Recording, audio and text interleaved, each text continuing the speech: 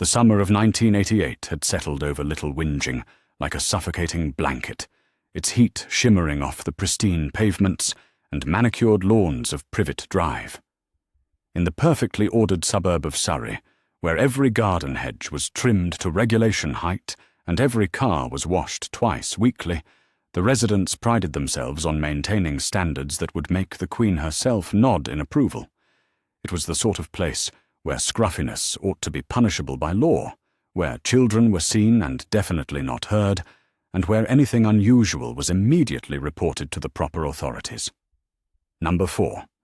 Privet Drive stood as a monument to suburban conformity, its square brick facade and symmetrical windows reflecting the rigid mindset of its occupants. Vernon Dursley, a man whose neck had long since surrendered to his expanding waistline, considered himself the unofficial guardian of neighborhood propriety. His wife Petunia, all sharp angles and sharper tongue, spent her days monitoring the street through lace curtains, cataloguing every minor transgression against the unspoken rules of respectability. Their son Dudley, at 8 years old, had already mastered the art of being simultaneously present and destructive, a talent that would have impressed drill sergeants if they could have witnessed his systematic demolition of birthday presents. But it was the 4th resident of Number 4 who truly understood the meaning of invisible presence, the one who had learned to move through the house like a ghost, to breathe quietly, to exist without taking up space that might inconvenience his relatives. Harry Potter had been living in the cupboard under the stairs for as long as he could remember, which, given that he was only 8 years old himself, encompassed most of his conscious existence. The space barely qualified as a room, more accurately described as a converted storage closet where forgotten Christmas decorations went to die alongside broken vacuum cleaners and Uncle Vernon's collection of failed diet equipment. A thin mattress served as both bed and sitting area, while a single bare bulb provided illumination when the Dursleys remembered to pay the electricity bill on time. On this particular Tuesday morning, the temperature inside the cupboard had already climbed past uncomfortable and was making a determined march toward unbearable.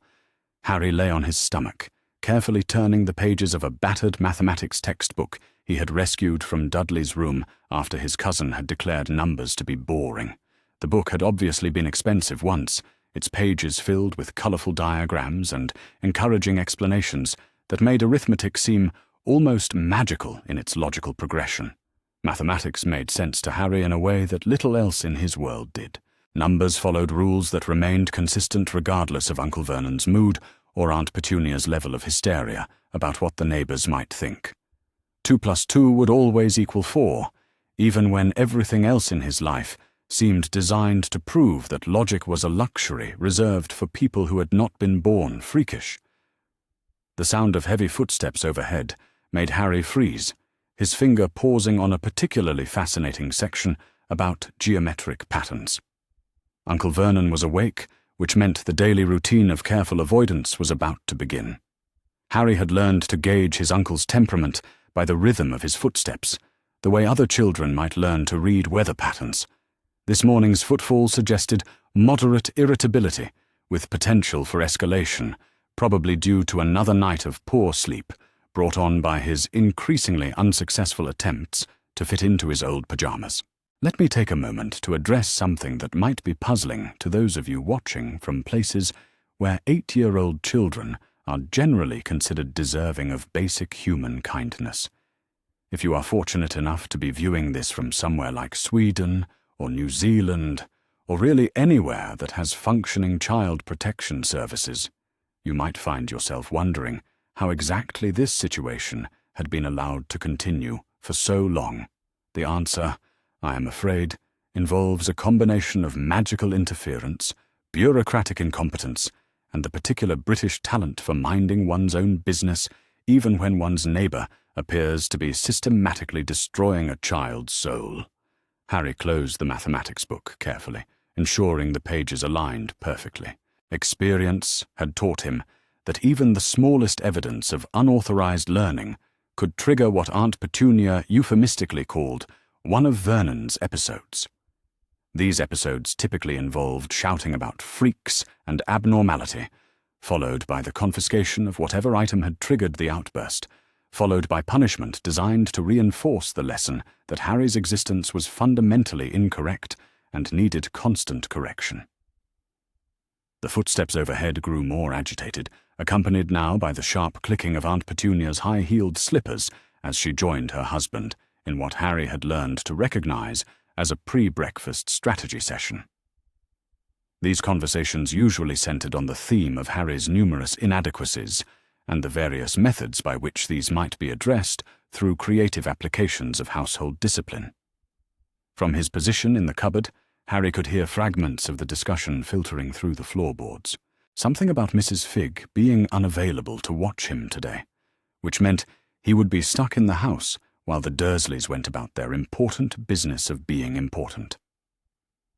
This prospect should have filled him with relief, except that experience had taught him that days alone with the Dursleys often resulted in the discovery of new and innovative ways he had supposedly failed to meet their standards. The cupboard door rattled suddenly, causing Harry to jump and knock his elbow against the water pipe that ran along the wall. The sharp clang echoed through the confined space like a gong, and Harry winced, knowing that any sound from his direction would be interpreted as deliberate disruption of the household peace. "Boy," came Aunt Petunia's voice, sharp as breaking glass, "you will come out of there this instant and explain why you thought it was appropriate to wake the entire neighborhood with your racket." Harry pushed open the cupboard door and emerged into the hallway, blinking in the comparative brightness of the morning light streaming through the front door's frosted glass panel. Aunt Petunia stood before him in her pink dressing gown, her hair still trapped in the purple curlers she wore to bed each night, in a futile attempt to add volume to her naturally limp locks. Her expression suggested that she had personally witnessed him committing high treason against the crown. "I was reading," Harry said quietly, which was both completely true and entirely inadequate as an explanation for existing while being Harry Potter. "Reading," Aunt Petunia repeated, investing the word with the same tone she might use to describe finding a dead rat in her teacup. "And what, exactly, were you reading that required you to bang about like a construction crew?" "Mathematics," Harry answered, because honesty had always seemed like the most efficient policy, even when it inevitably led to consequences that suggested honesty was, in fact, a terrible policy. Aunt Petunia's face underwent a remarkable transformation, cycling through surprise, confusion, and finally settling on the particular expression of outrage she reserved for moments when Harry demonstrated any evidence of intelligence. This expression suggested that his ability to read, write, and think was a personal insult to her family's values, and probably a sign of moral decay that would eventually bring shame upon the entire postal code. "Mathematics," she said again, as though repetition might somehow make the word less offensive. "And where, exactly, did you acquire this mathematics book?" "From Dudley's room," Harry replied, which was technically accurate but politically catastrophic.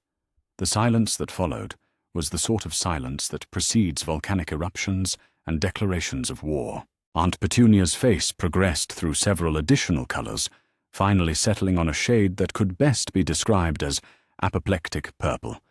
Her mouth opened and closed several times, producing no sound but creating the distinct impression that she was internally composing a speech that would have made Victorian morality lecturers weep with admiration. "Vernon," she called, her voice rising to a pitch that could have shattered crystal. "Vernon, you need to deal with this immediately." Uncle Vernon's arrival could be felt before it could be seen, the floorboards creaking in protest as his considerable bulk descended the stairs. He appeared in the hallway, wearing his most formal dressing gown, the blue one with gold trim that he reserved for occasions requiring the full weight of his authority. His mustache quivered with barely contained indignation, and his small eyes had acquired the particular gleam that suggested he was about to enjoy himself immensely at someone else's expense. "What exactly is the problem here?" he demanded, though his tone suggested he already knew the answer and was simply savoring the moment before delivering justice. "Your nephew," Aunt Petunia announced, managing to invest the word nephew with enough venom to kill a small horse, has been stealing from Dudley's room and engaging in unauthorized learning activities.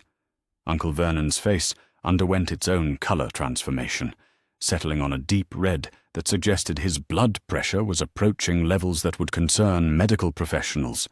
He turned his attention to Harry with the focused intensity of a predator, selecting the choicest portion of its prey. "Is this true, boy?" he asked, though the question was clearly rhetorical. "Have you been taking things that do not belong to you, and filling your head with ideas above your station?" Harry considered several possible responses, ranging from technical explanations about the difference between borrowing and stealing to philosophical arguments about the nature of knowledge ownership. What he actually said was, "Yes, sir," because experience had taught him that prolonged explanations only extended the duration of unpleasant conversations. Uncle Vernon nodded slowly, as though Harry's admission confirmed his worst suspicions about the fundamental corruption of his character. He walked deliberately to Dudley's room and returned, carrying not only the mathematics textbook, but also a collection of other volumes that Dudley had discarded over the years. There were books about dinosaurs, books about space exploration, books about how things worked, and why the sky was blue and what made flowers grow. "These are not appropriate reading materials for someone in your position," Uncle Vernon announced, holding the books as though they were contaminated with something contagious. "These books contain ideas that might give you notions about yourself that are completely inappropriate for your circumstances."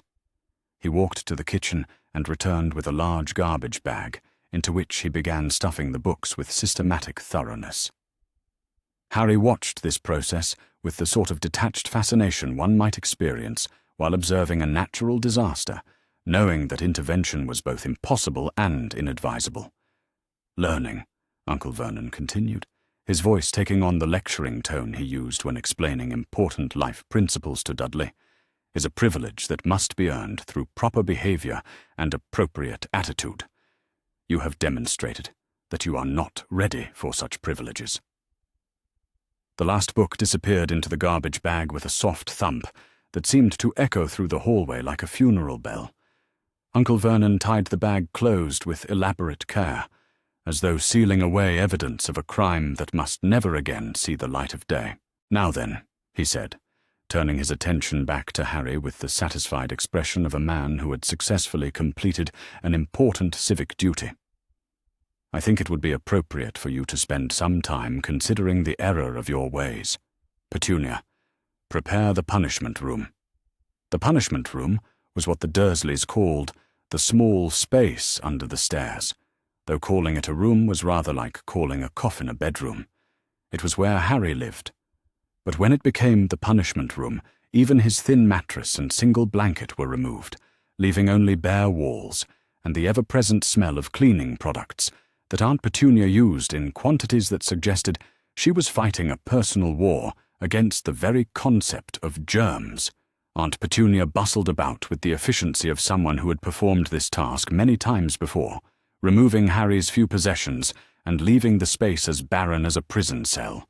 Uncle Vernon supervised this process with the satisfaction of a man who believed he was performing important work in shaping young minds toward proper thinking. "You will remain in there," Uncle Vernon announced, "until you are prepared to apologize properly for your behavior and demonstrate that you understand why such activities are inappropriate for someone of your background." Harry nodded and stepped into the cupboard, because arguing had never accomplished anything except to extend the punishment period and increase Uncle Vernon's creative investment in making the lesson memorable. The door closed behind him with a click that might as well have been the sound of chains locking, and Harry found himself alone in darkness that was both familiar and utterly foreign. Without his books, without his mattress, without even the comfort of his thin blanket, the cupboard felt more like a tomb than a living space. Harry settled himself on the hard floor and tried to find a position that would not become unbearable within the first hour. The wooden floor pressed against his hip bones, and the angle of the stairs above forced him to keep his head at an awkward tilt, but complaining would only result in additional complications.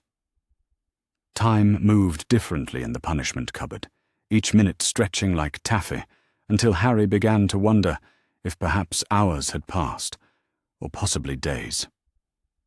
His stomach had been rumbling when the door closed, and now the rumbling had evolved into a steady ache that suggested breakfast was not going to be forthcoming anytime soon. This was not particularly surprising, as meals were often considered part of the punishment, but it did nothing to improve the overall experience. Harry tried to occupy his mind with mathematical problems, working through addition and subtraction in his head, but without the visual aids of the textbook, the numbers seemed to slip away from him like water through his fingers. He attempted to recall passages from the other books, but the words blurred together in his memory, leaving only fragments of information about distant planets and extinct creatures. The house above him continued its normal rhythm of life, the sounds of the Dursley family going about their important business, filtering down through the floorboards like news from another world. He could hear Uncle Vernon's heavy footsteps moving between the kitchen and the living room, punctuated by the sharp clicking of Aunt Petunia's heels as she performed her daily ritual of telephoning neighbors to discuss the various shortcomings of people who were not present to defend themselves. Around what Harry estimated to be midday, the sounds changed. There was discussion about going out, about leaving him to think about his behavior, about making sure he learned his lesson properly. The front door opened and closed, followed by the distinctive rumble of Uncle Vernon's car starting up and driving away.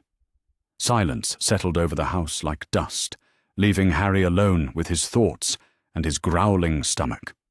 It was then, in the perfect silence of an empty house, that Harry became aware of something that had been lurking at the edges of his consciousness for years without ever quite declaring itself. It started as a feeling, a sense that the air around him was somehow thicker than it should be, charged with a potential energy that made his skin tingle and his hair stand on end. The feeling grew stronger as his frustration increased, fed by the injustice of being punished for learning, for trying to understand the world beyond the narrow confines of what the Dursleys considered appropriate for his station. It was not fair, and the unfairness of it burned in his chest like acid, making his hands clench into fists and his teeth grind together in barely controlled anger. This was not the first time Harry had experienced this strange sensation, though he had never been able to identify exactly what it was or why it seemed to intensify during moments of extreme emotion. There had been the incident with his hair, which had grown back overnight after Aunt Petunia had given him what she called a proper haircut with the kitchen scissors. There had been the morning when Dudley's sweater had somehow shrunk to doll size, just as Aunt Petunia was trying to force Harry to wear it. There had been other moments, small impossible things that Harry had learned not to mention, because mentioning them only resulted in longer punishments and more creative applications of discipline. But now, alone in the darkness with his anger and his hunger and his complete exhaustion with the entire situation, Harry felt something building inside him that was different from anything he had experienced before. It was like pressure building behind a dam or steam accumulating in a kettle, a force that demanded release and would not be contained much longer. The pressure continued to build until Harry felt certain he was going to explode, that his skin would simply split open and release whatever was growing inside him into the world. His breathing became rapid and shallow, his heart pounding so hard he could feel it in his temples. And still the pressure increased until he was certain he was going to die, right there in the cupboard under the stairs. And then, quite suddenly, something inside him snapped. The sensation was like a rubber band breaking, or like the moment when a soap bubble finally gives up its surface tension and collapses. There was a rushing feeling, as though something was pouring out of him at tremendous speed, followed by a crack that seemed to come from everywhere and nowhere at once. Harry opened his eyes, though he had not realized he had closed them, and found himself looking at something that should have been impossible. There was light streaming through the cupboard wall, actual sunlight, as though the solid brick and plaster had simply ceased to exist. Through the gap that had appeared where the wall used to be, Harry could see green grass and blue sky, and the most beautiful garden he had ever encountered in his short and largely garden-free existence. For a long moment, Harry remained perfectly still, convinced that lack of food and adequate ventilation had finally caused him to hallucinate. But the grass looked real, and the sunshine felt warm on his face, and there was a gentle breeze carrying the scent of roses and something else, something that smelled like books and fresh paper, and the particular aroma of learning that Harry associated with libraries and contentment. Slowly, carefully, as though sudden movement might cause the impossible opening to disappear, Harry crawled forward until he could reach through the gap. His hand encountered real grass, soft and slightly damp with morning dew, and real earth that crumbled between his fingers like chocolate cake. This was not a hallucination, unless hallucinations had become remarkably sophisticated since the last time he had checked. Harry squeezed through the opening, which was just large enough to accommodate his thin frame, and found himself kneeling in what was undoubtedly the most perfect garden in the history of suburban landscaping. The grass was so green it seemed to glow, and flowers bloomed in carefully arranged beds that demonstrated both artistic vision and horticultural expertise. A small greenhouse stood in one corner, its glass panels reflecting the afternoon sun like diamonds, while fruit trees provided shade and the promise of homemade jam. But what truly captured Harry's attention was not the garden itself, remarkable though it was, but rather its occupant. A girl who appeared to be roughly his own age sat beneath an apple tree, surrounded by a collection of books that would have made librarians weep with envy. She had bushy brown hair that seemed to have declared independence from any attempts at control, and she was reading with the sort of intense concentration that Harry associated with mathematical problems and scientific discoveries. The girl looked up as Harry emerged from what must have appeared to be solid ground, and instead of screaming or running away or fainting, as most sensible people would have done upon witnessing someone materialize from beneath the earth, she simply marked her place in her book with a pencil and regarded him with the analytical expression of a scientist encountering a particularly interesting specimen. "That," she said, in a voice that suggested she was accustomed to strange events and had developed efficient methods for dealing with them, was quite remarkable. "How exactly did you manage it?" Harry opened his mouth to explain, then realized he had absolutely no idea what had just happened, let alone how he had managed it. The opening behind him had disappeared, leaving only normal grass and normal earth, as though the laws of physics had briefly taken a holiday and then returned to work without filing a proper report. "I do not know," Harry admitted, because honesty still seemed like the most efficient policy, even when discussing events that violated several fundamental principles of reality. "I was in the cupboard, and then there was light, and then I was here." The girl nodded, as though this explanation made perfect sense, which suggested she possessed either remarkable adaptability or previous experience with impossible events. She set down her book, which Harry could see was titled Advanced Mathematical Concepts for Young Minds, and stood up with the graceful efficiency of someone who had learned to move purposefully through the world. "I am Hermione Granger," she announced, extending her hand in a gesture that was both formal and friendly. "I live in that house there," she added, pointing to a structure that was similar to the Dursleys' home, but somehow managed to appear welcoming despite its conventional architecture. "And you are obviously Harry Potter, though I suspect you did not expect to be identified quite so quickly." Harry stared at her, his mind attempting to process several pieces of information simultaneously. First, that she knew his name, which was unusual enough to be noteworthy. Second, that she seemed completely unfazed by his unusual method of arrival, which suggested either supernatural composure or previous exposure to inexplicable events. Third, that she was holding a mathematics book that was significantly more advanced than anything Harry had encountered, which implied a level of intellectual development that made his own educational achievements seem rather modest by comparison. "How do you know my name?" Harry asked, taking her offered hand and noting that her grip was firm and confident, like someone who was accustomed to being taken seriously despite her age.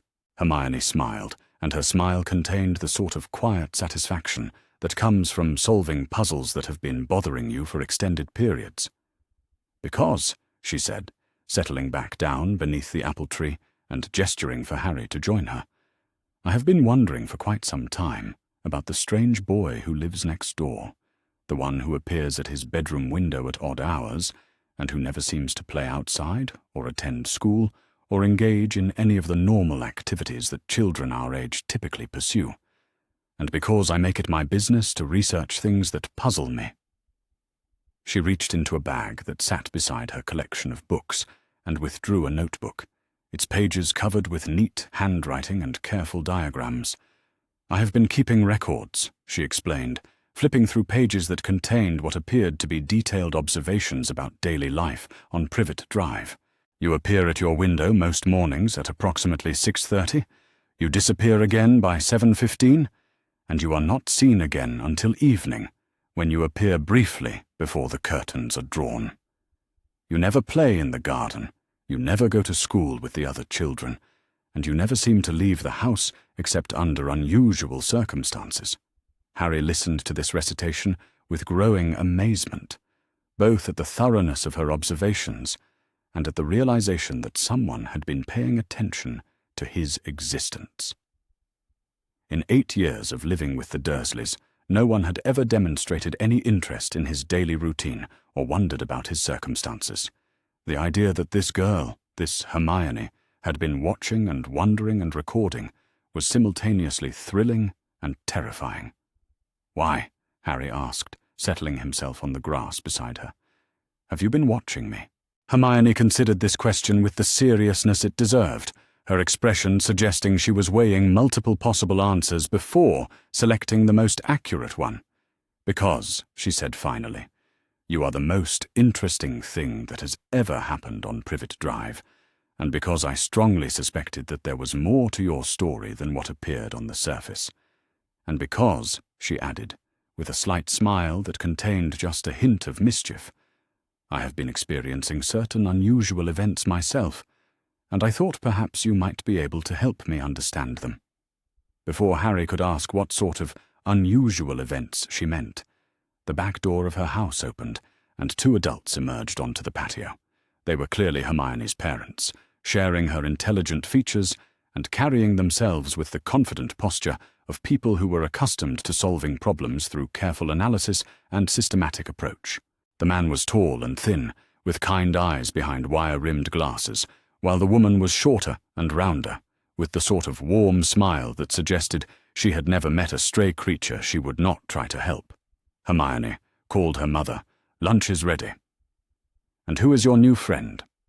Harry felt a moment of panic, wondering how exactly one explained that one had arrived through a temporary violation of several laws of physics and was now trespassing in someone else's garden while technically being imprisoned in a cupboard that existed on the other side of a wall that might or might not still exist. But Hermione, apparently accustomed to managing complicated situations, simply stood up and brushed grass from her skirt with calm efficiency. "This is Harry Potter," she announced, as though his presence in their garden was the most natural thing in the world.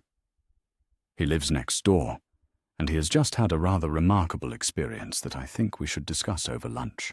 Her parents exchanged a look that suggested they were accustomed to their daughter's habit of collecting interesting people and situations, and her father nodded with the resignation of someone who had learned that resistance to Hermione's projects was generally futile.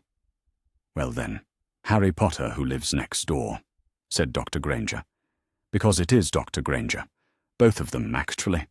We are both dentists, though that is neither here nor there at the moment. You are very welcome to join us for lunch, and afterward perhaps you can tell us about this remarkable experience that has brought you to our garden." Harry looked back toward where the opening had been, where solid earth now showed no sign of recent disturbance, and wondered if perhaps he should return to the cupboard and accept his punishment like a proper nephew. But the sunshine was warm on his face, and the Grangers were looking at him with genuine kindness, and Hermione was regarding him with the sort of intense curiosity that suggested she had theories about what had happened and was eager to test them. "Thank you," Harry said, because politeness had always seemed like a reasonable response to kindness, even when the kindness came from people who had every right to call the police about strange children materializing in their garden. "I would very much like to have lunch," and so, for the first time in his 8 years of existence, Harry Potter walked through a back door that opened to welcome him rather than exclude him, into a kitchen that smelled of fresh bread and possibility, toward a table set for 4 people instead of 3, as though the Grangers had somehow known that this Tuesday would be different from all the Tuesdays that had come before. Behind him, the garden basked in afternoon sunshine, its grass showing only the faintest depression where 2 children had sat discussing impossible things beneath an apple tree that had witnessed the beginning of something that would change not just their lives, but the entire carefully ordered world of Privet Drive, Little Whinging, Surrey, and quite possibly everything beyond. The Pyrenees Mountains rose from the French countryside, like ancient guardians carved from stone and snow, their peaks disappearing into clouds that seemed to hover at the boundary between the mundane world and something far more extraordinary. Beauxbatons Academy of Magic nestled among these towering heights, like a jewel set in a crown of granite, its elegant spires and graceful arches creating an architectural harmony that suggested its builders had understood something profound about the relationship between human creativity and natural grandeur. Harry Potter stood at the entrance to what would become his new educational home, feeling a mixture of anticipation and uncertainty that was both exhilarating and mildly terrifying.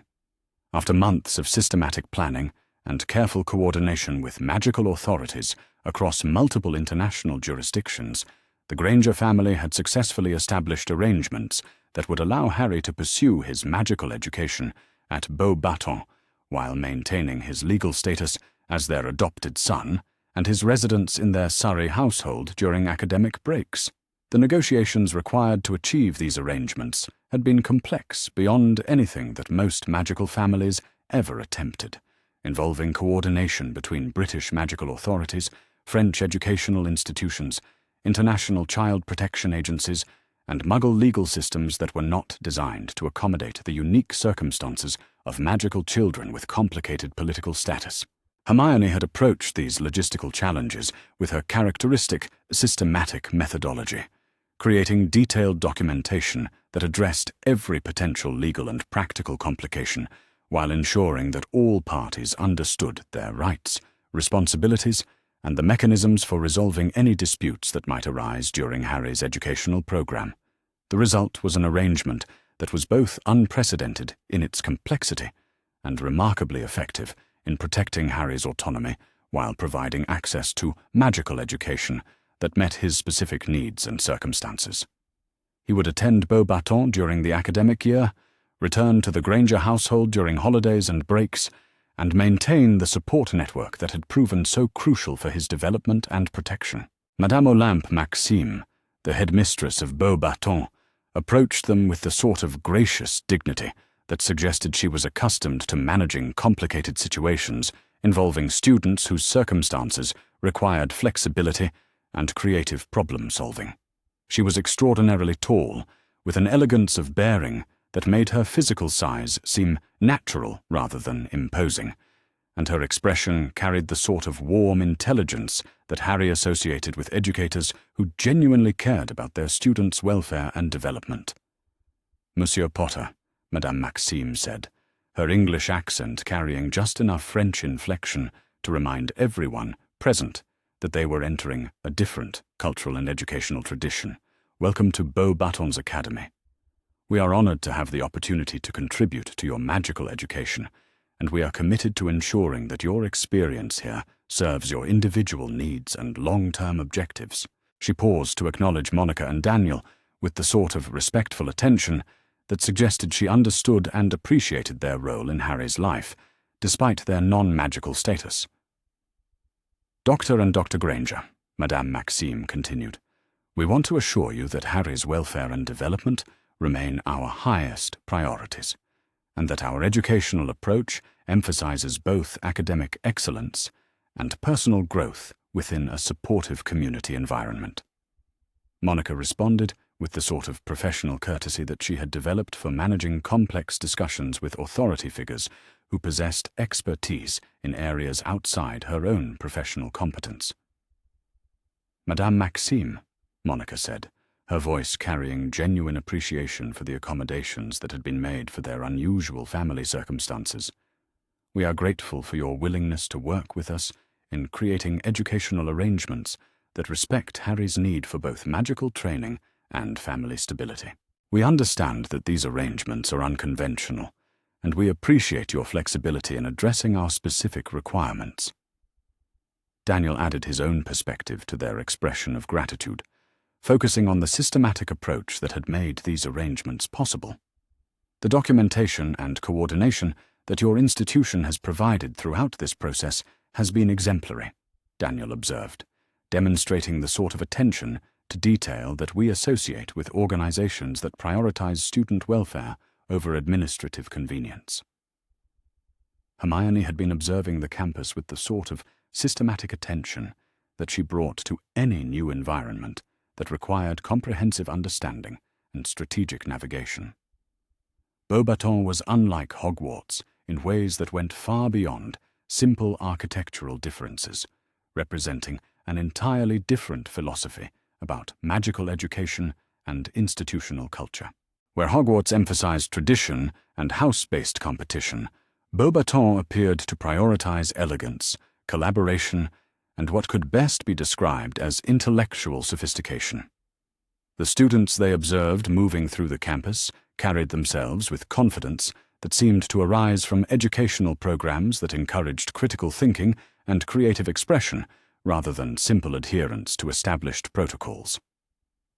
The academic program that had been designed for Harry combined elements from several different educational traditions, creating a comprehensive approach to magical development that addressed both his advanced analytical capabilities and his need for practical training in defensive magic and strategic thinking. Rather than following a standard curriculum designed for students who had been systematically prepared for magical education from early childhood, Harry would pursue an individualized program that built upon his existing knowledge while addressing the gaps that had resulted from his unconventional background and circumstances. Professor Dubois, who would serve as Harry's primary advisor and coordinator for his educational program, approached them with the sort of scholarly enthusiasm that suggested he was genuinely excited about the opportunity to work with a student whose circumstances required creative and systematic educational planning. "Monsieur Potter," Professor Dubois said, his English carrying the precise diction of someone who had mastered multiple languages through academic study rather than casual exposure, "I have been reviewing the assessment materials that you and Miss Granger prepared during your application process, and I must say that your analytical approach to magical theory is quite remarkable for someone with limited formal training." He paused to consult notes that suggested he had been developing specific educational strategies based on comprehensive evaluation of Harry's capabilities, interests, and long-term objectives. "We have designed a program that combines advanced theoretical study with practical application, along with specialized instruction in areas that are particularly relevant to your circumstances and responsibilities," Professor Dubois explained, indicating a folder that contained detailed syllabi and curriculum materials. Harry felt grateful for the systematic approach that had been applied to designing his educational experience, but he also felt somewhat overwhelmed by the scope of the academic program that had been created specifically to address his needs and circumstances.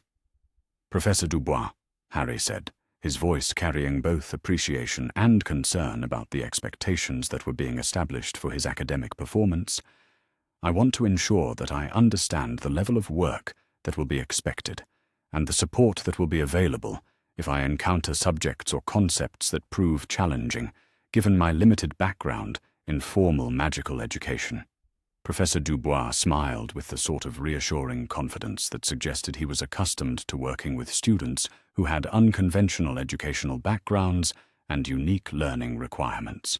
"Monsieur Potter, The academic support systems at Beauxbatons are designed to ensure that every student achieves success regardless of their starting point or the complexity of their circumstances, Professor Dubois explained with obvious pride in the institution's educational philosophy.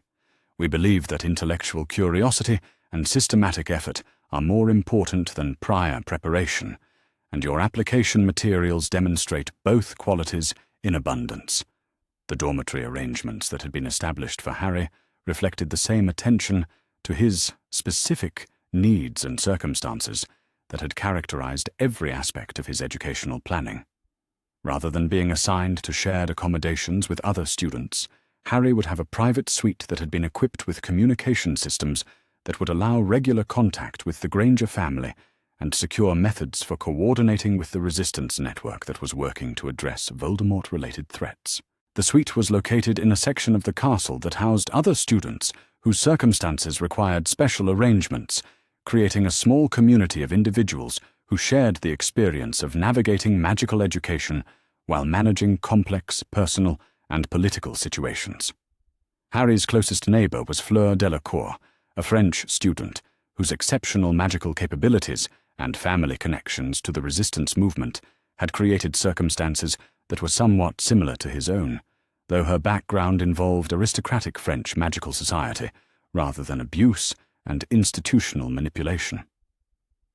Fleur approached the introduction with the sort of elegant courtesy that Harry associated with people who had been raised in environments where social interaction was considered an art form requiring systematic study and careful practice. "Monsieur Potter," Fleur said, her English accented with musical French inflection that made even formal introductions sound like poetry, "I am pleased to make your acquaintance. I understand that we both find ourselves in circumstances that require balancing educational objectives with responsibilities that extend beyond typical student concerns." Harry responded with the sort of careful politeness that Hermione had helped him develop for managing social situations with people whose backgrounds and expectations were different from his own experience. "Mademoiselle Delacour," Harry replied, employing what he hoped was appropriate formal address for someone whose cultural background emphasized traditional courtesy. "I am honored to meet you, and I look forward to learning from your experience with managing the challenges of advanced magical education while addressing external obligations and commitments."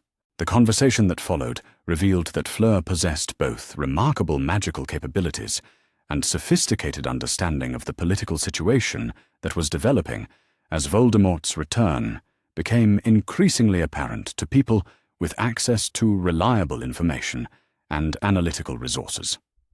Her family had been working with other French magical families to develop coordinated responses to the threats that Voldemort's return would pose to magical communities throughout Europe, and her presence at Beauxbatons was part of strategic planning that involved both her individual magical development and her preparation for leadership roles in international resistance efforts.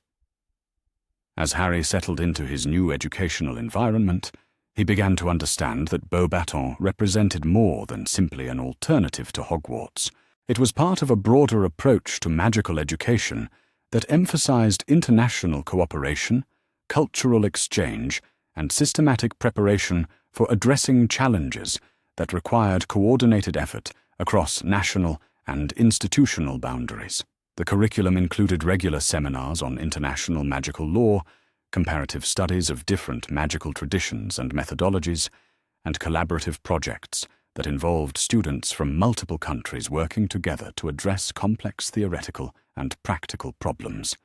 Harry's classmates represented a remarkable diversity of backgrounds and capabilities, creating an educational environment that challenged him to expand his understanding of magical society, while developing skills and perspectives that would be crucial for effective participation in the broader magical world.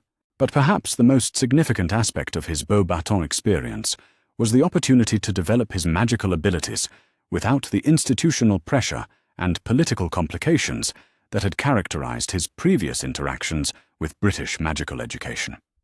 The French approach to magical instruction emphasized individual development and creative expression rather than conformity to established traditions, allowing Harry to explore applications of his abilities that had been discouraged or prohibited within the more restrictive environment of British magical institutions.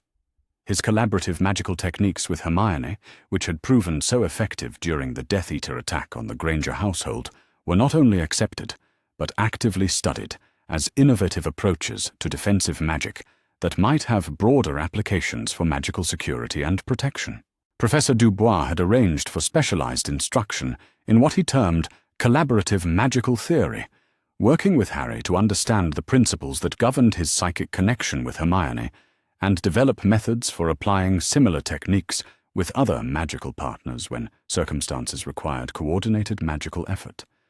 The training was both intellectually challenging and emotionally demanding, requiring Harry to develop precise control over magical energies while maintaining the psychological openness that made collaborative techniques possible without compromising his individual identity and autonomy. But the results were remarkable, demonstrating capabilities that exceeded what either Harry or his instructors had initially considered achievable for someone with his level of formal training and experience. His magical abilities grew stronger and more precise through systematic instruction that built upon his natural talents while addressing the technical gaps that had resulted from his unconventional background. The controlled environment of Beauxbatons allowed him to experiment with advanced magical techniques while receiving expert guidance and safety oversight that minimized the risks inherent in pushing the boundaries of his capabilities. The communication systems that had been established to maintain contact with the Granger family proved both technically effective and emotionally crucial for Harry's adjustment to his new educational environment. Regular conversations with Monica, Daniel, and Hermione provided continuity and support that helped him navigate the challenges of advanced magical education while maintaining the family connections that had become central to his identity and well-being. Hermione's letters were particularly valuable, as she had continued her own advanced studies while developing systematic analyses of the political and strategic developments that were occurring as Voldemort's return became increasingly apparent to magical authorities and resistance organizations throughout Europe. Her research was providing crucial intelligence about Horcrux-related activities and Death Eater movements, information that was being coordinated with the resistance efforts that were forming around Harry's circumstances and the broader threats that Voldemort's return posed to magical society. The collaborative relationship that they had developed during their time together was proving adaptable to long-distance coordination, with Hermione's analytical research complementing Harry's practical magical training in ways that advanced both their individual development and their collective capabilities for addressing the challenges they would face in future confrontations with Voldemort's forces. As autumn progressed into winter, Harry found himself settling into academic and social routines that provided both intellectual stimulation and personal satisfaction in ways that he had never experienced during his previous educational circumstances. The French approach to magical education emphasized not just technical competence, but also cultural sophistication and ethical development, creating an environment where students were encouraged to think critically about their responsibilities as members of magical society and their obligations to use their capabilities for purposes that served broader community welfare. Harry's fame and political significance were acknowledged within the Beauxbatons community, but they were treated as aspects of his circumstances that required careful management rather than as defining characteristics that determined his social status or educational opportunities. His classmates and instructors respected his right to privacy and autonomy while providing the support and collaboration that allowed him to achieve academic success without sacrificing the independence and critical thinking that had proven so crucial for his previous survival and development. The winter months provided opportunities for intensive study and research that advanced Harry's understanding of magical theory while developing practical skills that would be essential for the conflicts that lay ahead. His work with Professor Dubois on collaborative magical techniques was revealing principles and applications that might prove crucial for coordinating resistance efforts and developing defensive strategies that could protect magical communities from the sorts of attacks that Voldemort's followers were likely to employ. The research was both academically fascinating and strategically urgent, as intelligence reports from the Resistance Network indicated that Death Eater activities were increasing throughout Europe, and that systematic attacks on magical families and institutions were likely to begin within the coming months. But perhaps the most important development during Harry's first term at Beauxbatons was the discovery that magical education could be both rigorous and supportive, challenging students to achieve excellence while respecting their individual needs and circumstances. The contrast with the authoritarian approaches that had characterized his previous experiences with magical institutions was profound, demonstrating possibilities for institutional culture that honored both academic achievement and personal autonomy. As winter break approached and Harry prepared to return to the Granger household for the holidays, he felt a sense of accomplishment and optimism that was different from anything he had previously experienced. He had successfully navigated advanced magical education while maintaining his independence and family connections, demonstrating that alternative approaches to magical development could achieve results that exceeded what traditional institutional methods typically produced.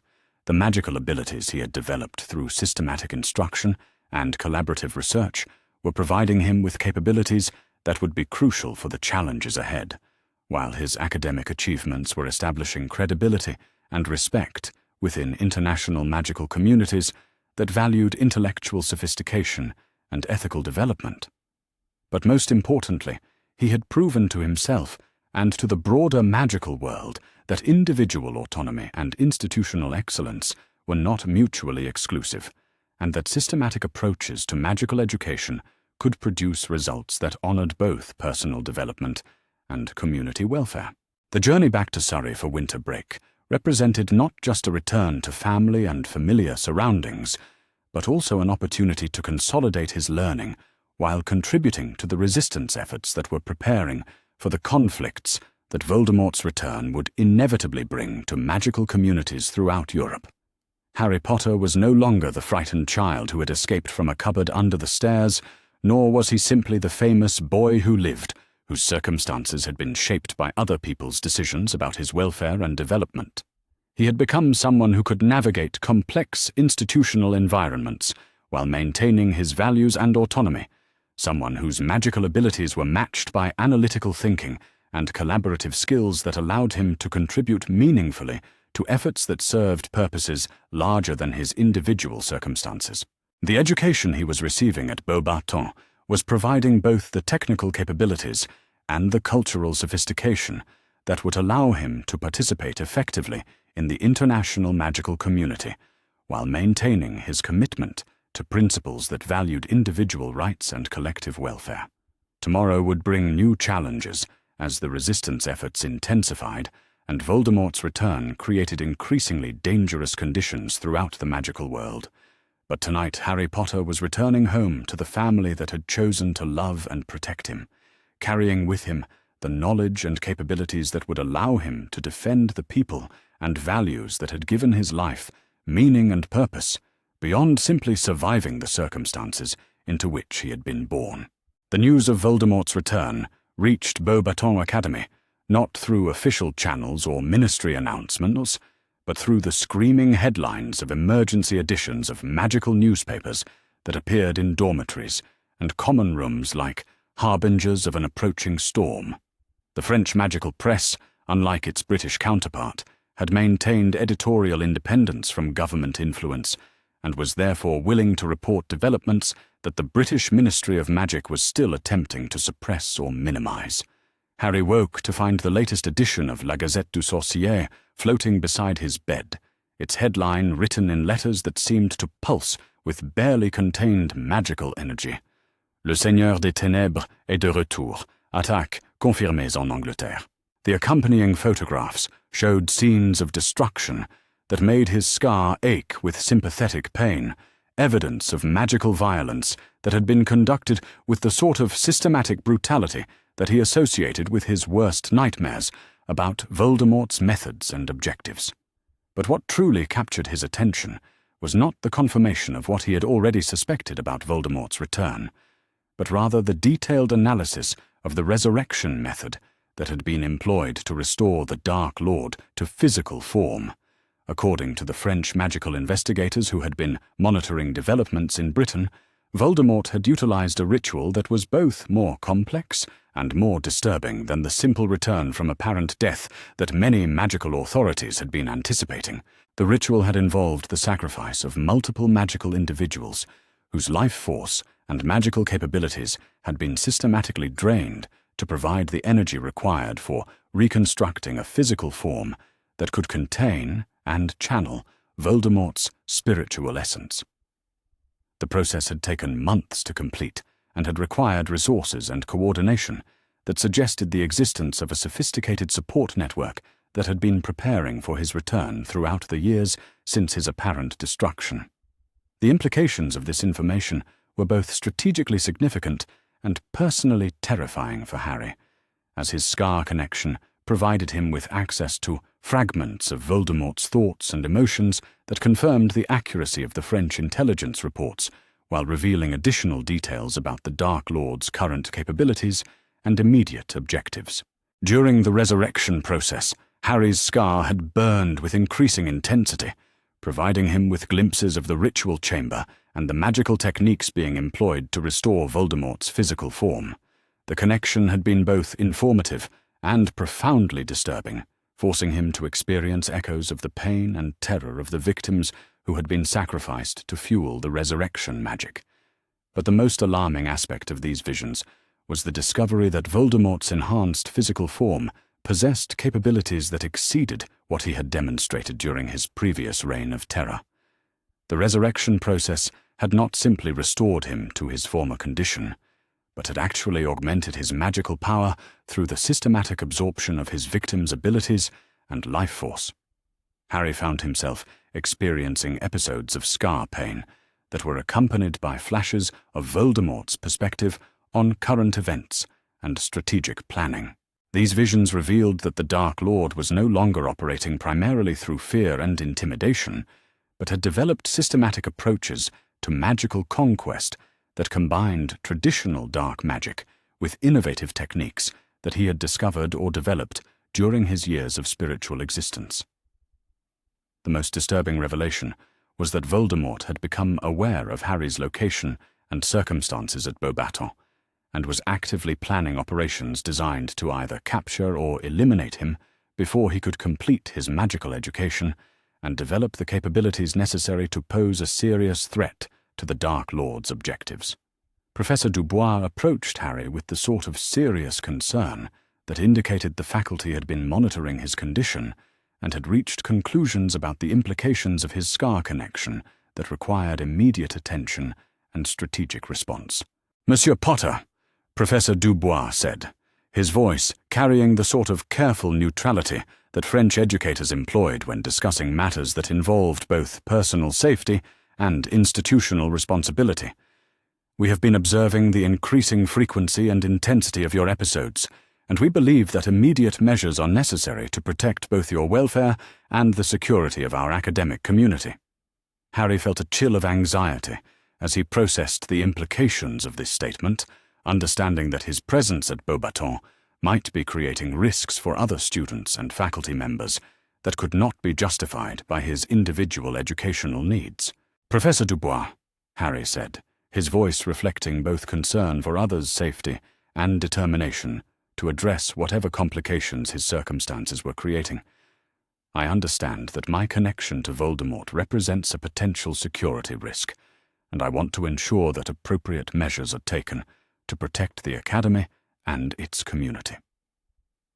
Professor Dubois smiled with the sort of reassurance that suggested he had been developing solutions rather than simply identifying problems, and that the French approach to managing magical security emphasized systematic preparation rather than panicked evacuation or institutional abandonment of students whose circumstances presented challenges. "Actually, Monsieur Potter, our assessment is that your presence here provides opportunities for intelligence gathering and strategic coordination that could be crucial for resistance efforts throughout Europe," Professor Dubois explained, indicating documents that suggested he had been conducting extensive consultation with magical security experts and resistance organizations.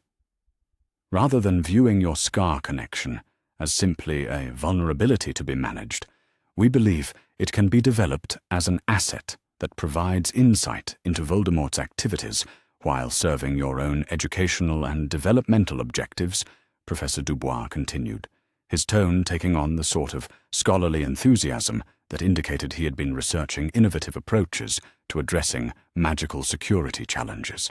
The training program that had been developed to help Harry manage and utilize his scar connection was unlike anything that had been attempted in previous magical conflicts, combining advanced magical theory with psychological techniques and strategic intelligence methods that drew upon the expertise of multiple international magical institutions.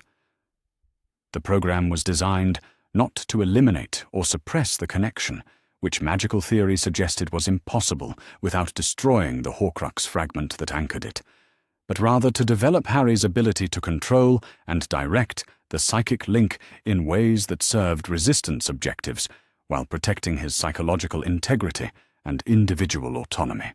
The training required Harry to develop precise mental disciplines that would allow him to access Voldemort's thoughts and emotions, while maintaining clear boundaries between his own consciousness and the foreign spiritual energy that resided in his scar. The techniques involved were both intellectually demanding and emotionally challenging, requiring levels of self-control and psychological sophistication that tested the limits of his capabilities. But the results were remarkable, demonstrating that systematic training could transform what had been an uncontrolled vulnerability into a strategic advantage that provided invaluable intelligence about Voldemort's activities, plans, and psychological state. Through careful application of the mental techniques he was learning, Harry began to access information about Death Eater operations, Horcrux locations, and strategic objectives that would have been impossible to obtain through conventional intelligence-gathering methods. The information he was able to provide to resistance organizations was proving crucial for coordinating defensive measures and identifying opportunities for offensive action against Voldemort's forces. His unique access to the Dark Lord's perspective was revealing weaknesses and limitations that could be exploited by opponents who understood how to interpret and apply the intelligence effectively. But perhaps the most significant development was the discovery that the scar connection was not entirely one-directional, and that Harry's thoughts and emotions could influence Voldemort's psychological state in ways that created opportunities for strategic, psychological warfare.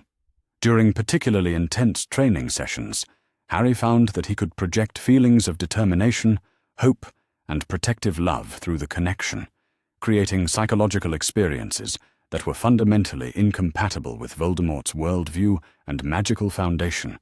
The Dark Lord's power was based upon fear, hatred, and the systematic destruction of human connection and empathy. Exposure to genuine love and protective determination through the scar connection created a form of spiritual contamination that interfered with his magical abilities and psychological stability. Hermione's letters during this period provided both emotional support and analytical assistance as Harry navigated the challenges of developing and applying his enhanced connection management capabilities.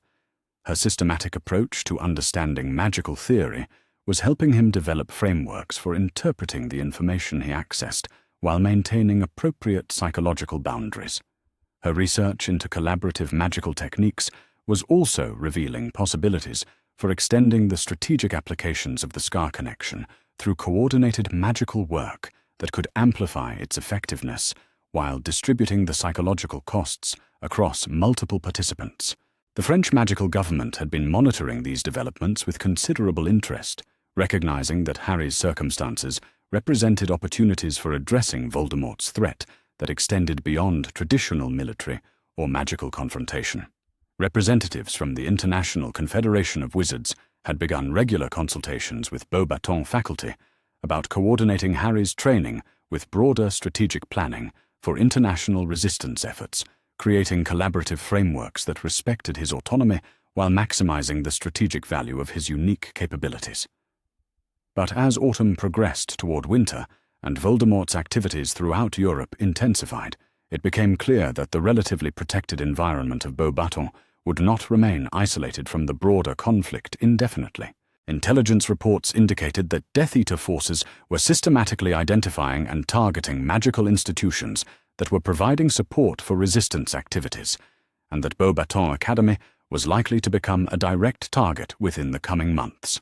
Rather than compromising the Academy's security, by maintaining Harry's presence during active hostilities, the faculty and administration had developed comprehensive evacuation and protection protocols that would allow the continuation of his education while ensuring the safety of other students and faculty members. The protocols involved establishing temporary educational facilities in multiple secure locations throughout France, creating a distributed network of instruction and support that could maintain academic continuity while minimizing the risks associated with concentrated targets for Death Eater attack. Harry's individual program would be adapted to function effectively within this distributed framework, allowing him to continue developing his magical capabilities while contributing to resistance coordination through secure communication networks and strategic intelligence sharing. The arrangements represented another innovation in magical education that challenged traditional assumptions about the relationship between institutional security and individual student welfare, demonstrating that creative approaches to educational delivery could address complex security challenges while maintaining academic excellence and personal development objectives. Fleur Delacour had been working closely with Harry throughout the development of these enhanced security and intelligence applications. Her own advanced magical capabilities and family connections to resistance activities providing valuable perspective on the strategic implications of his evolving abilities. Her magical expertise was complementing Harry's intuitive understanding of the SCAR connection in ways that enhanced both their individual capabilities and their collaborative effectiveness for intelligence gathering and strategic coordination. The partnership they had developed was providing Beauxbatons faculty with insights into collaborative, magical techniques that had applications beyond simply managing Harry's unique circumstances, revealing principles that could be applied to broader magical education and security programming. As winter approached and the intensity of Voldemort's European campaign continued to escalate, Harry found himself experiencing a sense of purpose and capability that was profoundly different from the reactive survival strategies that had characterized his previous responses to magical threats. The systematic training and educational support he was receiving at Beauxbatons had transformed him from someone who was struggling to understand and control accidental magical phenomena into someone who could apply advanced magical techniques with precision and strategic effectiveness. His magical abilities had grown not just in power, but in sophistication, demonstrating capabilities that integrated seamlessly with analytical thinking and collaborative coordination in ways that created synergistic effects that exceeded what individual magical power could accomplish alone. The intellectual and cultural environment of Beauxbatons had also contributed to his development in ways that went beyond simple magical training, providing exposure to international perspectives and sophisticated approaches to ethical reasoning that were enhancing his capacity for strategic thinking and leadership decision-making. But perhaps the most important aspect of his development was the growing confidence that came from discovering that his individual capabilities could contribute meaningfully to collective efforts that served purposes larger than his personal survival and welfare. The intelligence he was providing through his enhanced SCAR connection management was saving lives throughout Europe, enabling resistance organizations to anticipate and counter Death Eater operations that would otherwise have succeeded in causing significant casualties and strategic damage. His collaborative magical techniques were being studied and adapted by other magical practitioners, creating innovations in defensive magic and strategic coordination that were enhancing the effectiveness of resistance efforts across multiple national and institutional boundaries. The educational achievements he was demonstrating at Beauxbatons were providing evidence that alternative approaches to magical development could produce superior results when they respected individual autonomy while providing systematic support and expert instruction, As the term progressed toward winter break and Harry prepared for temporary return to the distributed educational network that would provide continued instruction during the more dangerous phases of the developing conflict, he felt a sense of accomplishment and optimism that was based not on naive hope, but on realistic assessment of capabilities and strategic possibilities. The challenges ahead remained formidable, and the personal risks he faced were considerable.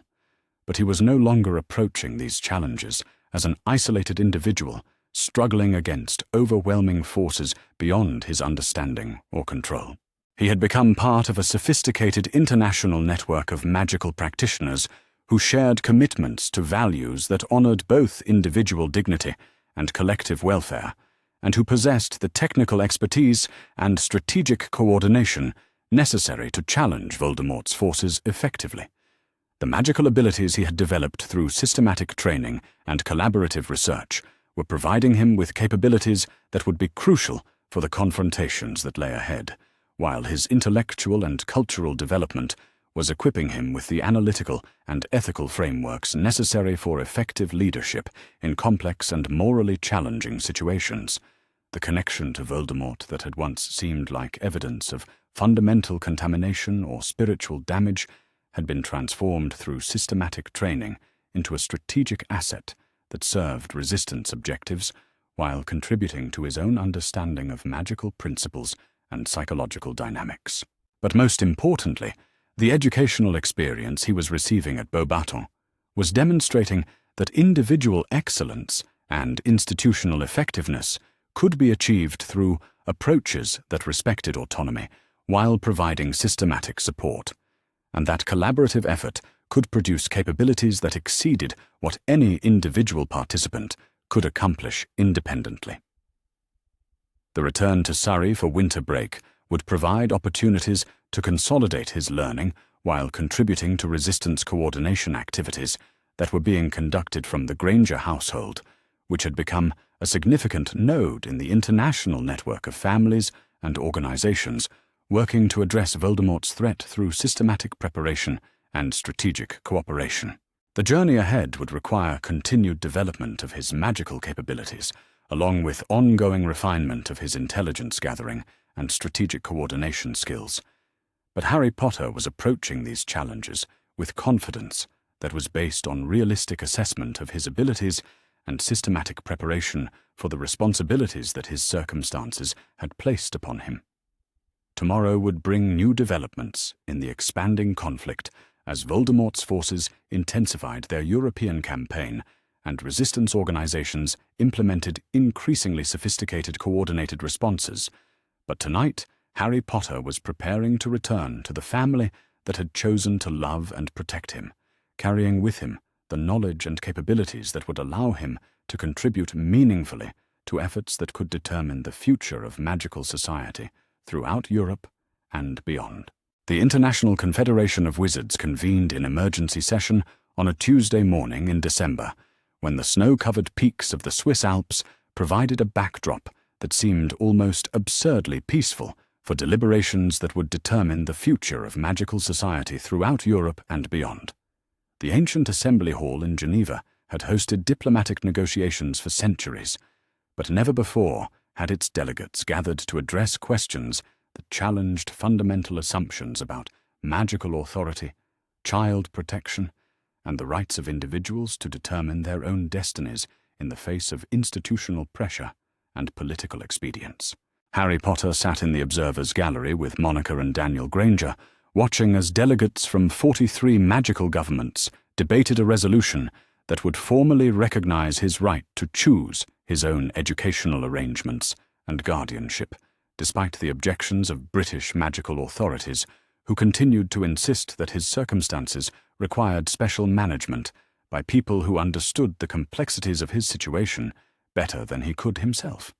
The resolution had been proposed by the French magical government following extensive consultation with resistance organizations throughout Europe, and it represented far more than simple diplomatic support for one unusually independent magical child.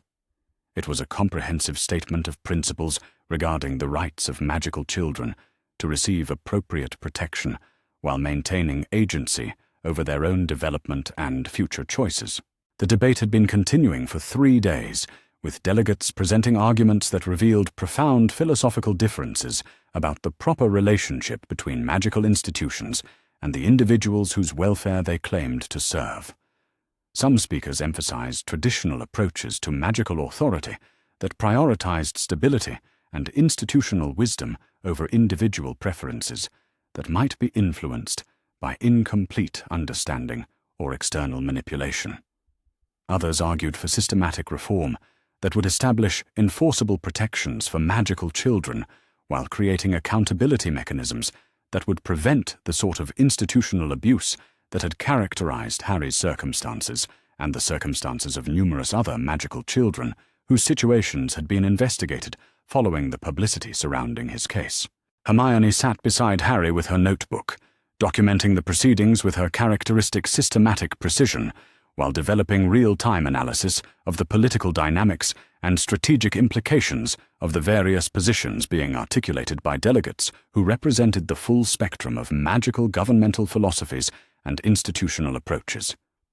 The British delegation, led by Ministry of Magic representatives who had been instructed to minimize the diplomatic consequences of their government's handling of Harry's circumstances, was arguing that the resolution represented dangerous precedent that could undermine necessary protections for magical children who lacked the maturity and knowledge required for making appropriate decisions about complex magical and political situations. Cornelius Fudge, the British Minister of Magic, approached the podium with the sort of ministerial dignity that was designed to convey gravitas, while concealing the fact that his government's position was becoming increasingly indefensible as evidence accumulated about the systematic nature of institutional failures in magical child protection.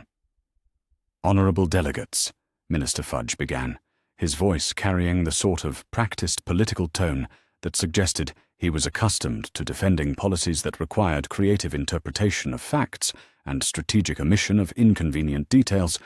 "The British Ministry of Magic has always prioritized the welfare and protection of magical children, and our arrangements for Mr. Potter's care were designed with his long-term safety and development as our primary concerns." The response from the Assembly was politely skeptical, as delegates had been provided with comprehensive documentation about Harry's actual living conditions and the financial arrangements that had been established to support his care. The contrast between official claims about child welfare priorities and the reality of systematic neglect was too stark to be explained through simple administrative oversight or good faith disagreement about appropriate care standards. Madame Maxime, representing the French magical government, rose to respond with the sort of diplomatic precision that made Minister Fudge's explanations sound even more inadequate by comparison. "Minister Fudge," Madame Maxime said, her voice carrying the sort of respectful formality that diplomatic protocol required while making it clear that respect for protocol did not extend to acceptance of obviously inadequate explanations. The documentation provided by multiple independent sources indicates that Mr. Potter's care arrangements involved systematic neglect and abuse that continued for years, despite adequate financial resources and legal obligations to provide appropriate protection and support. She paused to consult notes that contained detailed analysis of the financial records and monitoring reports that had been prepared by various magical institutions throughout Harry's childhood. More significantly, Madame Maxime continued, "The evidence suggests that these conditions were maintained through deliberate policy decisions rather than simple oversight, and that Mr. Potter's welfare was considered secondary to other strategic objectives that were never clearly articulated or justified through appropriate consultation with child welfare experts or legal authorities." The silence that followed this statement was the sort of diplomatic silence that occurs when uncomfortable truths have been stated with sufficient precision that denial is no longer a viable strategic option. Harry felt a mixture of vindication and discomfort as he listened to the formal diplomatic discussion of circumstances that had shaped his entire childhood. The systematic nature of the institutional failures was being acknowledged by international authorities, but the abstract policy language seemed almost surreal when applied to experiences that had involved hunger, isolation, and systematic psychological manipulation. But what truly captured his attention was not the backward-looking analysis of past institutional failures, but rather the forward-looking discussion of principles and mechanisms that could prevent similar situations from occurring in the future. The resolution being debated included provisions for establishing international oversight of magical child welfare, creating enforceable standards for educational and guardianship arrangements, and developing accountability mechanisms that would ensure institutional compliance with child protection requirements regardless of political convenience or strategic considerations. The Swiss delegate, representing a magical government that had maintained strict neutrality in most international conflicts while developing sophisticated approaches to magical law and institutional governance, presented what appeared to be a comprehensive framework for addressing the systemic issues that Harry's case had revealed. The fundamental question before this assembly, the Swiss representative observed, is whether magical society will continue to operate according to traditional assumptions about institutional authority and individual rights, or whether we will adapt our governance structures to reflect evolving understanding of child development, institutional accountability, and the proper relationship between governmental power and personal autonomy. The framework she proposed included specific mechanisms for monitoring magical child welfare, investigating complaints about institutional arrangements, and providing alternative educational and protective services for children whose circumstances required approaches that went beyond conventional institutional responses. But perhaps most significantly, the framework included provisions for establishing the right of magical children to participate meaningfully in decisions about their own education and guardianship, with appropriate support and advocacy to ensure that their choices were informed rather than simply deferential to adult preferences. Harry found himself studying the faces of delegates as they listened to these proposals, noting the range of responses that reflected different national approaches to questions about governmental authority, individual rights, and the proper mechanisms for protecting vulnerable populations while respecting their agency and dignity. The Nordic delegates appeared generally supportive of expanded protections and individual rights, their magical governments having developed approaches to child welfare that emphasized empowerment and systematic support rather than control and institutional management. The Eastern European representatives seemed more cautious about challenges to traditional authority structures, though their questions suggested genuine interest in mechanisms that could address institutional failures without creating excessive bureaucratic complexity or international interference in national magical governance. The most significant opposition came from magical governments that had historically maintained close cooperation with British magical authorities and were concerned about the precedent that might be established by formal international criticism of Ministry of Magic policies and procedures. But as the debate continued and evidence accumulated about the scope of institutional failures that had affected not just Harry but numerous other magical children throughout Europe, it became increasingly clear that maintaining traditional approaches to magical child protection was no longer politically or morally defensible. The turning point in the debate came when Sirius Black was called to provide testimony about his own experiences with British magical justice and child protection systems. His presence as a witness was both strategically crucial and personally meaningful for Harry, representing formal acknowledgement that the institutional failures in question were systematic rather than isolated incidents. Sirius approached the witness podium with the sort of quiet dignity that had characterized his behavior since his legal vindication and his establishment of official guardianship relationships with Harry. His testimony was both personally compelling and systematically devastating to British claims about institutional competence and child welfare priorities. "Honourable delegates," Sirius began, his voice carrying the weight of personal experience along with obvious commitment to ensuring that other families would not experience similar institutional failures. "I spent 12 years in Azkaban prison for crimes I did not commit, while my godson lived in conditions of systematic abuse and neglect that were known to the same magical authorities who had wrongfully imprisoned me. The assembly listened with careful attention as Sirius provided detailed testimony about the institutional failures that had affected both his case and Harry's circumstances, demonstrating patterns of administrative incompetence, political calculation, and systematic prioritization of institutional convenience over individual welfare that extended far beyond simple mistakes or good-faith disagreement about appropriate policies. But what made his testimony particularly powerful was not simply his personal experience with institutional failure, but rather his systematic analysis of the structural problems that had made such failures inevitable given the existing governance frameworks and accountability mechanisms. The British magical government operates according to principles that prioritize institutional authority and political stability over individual rights and systematic investigation of institutional performance, Sirius observed, his voice carrying the sort of analytical clarity that made his conclusions difficult to dismiss as simply personal grievance or political opposition.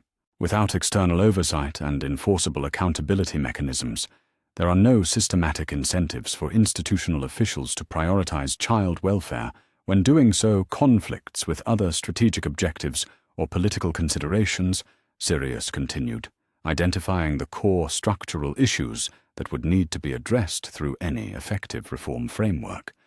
The response to Sirius's testimony was immediate and profound, with delegates recognizing that his analysis had identified systematic problems rather than isolated incidents that could be addressed through minor policy adjustments or personnel changes. The debate that followed focused increasingly on specific mechanisms for implementing the comprehensive reform framework that the Swiss delegation had proposed, with various national representatives contributing expertise about successful approaches to child protection and institutional accountability that had been developed within their own magical jurisdictions.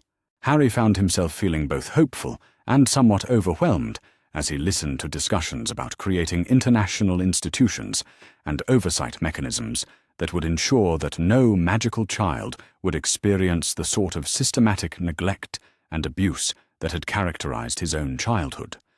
But what truly moved him was the recognition that his individual choice to claim agency over his own circumstances had catalyzed systematic reforms that would benefit countless other magical children whose situations might never receive individual international attention, but who deserved the same protections and opportunities that he had fought to secure for himself. The final vote on the resolution was scheduled for the following day, but the tenor of the debate had made the outcome increasingly clear as delegates recognized both the moral necessity and the political inevitability of establishing enforceable international standards for magical child protection.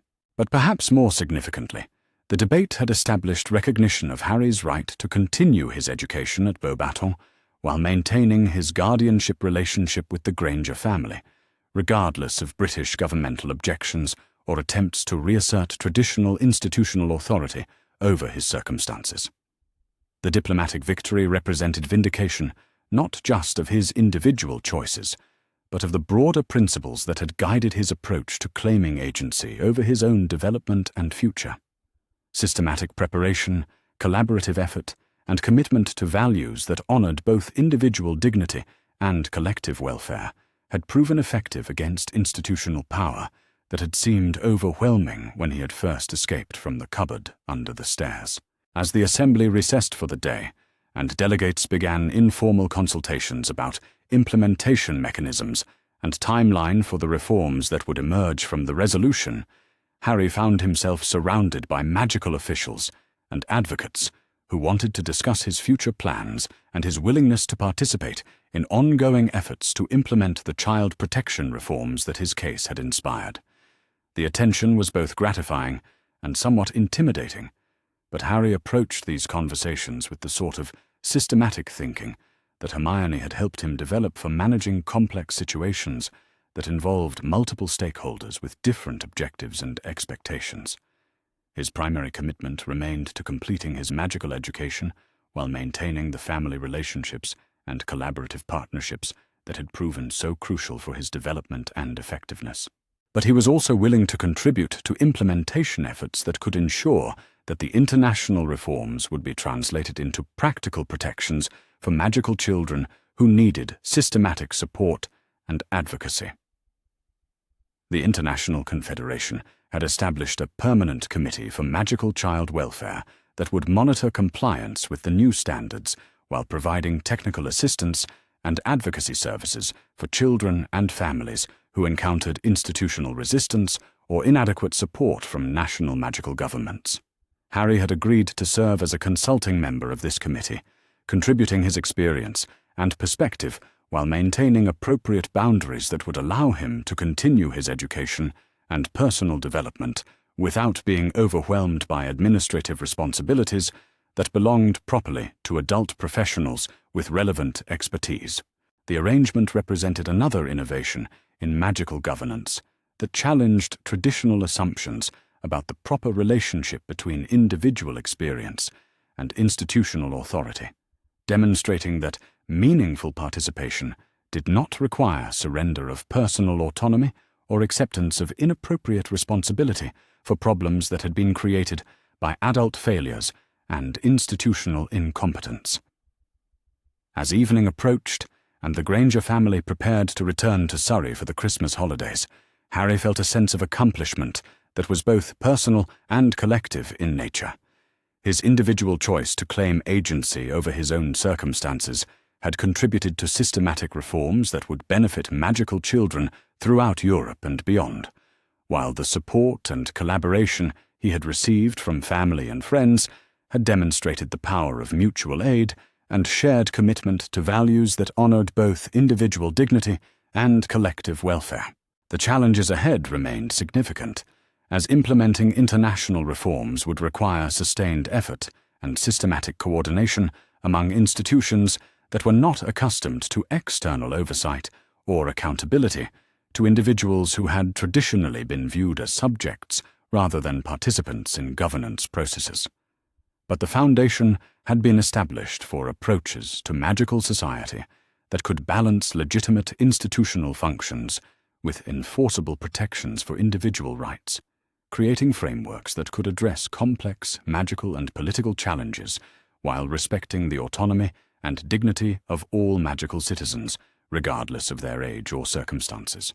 The confrontation with Voldemort remained an urgent threat that would require continued development of his magical capabilities, along with ongoing coordination with resistance organizations throughout Europe. But this confrontation would occur within a context of international support and institutional reform that provided both practical resources and moral legitimacy for efforts to defend magical society against authoritarian threats. Harry Potter was no longer the isolated child who had been subject to systematic abuse, while magical authorities prioritized political convenience over child welfare. He had become a citizen of an international magical community that was learning to honor both individual rights and collective responsibilities, supported by family and friends who shared his commitment to creating a world where all magical children could develop their capabilities within environments that respected their dignity and supported their growth. The journey that had begun with his escape from a cupboard under the stairs had led to the establishment of international institutions and legal frameworks that would protect magical children for generations to come. But more importantly, it had demonstrated that individual courage and systematic preparation could challenge institutional power and create positive change that honored the best possibilities of magical society while rejecting the authoritarian traditions that had too often sacrificed individual welfare to political convenience and institutional inertia. Tomorrow would bring new challenges as the magical world continued to evolve in response to both external threats and internal pressures for reform. But tonight, Harry Potter was returning home to the family that had chosen to love and protect him, carrying with him the knowledge that his choices had contributed to systematic changes that would benefit magical children throughout Europe and beyond, ensuring that no child would again face the sort of institutional abandonment and systematic abuse that had characterized his own early years. The future remained unwritten, full of possibilities that would be shaped by the choices that he and countless others would make in response to the challenges and opportunities that lay ahead. But those choices would be made within frameworks that respected individual dignity while supporting collective welfare, honoring both personal autonomy and shared responsibility for creating a magical world that served the best interests of all its citizens, rather than simply maintaining traditional power structures that had too often failed to protect the most vulnerable members of magical society. The Granger kitchen was a revelation to Harry Potter, who had spent most of his conscious existence believing that kitchens were primarily locations where other people prepared food that he was not allowed to eat. This kitchen, however, seemed designed with the radical concept that food preparation might actually be a pleasant activity, one that brought families together, rather than serving as yet another opportunity to demonstrate the fundamental inadequacy of unwanted relatives. Sunlight streamed through windows adorned with cheerful yellow curtains, illuminating a space that managed to be both functional and welcoming. Copper pots hung from a rack above the stove, their surfaces gleaming with the sort of care that suggested they were tools of creativity rather than instruments of obligation. The refrigerator was covered with photographs and drawings, and what appeared to be mathematical equations written in Hermione's neat handwriting, creating a collage that spoke of a household where learning and laughter coexisted in comfortable harmony. Dr. Monica Granger, who insisted that Harry call her Monica, despite his protests that adults deserved proper titles, bustled about the kitchen with the efficient movements of someone who genuinely enjoyed the process of feeding people. She was, Harry observed, remarkably different from Aunt Petunia in ways that went far beyond their physical appearance. Where Aunt Petunia approached cooking as a grim duty to be completed with maximum efficiency and minimum joy, Monica seemed to view meal preparation as a form of creative expression, humming softly to herself as she assembled sandwiches that looked like they belonged in magazine advertisements. Dr. Daniel Granger, Monica's husband and Hermione's father, had settled himself at the kitchen table with a cup of tea and a medical journal, though Harry noticed that his attention kept drifting toward the conversation rather than the article about modern dental techniques. He had the sort of quiet presence that suggested he was a careful observer of human nature, someone who understood that sometimes the most important discoveries came from simply paying attention to what others might overlook. Hermione had positioned herself across from Harry at the table, and he could feel her watching him with the intense focus of a scientist studying a particularly fascinating specimen. It was not an unpleasant sensation, exactly, but it was certainly different from the usual experience of being observed, which typically involved people looking at him just long enough to determine that he was not their problem, and therefore could be safely ignored. "You are considerably thinner than I would have expected," Hermione announced, with the sort of clinical directness that might have been alarming if it had not been delivered with such obvious concern.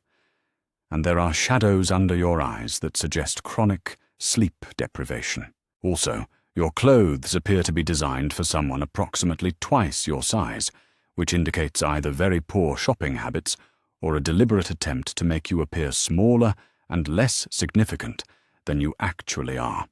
Harry looked down at himself, taking inventory of his appearance through Hermione's analytical lens. Dudley's cast-off clothing did indeed hang on him like tent fabric, the sleeves of his shirt extending well beyond his fingertips, and the waistband of his trousers requiring the assistance of a rope belt to prevent them from simply falling to the floor. He had grown accustomed to this state of affairs, accepting it as part of the natural order of things, like rainy weather and the fact that interesting television programs were always scheduled during his bedtime.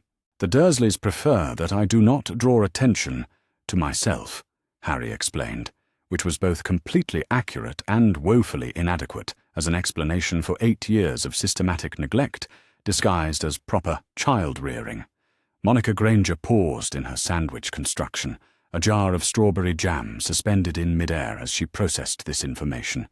Her expression shifted from casual curiosity to something that Harry could not quite identify, but which made him feel uncomfortably exposed, as though she was seeing things that were meant to remain hidden.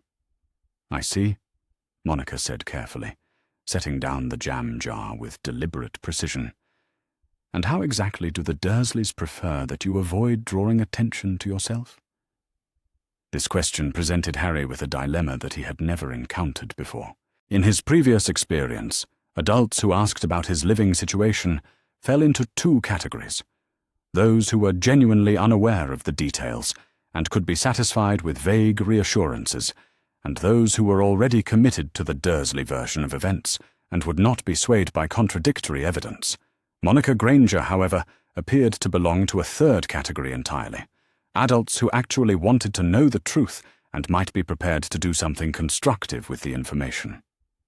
"They believe that children should be seen and not heard," Harry said finally, testing the waters with a response that was truthful without being inflammatory. "And they think that too much attention might give me ideas above my station." Daniel Granger looked up from his medical journal, his expression suggesting that Harry's carefully diplomatic answer had actually provided a great deal more information than Harry had intended to convey.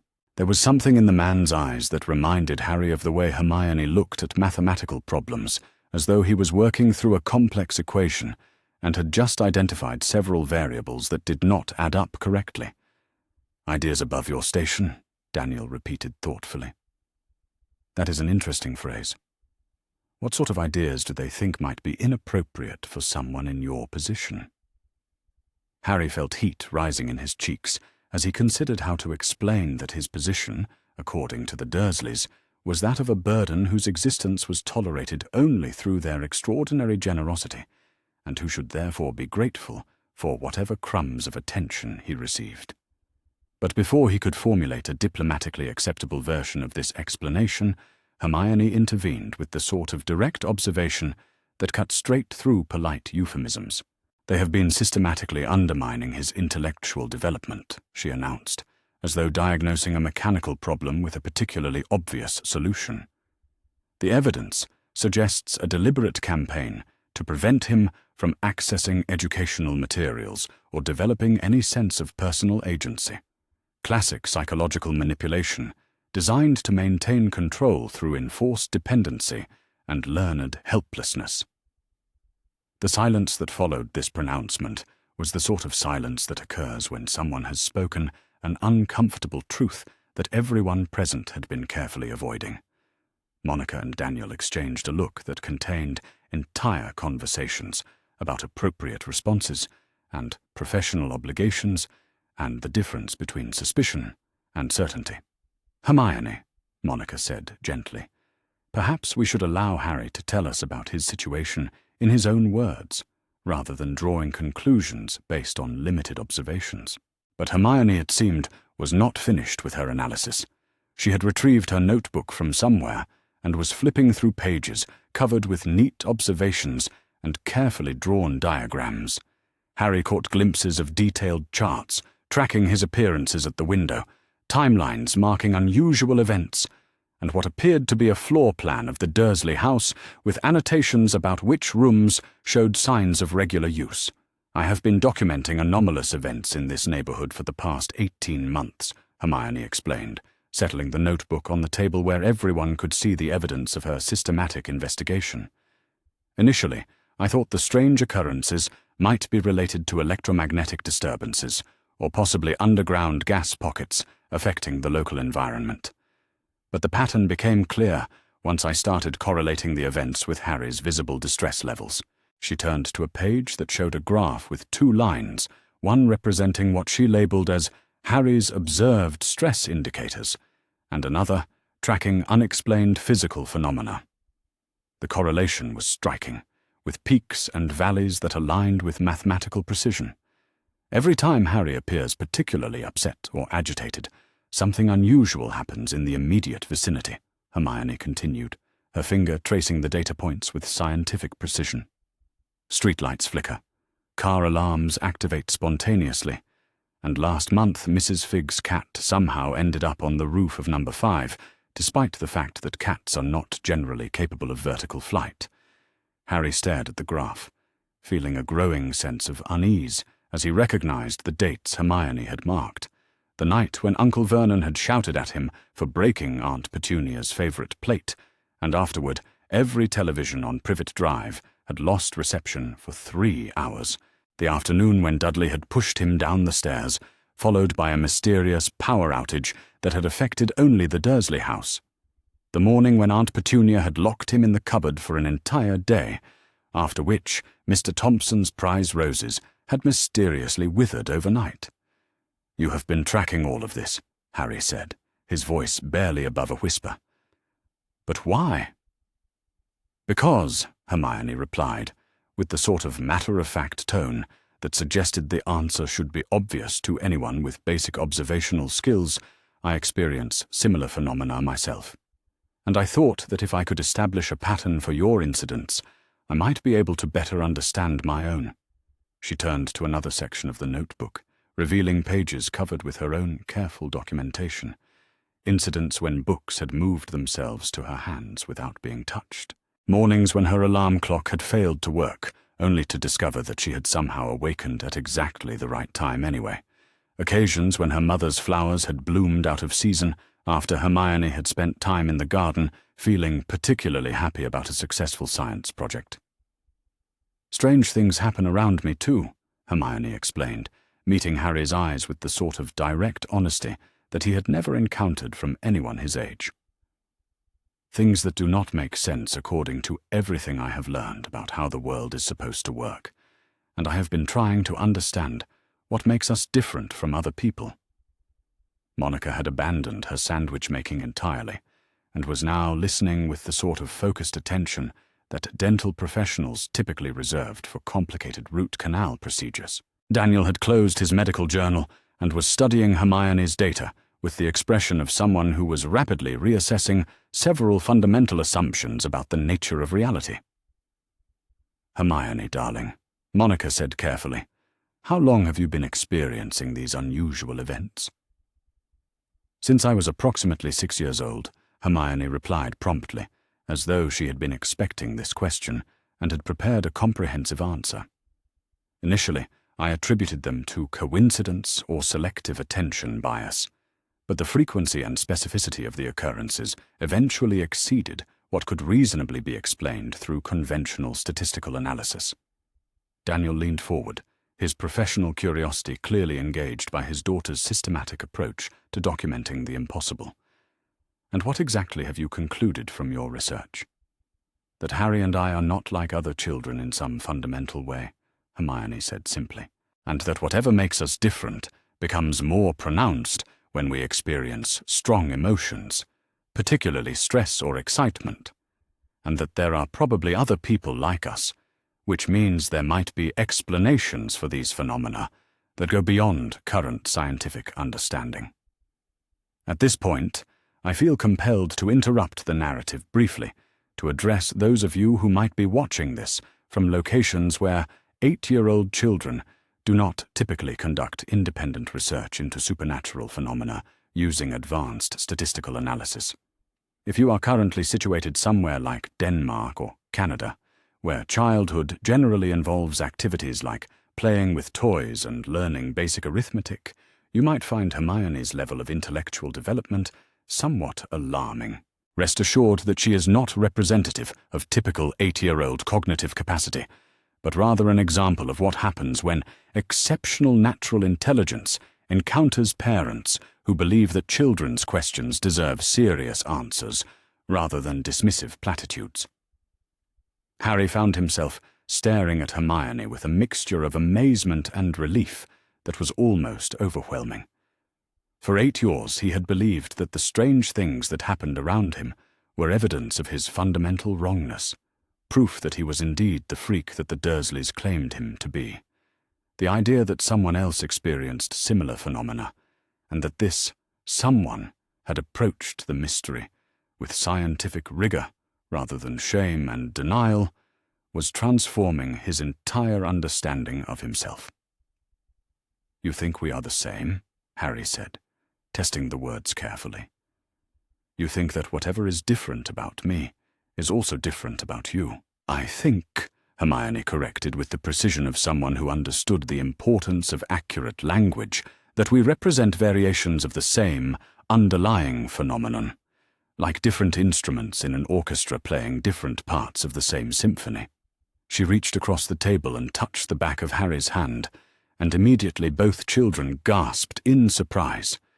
The contact created a sensation that was like touching a live electrical wire, but pleasant rather than painful, a tingling warmth that spread from the point of contact through both of their bodies.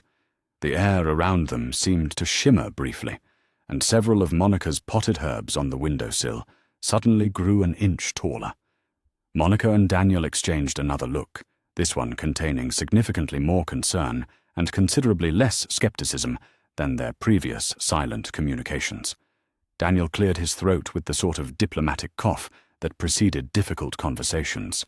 Perhaps, he suggested carefully, we should focus on more immediate concerns.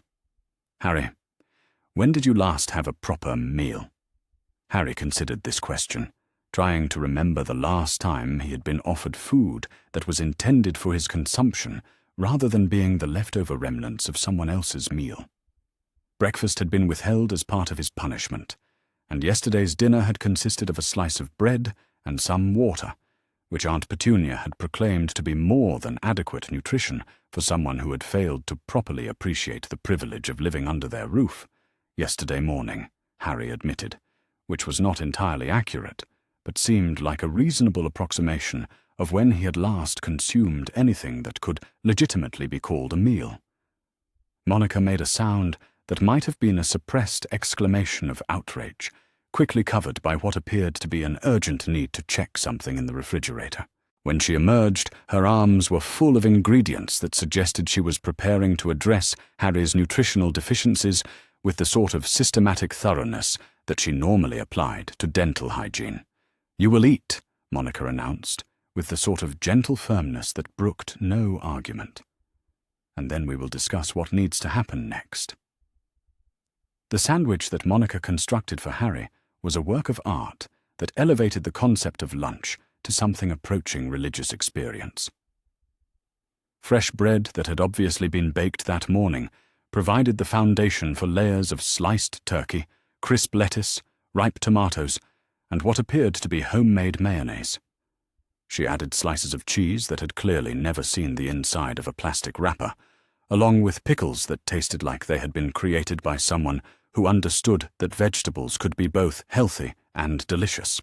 Harry ate slowly, partly because the flavors were so extraordinary that he wanted to savor each bite, and partly because he was afraid that eating too quickly might cause his stomach to revolt against this sudden influx of actual nutrition. Monica watched his progress with the sort of attention that suggested she was conducting a clinical assessment of his eating habits and drawing conclusions that were making her increasingly concerned about his general welfare. As he ate, Hermione continued her scientific exposition, explaining her theories about what she had begun calling anomalous personal energy manifestations. She had developed a classification system for different types of unusual events, ranging from minor object displacement to what she termed environmental influence phenomena. Her notebook contained detailed descriptions of each category, along with hypotheses about possible triggering mechanisms and environmental factors that might affect manifestation intensity. "I have been wondering," Hermione said, turning to a fresh page in her notebook, whether formal training might be possible. "If these abilities follow natural laws, as I suspect they do, then they should be teachable and learnable like any other skill set." Daniel had been listening to his daughter's presentation with the sort of expression that parents develop when they realize their child has been conducting independent research into subjects that they themselves do not understand. Monica had moved from concerned to fascinated, to what appeared to be quietly terrified, though she was managing to maintain an outward appearance of calm interest. "Hermione," Monica said carefully, "have you discussed these theories with anyone else? Perhaps a teacher or a counselor or someone with expertise in unusual child development?" Hermione shook her head with the sort of decisive motion that suggested she had already considered and rejected this possibility. Adults do not generally respond well to evidence that contradicts their established understanding of reality, she explained with the wisdom of someone who had clearly tested this hypothesis empirically. They tend to attribute unusual reports to overactive imagination or attention-seeking behavior, rather than investigating the phenomena systematically. She paused in her explanation to observe Harry's reaction to the sandwich, noting with apparent satisfaction that his color was already beginning to improve as proper nutrition reached his system. There was something almost maternal in her attention to his well-being, despite the fact that she was the same age and had known him for less than 2 hours. Also, Hermione continued, I suspected that discussing these matters with authority figures might result in unwanted interventions that could separate me from my research or limit my access to information. Adults have a tendency to believe they know what is best for children, even when the children in question possess superior knowledge about the specific situation at hand. Harry nearly choked on his sandwich as he recognized the profound accuracy of this observation. The idea that an adult might actually listen to a child's assessment of their own circumstances was so foreign to his experience that it seemed almost as impossible as the magical phenomena they had been discussing. You have never told anyone about the strange things that happened to you? Harry asked, genuinely curious about how someone like Hermione might navigate the sort of secrecy that had dominated his entire existence. I have told my parents about some of the incidents, Hermione replied, glancing at Monica and Daniel with obvious affection. They are remarkable people who believe that curiosity should be encouraged rather than discouraged, and they have always supported my interest in investigating unusual phenomena. But I have not shared my complete theories or the full extent of my documentation, because I wanted to gather more evidence before presenting conclusions that might sound far-fetched. Monica cleared her throat with the sort of diplomatic sound that preceded parental interventions in conversations that were heading into potentially problematic territory. Perhaps, she suggested, this would be a good time to discuss Harry's immediate situation. Specifically, whether his family is aware of his current location, and whether they might be concerned about his absence. Harry felt his stomach clench with anxiety that had nothing to do with the excellent sandwich he had been enjoying. The reminder of his circumstances brought back the reality of the cupboard, the punishment, and the inevitable consequences of his unauthorized absence from the prescribed location of his discipline. They think I am still locked in the cupboard under the stairs, Harry admitted, because lying to people who had shown him kindness seemed both ungrateful and strategically unwise. The silence that greeted this admission was considerably more intense than the previous silences, carrying with it implications that even an 8-year-old could recognize as significant. Monica's expression shifted through several emotional states before settling on something that resembled barely controlled fury, while Daniel appeared to be conducting rapid mental calculations that involved child protection laws and professional ethical obligations. Locked in the cupboard, Monica repeated, her voice carefully controlled in the way that suggested she was working very hard to remain calm, as in, confined to a small space against your will as a form of punishment. Yes, Harry confirmed, wondering if perhaps he should not have mentioned this particular detail. It is where I sleep, normally, but when I am being disciplined, they remove the mattress and blanket to help me think about my mistakes more effectively. Hermione had gone very still, her notebook forgotten, as she processed this information with the sort of analytical intensity that suggested she was rapidly revising several hypotheses. When she finally spoke, her voice contained an edge of steel that Harry had not heard before. "That is not discipline," Hermione announced, with the sort of flat certainty that indicated she had researched this topic thoroughly. "That is systematic abuse designed to break down psychological resistance and create learned helplessness. And it is both illegal and profoundly immoral." She turned to her parents with the expression of someone who had just identified a problem that required immediate adult intervention.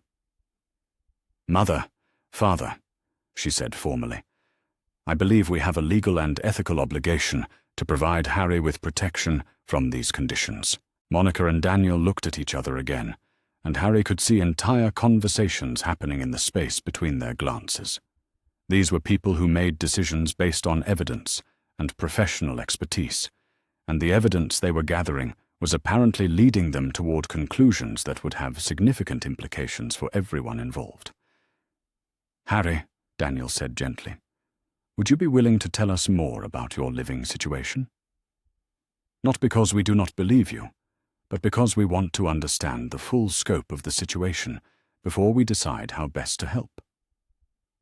And so, for the first time in his 8 years of existence, Harry Potter found himself explaining his daily reality to adults who listened without interrupting, who asked clarifying questions without judgment, and who responded to his descriptions with appropriate outrage rather than dismissive explanations about how difficult children should be grateful for whatever attention they receive.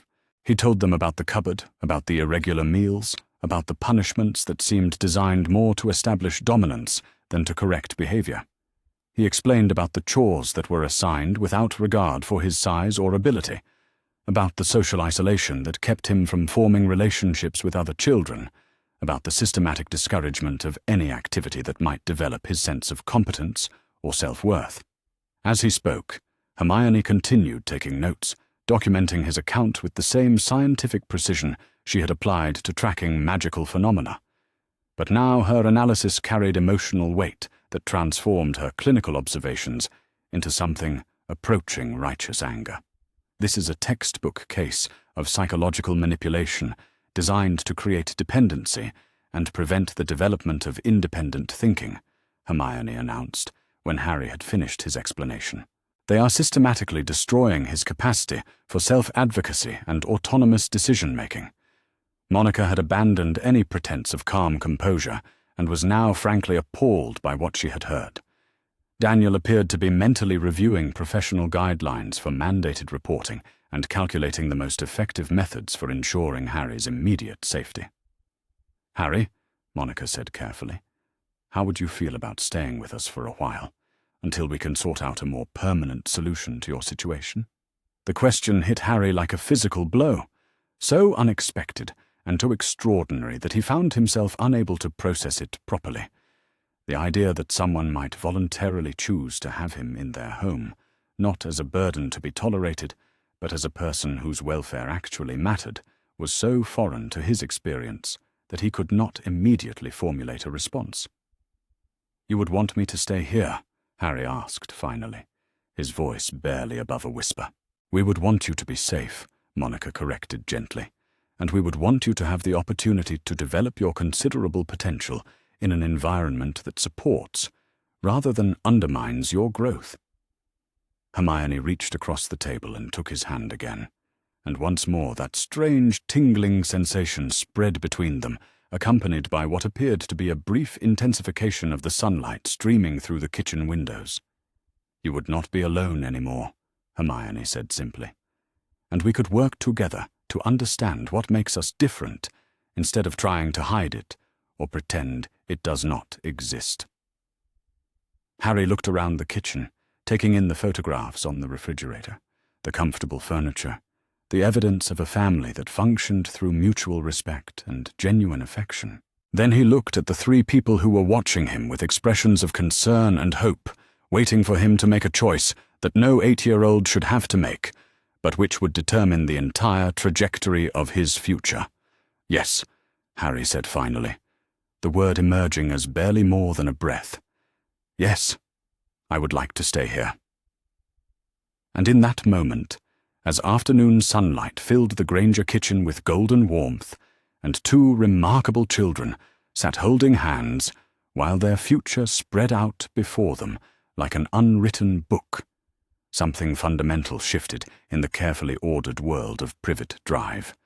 It was a shift so subtle that the neighbors would not notice it immediately, but so profound that it would eventually transform everything they thought they knew about the nature of family, the power of choice, and the magic that can happen when 2 extraordinary minds find each other in a world that has tried its best to convince them they should remain forever alone. 3 days had passed since Harry Potter had made his impossible journey through solid matter into the Granger garden, and already the careful routine that had governed his existence for 8 years felt like a distant memory. The Granger household operated on principles that seemed almost magical to someone accustomed to the rigid authoritarianism of Number 4 Privet Drive. People actually listened when children spoke. Questions were answered with genuine information rather than dismissive platitudes, and meals appeared with reliable frequency regardless of whether one had recently committed the grave offense of existing while being Harry Potter. Monica Granger had taken to monitoring Harry's recovery with the same systematic attention she applied to particularly challenging dental cases. She had established that he needed to eat smaller, more frequent meals to avoid overwhelming his digestive system, which had apparently adapted to chronic undernourishment by developing what she called survival protocols that made normal eating patterns temporarily problematic. She had also noted that he startled at sudden movements or loud voices, which suggested what Daniel had quietly identified as hypervigilance resulting from prolonged exposure to unpredictable threats. But it was Hermione who had taken charge of what she termed Harry's intellectual rehabilitation, approaching his educational deficits with the sort of strategic planning that military commanders might use to coordinate complex operations. She had conducted a comprehensive assessment of his knowledge base, identifying areas where the Dursleys' systematic discouragement had created gaps that needed immediate attention, and other areas where his natural intelligence had somehow flourished despite their best efforts to suppress it. The results of Hermione's assessment had been both encouraging and deeply troubling.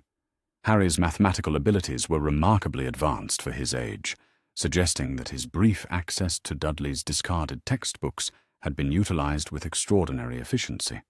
His reading comprehension was similarly impressive, though his knowledge of literature was limited to whatever volumes he had been able to steal brief moments with before they were confiscated. However, his understanding of basic social norms, personal rights, and normal childhood experiences was so limited that Hermione had created what she called a real-world orientation program to help him understand concepts that most children absorbed naturally through family interaction. On this particular morning, Harry sat at the Granger kitchen table working through a science textbook that Hermione had procured from the local library, while she conducted what had become their daily investigation into unusual phenomena. Her notebook now contained sections dedicated to documenting their combined magical experiences, complete with charts tracking frequency, intensity, and potential triggering factors. "I have been thinking about the incident with Mrs.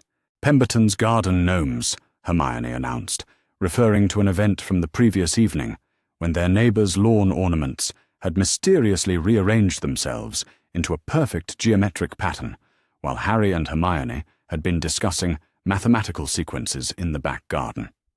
Harry looked up from his reading about photosynthesis, a process that seemed almost as magical as anything they had experienced together, and considered Hermione's observation. The gnome incident had been particularly puzzling, because neither of them had been experiencing strong emotions at the time, which contradicted Hermione's working theory about emotional triggers for unusual manifestations. "You think it was different from the other things that have happened?" Harry asked, setting down his pencil and giving Hermione his full attention. Something in her tone suggested she had developed a new hypothesis that might be significant. "I think it represents an evolution in our capabilities," Hermione replied, turning to a page covered with detailed diagrams and mathematical calculations. "Look at the pattern the gnomes formed. It was not random rearrangement. It was a specific geometric configuration that corresponds to what we were discussing about mathematical relationships in nature." She had drawn the gnome arrangement from memory, and Harry could see that she was correct. The lawn ornaments had been positioned to create a pattern that reflected the Fibonacci sequence they had been exploring, each gnome placed at precisely calculated intervals that demonstrated understanding of advanced mathematical principles. It was as though our conversation influenced the physical environment directly, Hermione continued, her excitement evident in the rapid pace of her explanation. "Not through emotional energy, as we have observed previously, but through focused intellectual engagement with abstract concepts. Harry studied the diagram, feeling that familiar tingling sensation that seemed to accompany their most interesting discoveries. The idea that their thoughts and conversations might have measurable effects on the world around them was both thrilling and somewhat terrifying, suggesting capabilities that went far beyond anything they had previously imagined. "If that is true," Harry said slowly, working through the implications, "then we might be able to influence things deliberately, rather than just experiencing random accidents." Hermione's smile was the sort of expression that appeared on the faces of scientists who had just confirmed hypotheses that would revolutionize their entire field of study. "Exactly," she said, practically vibrating with intellectual excitement. "Which means we need to design controlled experiments to test the parameters of intentional manifestation." Before Harry could respond to this intriguing suggestion, Monica appeared in the kitchen doorway, carrying a stack of letters that had just arrived with the morning post. Her expression suggested that the mail had contained information requiring immediate attention, and possibly some degree of concern. "Children," Monica said, setting the letters on the table with careful precision. "I think you should see these. 3 of them are addressed to Harry, and they appear to be from institutions that should not know he is living here." Harry felt his stomach clench with familiar anxiety as Monica handed him the first letter. The envelope was made of thick, yellowish parchment that felt strange beneath his fingers, and his name was written on the front in emerald green ink, using handwriting that seemed almost too precise to have been created by human hands. The return address simply read, "Hogwarts School of Witchcraft and Wizardry, Highlands, Scotland." "Witchcraft and Wizardry," Harry read aloud, his voice barely above a whisper. "That cannot be a real school." Hermione had gone very still, her analytical mind clearly working at maximum capacity as she processed this new information. She reached for her notebook and began writing rapidly, documenting the details of the letter's appearance and the implications of its delivery to the Granger household. "Open it," Hermione urged, her scientific curiosity overcoming any concerns about the wisdom of reading correspondence from educational institutions that claimed to teach magic. "We need to understand what this represents and how they obtained information about your current location." Harry's hands shook slightly as he opened the envelope, revealing a letter written on the same unusual parchment in the same impossibly neat handwriting. As he read the contents aloud, his voice grew steadier, though his amazement increased with each word. "Dear Mr. Potter," the letter began, "we are pleased to inform you that you have been accepted at Hogwarts School of Witchcraft and Wizardry. Please find enclosed a list of all necessary books and equipment. Term begins on September 1st. We await your owl by no later than July 31st. Yours sincerely, Minerva McGonagall, Deputy Headmistress." The silence that followed this reading was the sort of silence that occurs when reality has just taken a sharp left turn into territory that no one had been prepared to navigate. Monica had gone very pale, while Daniel, who had appeared in the doorway during the reading, was staring at the letter as though it might spontaneously combust or possibly reveal itself to be an elaborate practical joke. Hermione, however, had begun writing furiously in her notebook, her analytical mind apparently treating this development as simply another data point in their ongoing investigation into unusual phenomena. After several minutes of intense documentation, she looked up with an expression of barely contained excitement. "This explains everything," Hermione announced, as though the existence of magical schools was a perfectly logical development that she had been expecting all along. The unusual manifestations, the correlation with emotional states, the fact that we both experience similar phenomena. We are not anomalies, or freaks, or examples of psychological disorders. We are witches and wizards. She paused in her explanation to examine the second letter, which was also addressed to Harry but bore no return address. This envelope was made of ordinary paper, though the handwriting was considerably more formal than what Harry was accustomed to seeing. When he opened it, he discovered a brief note written in elegant script. "Mr. Potter," the note read, Your situation has come to our attention, and we believe a meeting would be beneficial to all parties. A representative will call upon you tomorrow afternoon to discuss matters of mutual interest. Please ensure that you are available at 2 o'clock.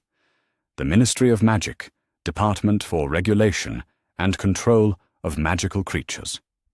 Department for Regulation and Control of Magical Creatures, Harry repeated, feeling increasingly disoriented by the rapid accumulation of evidence that magic was not only real, but apparently highly organized. Do they think we are magical creatures? Hermione had moved on to examining the third letter, which was addressed to her rather than Harry, though she had never provided her address to any magical institutions. This envelope was made of cream-colored paper that felt expensive beneath her fingers, and the return address indicated that it came from something called the International Confederation of Wizards, Educational Standards Committee. Miss Granger, this letter began, "Your recent magical manifestations have been detected by our monitoring systems, and we are pleased to offer you placement in an appropriate educational program. Please be aware that all underage magical activity is regulated by international treaty, and proper training is both legally required and personally advisable. A representative will visit your family tomorrow to discuss your options and answer any questions you might have." Daniel had moved to the kitchen table and was examining the letters with the sort of professional attention he typically reserved for complex dental x-rays. As a man of science, he was clearly struggling to reconcile the evidence before him with everything he had previously understood about the nature of reality. But his systematic approach to problem-solving was apparently adaptable enough to accommodate even fundamental challenges to his worldview. Monica, however, had progressed from pale to something approaching panic, though she was managing to maintain the sort of composed exterior that dental professionals develop through years of delivering unexpected news to patients who would prefer not to hear it. "Magic is real," Monica said finally, as though speaking the words aloud might help her process their implications. "Magic is real. There are schools that teach it. There are government departments that regulate it, and both of our children are apparently part of this world that we knew nothing about." Hermione looked up from her notebook, where she had been furiously documenting the contents of all 3 letters, along with her preliminary analysis of their implications. "Actually, Mother," she said, with the sort of gentle correction that suggested Monica had missed a crucial detail, "I think the evidence indicates that this magical world has always existed, and we simply did not know about it, because we are what they apparently call muggles, meaning non-magical people." She turned to a fresh page and began sketching what appeared to be an organizational chart showing the relationships between different magical institutions. "Based on these letters," she continued, "there is an entire parallel society with its own educational systems, governmental structures, and regulatory frameworks. They have been monitoring our activities, which suggests sophisticated detection methods for identifying individuals with magical capabilities." Harry felt as though his brain was working at capacity just to process the information they had received. But Hermione seemed to be integrating these revelations into her existing understanding of the world with remarkable efficiency. She had moved from documenting facts to developing theories about the structure and function of magical society, apparently treating the discovery that magic was real as simply another interesting research opportunity. "But there is something troubling about the timing of these letters," Hermione continued, her expression growing serious as she worked through the implications. "Harry has been experiencing magical manifestations for years, but he only receives his Hogwarts letter now, 3 days after he escapes from the Dursleys. That suggests either remarkable coincidence or intentional delay in his notification." She turned to Harry with the sort of direct gaze that suggested she was about to ask questions that might have uncomfortable answers. "Harry," she said carefully, "have you ever seen letters like this before?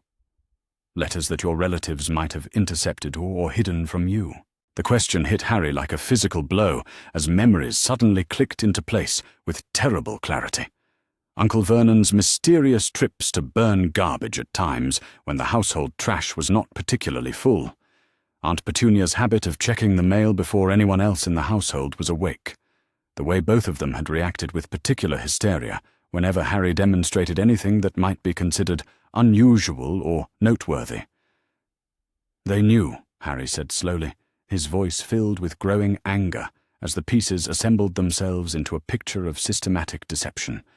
"They knew about magic. They knew about Hogwarts, and they have been hiding it from me for years." Daniel and Monica exchanged another look, this one containing even more concern than their previous silent communications. Daniel cleared his throat with the sort of diplomatic sound that suggested he was about to address uncomfortable legal and ethical issues. "If that is true," Daniel said carefully, "then Harry's relatives have not only been guilty of child abuse and neglect, but also of deliberately interfering with his access to appropriate educational opportunities. That represents a level of malicious intent that goes far beyond simple ignorance or inadequate parenting." Monica had retrieved the letters and was reading them again, apparently trying to identify additional information that might help them understand what they were dealing with. Her expression suggested that she was rapidly developing the sort of protective maternal instincts that she had never needed to deploy on behalf of her own exceptionally capable daughter. "What I want to know," Monica said firmly, "is how these magical institutions knew to send letters here, to our address, when Harry has only been living with us for 3 days. That suggests either very sophisticated monitoring systems or information obtained through methods that raise serious privacy concerns." Hermione had been thinking along similar lines, and her analysis had led her to conclusions that were both fascinating and potentially troubling. "I think they have been tracking Harry all along," she said, turning to a page in her notebook where she had been developing theories about magical surveillance. His location, his magical activity, probably his general welfare and educational status, which means they knew about his living conditions with the Dursleys and chose not to intervene. The implications of this observation settled over the kitchen like a heavy blanket, bringing with them questions about institutional responsibility and the ethics of allowing children to suffer when intervention was possible.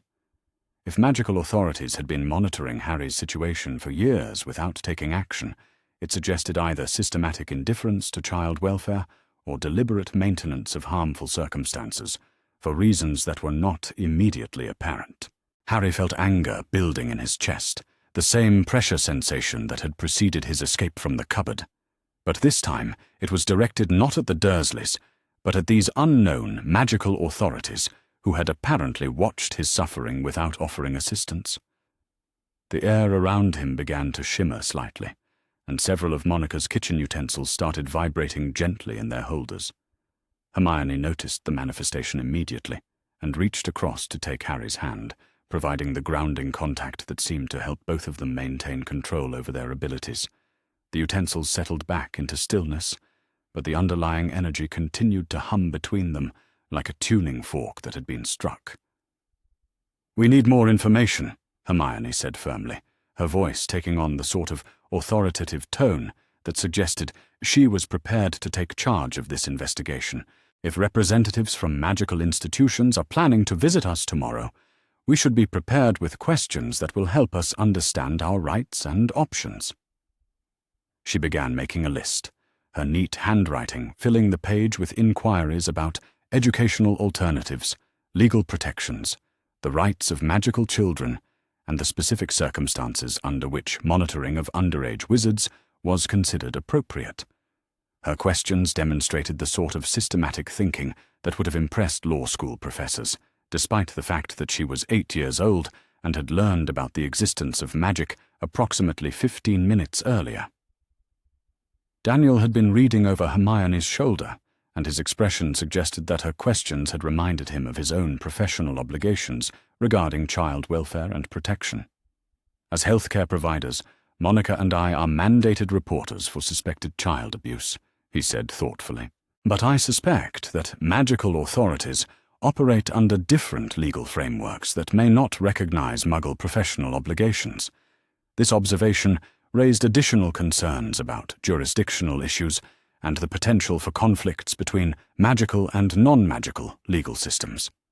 If Harry was subject to magical law, did that supersede the protections available through conventional child services?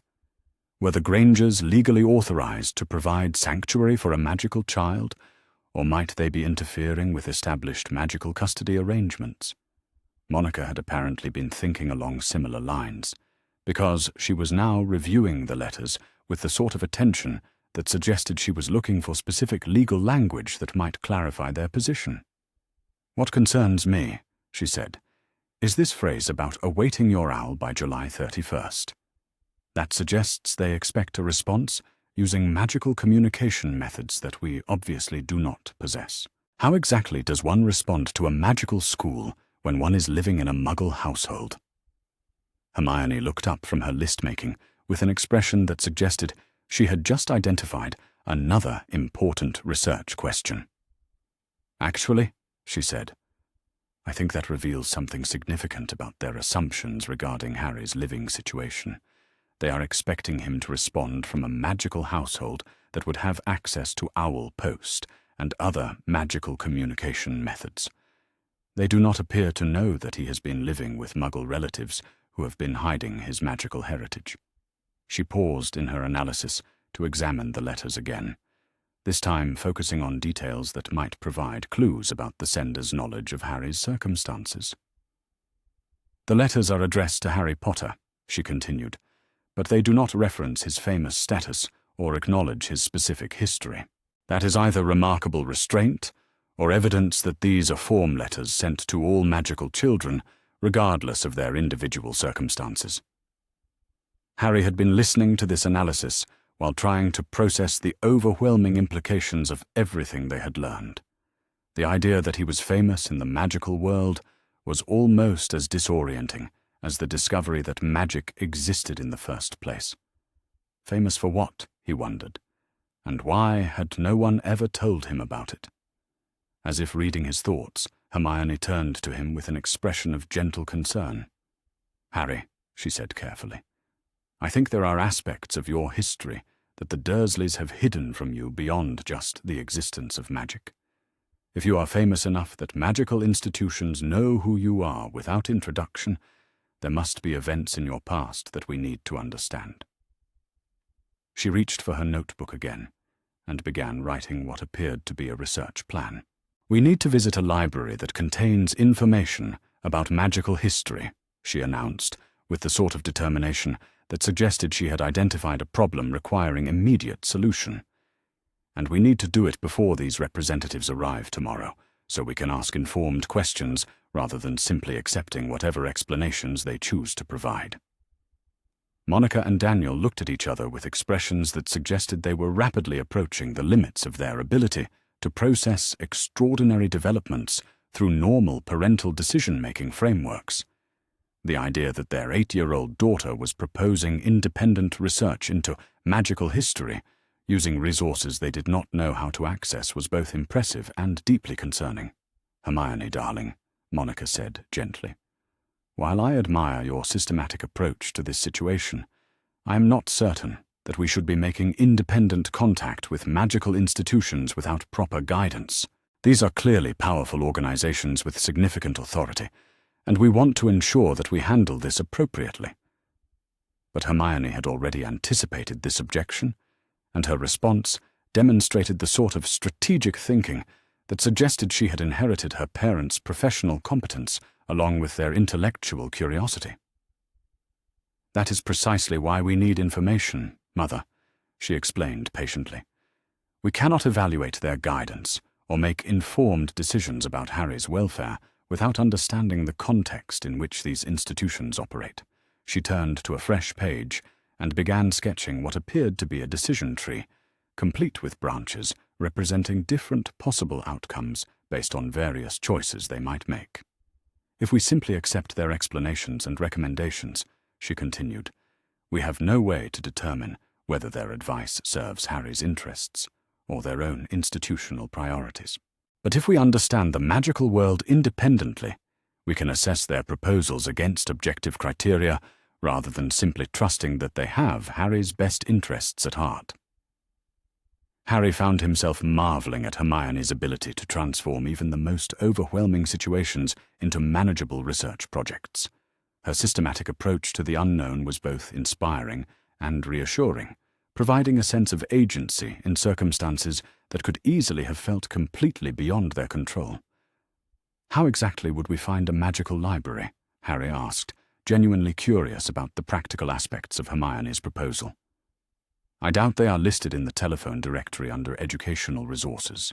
Hermione's smile suggested that she had already considered this logistical challenge and developed potential solutions. "Actually," she said, pulling out a map of London that she had apparently been consulting for some time, "I have been conducting research into locations of unexplained phenomena in the Greater London area. There are several sites that demonstrate anomalous properties that might indicate magical significance." She pointed to marks on the map, indicating places where strange events had been reported consistently over multiple years. "These locations show patterns of unusual activity that suggest they might serve as access points to magical spaces," she explained. "If we can identify the correct entry method, we should be able to locate magical resources independently." The kitchen fell silent as everyone contemplated the implications of this proposal. The idea that they might be able to access magical London through hidden entrances scattered throughout the ordinary city was both thrilling and potentially dangerous. They had no training in magical protocols, no understanding of magical law, and no guarantee that they would be welcome in magical spaces. But they also had 2 children with extraordinary abilities who deserved access to appropriate education and protection, along with a growing body of evidence that established magical authorities might not have these children's best interests as their primary concern. The choice between accepting guidance from unknown magical institutions and pursuing independent investigation was not an easy one. But it was becoming increasingly clear that passive acceptance of whatever options they were offered might not be the safest course of action. Daniel had been reviewing Hermione's maps and analysis, and his expression suggested that her research methodology was sound, even if her proposed application raised significant safety concerns. "If we are going to pursue independent investigation," he said finally, "we should do it systematically and with appropriate safety precautions. And we should be prepared to retreat quickly if we encounter situations beyond our ability to handle." Monica nodded in agreement, though her expression suggested she was still processing the extraordinary nature of the conversation they were having. "I think," she said slowly, "that we have moved well beyond normal parenting decisions into territory that requires a completely different approach to risk assessment and child protection." She looked at Harry with an expression of fierce determination that reminded him powerfully of Hermione's intensity when she was solving difficult problems. "But I also think," Monica continued, "that Harry deserves to understand his heritage and his options before making any commitments to institutions that may not have provided him with complete information." Hermione had returned to her notebook and was now developing what appeared to be a detailed plan for their investigation, complete with timing, safety protocols, and contingency procedures. "If we leave early tomorrow morning," she announced, "we can conduct preliminary research and return home before the representatives arrive in the afternoon. That will give us enough information to ask meaningful questions without appearing to challenge their authority directly." Harry felt a surge of gratitude toward the Granger family that was almost overwhelming in its intensity. 3 days ago, he had been locked in a cupboard, convinced that his strange abilities were evidence of fundamental wrongness that deserved punishment and concealment. Now he was sitting at a kitchen table with people who not only accepted his magical nature, but were prepared to help him investigate it systematically and claim agency over his own future. "Are you certain you want to do this?" Harry asked, looking at each of the Grangers in turn. "This could be dangerous, and I would understand if you decided it was too much to take on." Monica's response came without hesitation, delivered with the sort of gentle firmness that Harry was beginning to associate with genuine parental protection. "Harry," she said, "you are part of this family now, and this family makes decisions together based on what is best for all of us. Your welfare is not negotiable, and your right to understand your heritage and make informed choices about your future is not optional." Daniel nodded in agreement, his expression conveying the sort of quiet determination that Harry imagined he brought to complex dental procedures that required patience and precision. "We will face this together," he said simply, "and we will make sure you have the information and support you need to choose your own path forward." Hermione looked up from her planning with an expression of satisfaction that suggested she had successfully organized their investigation into manageable steps with clear objectives and measurable outcomes. "Tomorrow," she announced, "we discover what the magical world has been hiding from us, and then we decide what we want to do about it." As evening sunlight filled the Granger kitchen with golden warmth, and the family settled into their normal evening routine of homework and preparation for the following day, Harry felt something settling in his chest that he had never experienced before. It was not just safety, though he was certainly safer here than he had ever been with the Dursleys. It was not just acceptance, though the Grangers had embraced both his magical abilities and his complicated history without reservation. What Harry felt, sitting at the kitchen table while Hermione planned their expedition into magical London, and Monica and Daniel discussed the practical implications of raising a magical child, was something that he had never understood was missing from his life. It was the sense of belonging somewhere, that his presence was wanted rather than tolerated, where his questions were encouraged rather than punished, where his future was considered important enough to fight for. Tomorrow would bring their first direct contact with the magical world that had hidden itself from his awareness for 8 years. There would be representatives from powerful institutions, questions about his education and his legal status, decisions that would shape the entire trajectory of his life. But tonight, Harry Potter was exactly where he belonged, in a kitchen filled with people who cared about him, planning an adventure that would help him understand who he was and what he might become. And for the first time in his 8 years of existence, that felt like magic enough. The leaky cauldron was not what Harry Potter had expected from his first glimpse of magical London, though in fairness, he had no frame of reference for what magical establishments should look like. The pub appeared to be actively attempting to discourage customers through a combination of architectural neglect and what could charitably be described as atmospheric squalor. The wooden floors creaked ominously underfoot, the windows were so grimy that sunlight struggled to penetrate their surface, and the general ambience suggested that the management had given up hope of attracting patrons who possessed alternatives. But what truly captured Harry's attention was not the pub's deliberate embrace of disrepair, but rather the complete indifference of the London pedestrians who walked past its entrance as though it simply did not exist. Hermione had noticed this phenomenon as well, and she was already documenting it in her notebook with the sort of analytical precision that suggested she had developed theories about magical concealment methods during their brief observation period. "It is some form of perceptual barrier," Hermione explained quietly as they stood across the street from the pub's entrance, her voice carrying the excitement of someone who had just witnessed confirmation of a particularly elegant hypothesis. Non-magical people cannot see it, which means there are active spells designed to hide magical locations from Muggle observation.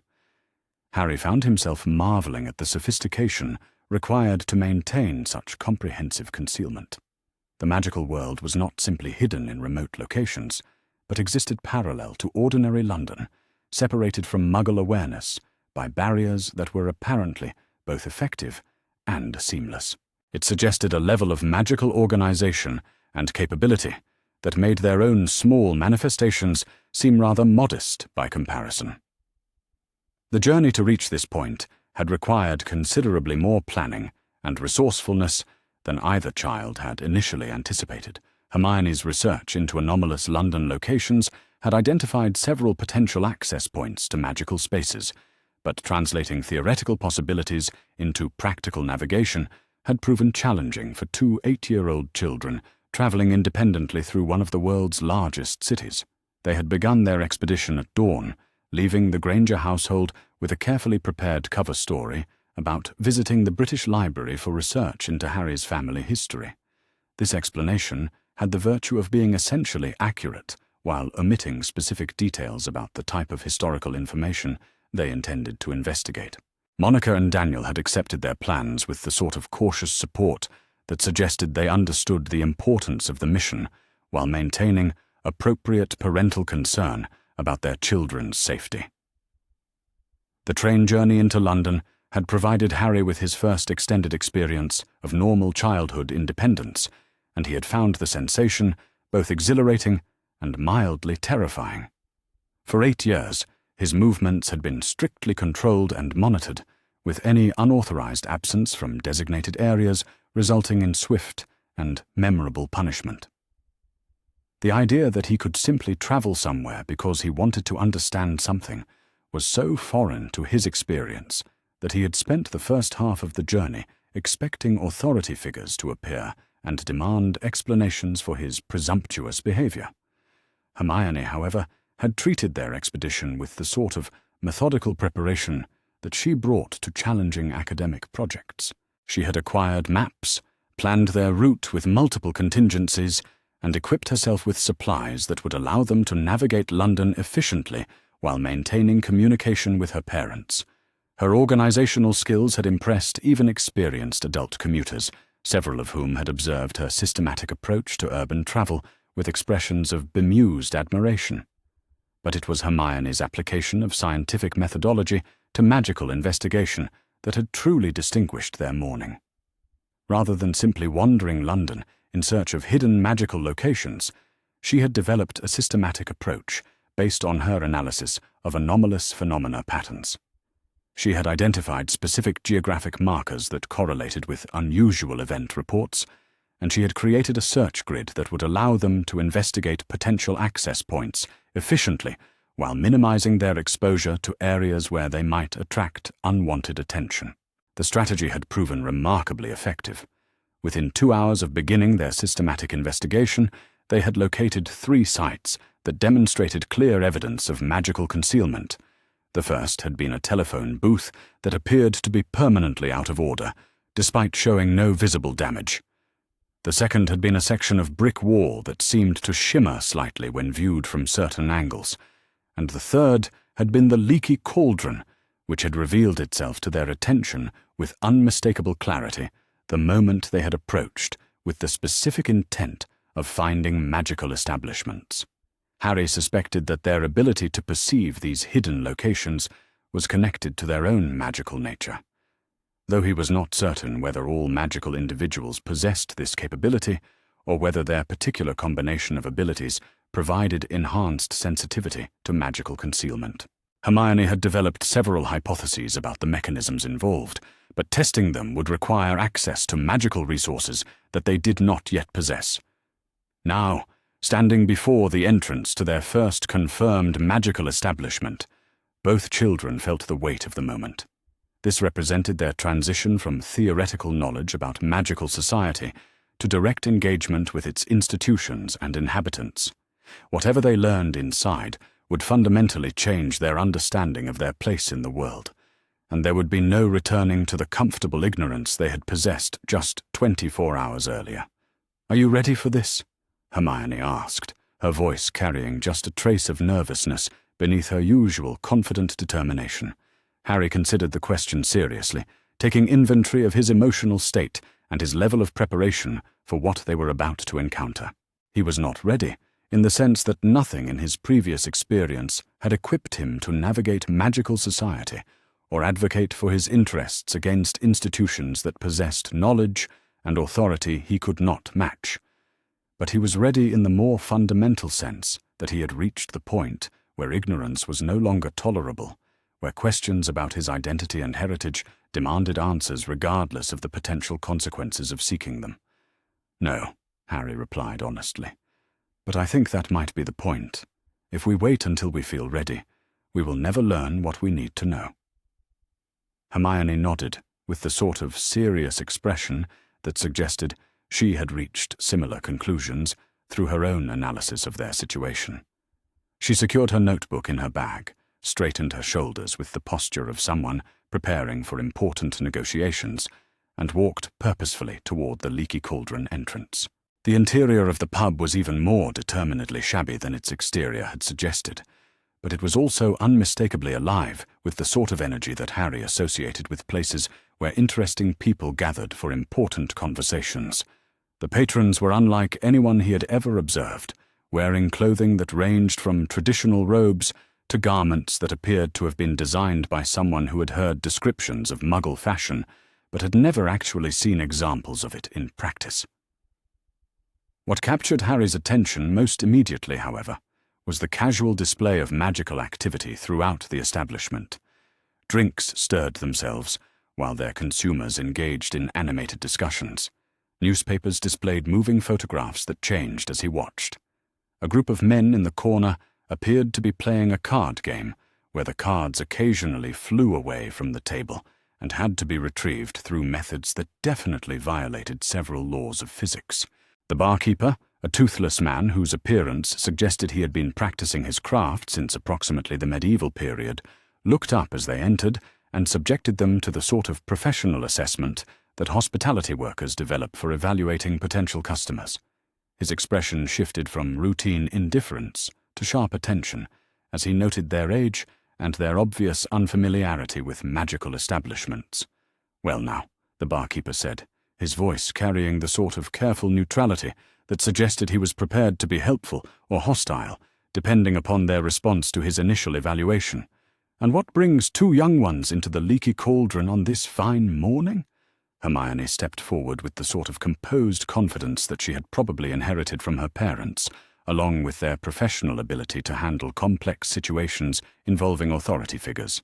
"Good morning," she said politely, employing the diplomatic skills that had served her well in previous encounters with adults who might or might not be inclined to take children seriously. "We are hoping to visit Diagon Alley to conduct some research, but we are not certain about the proper procedures for gaining access." The barkeeper's expression suggested that this request raised several questions about their background and their authority to conduct independent magical business.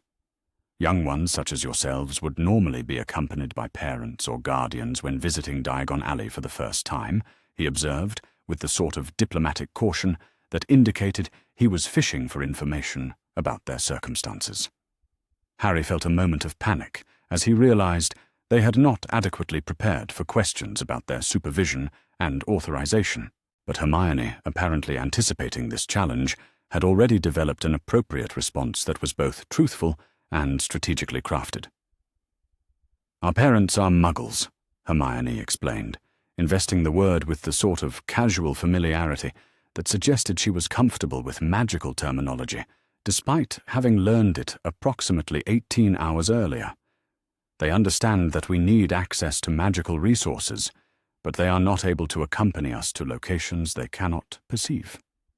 We are conducting preliminary research before meeting with representatives from magical institutions later today."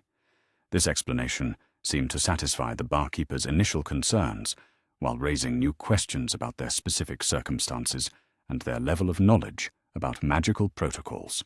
He studied them with increased interest, apparently trying to determine whether they represented potential problems or simply unusually independent magical children navigating the complexities of mixed magical and Muggle families. "Representatives from magical institutions," the barkeeper repeated thoughtfully. "That sounds like official business of some importance. And you are hoping to gather information before these meetings to ensure you understand your situation properly."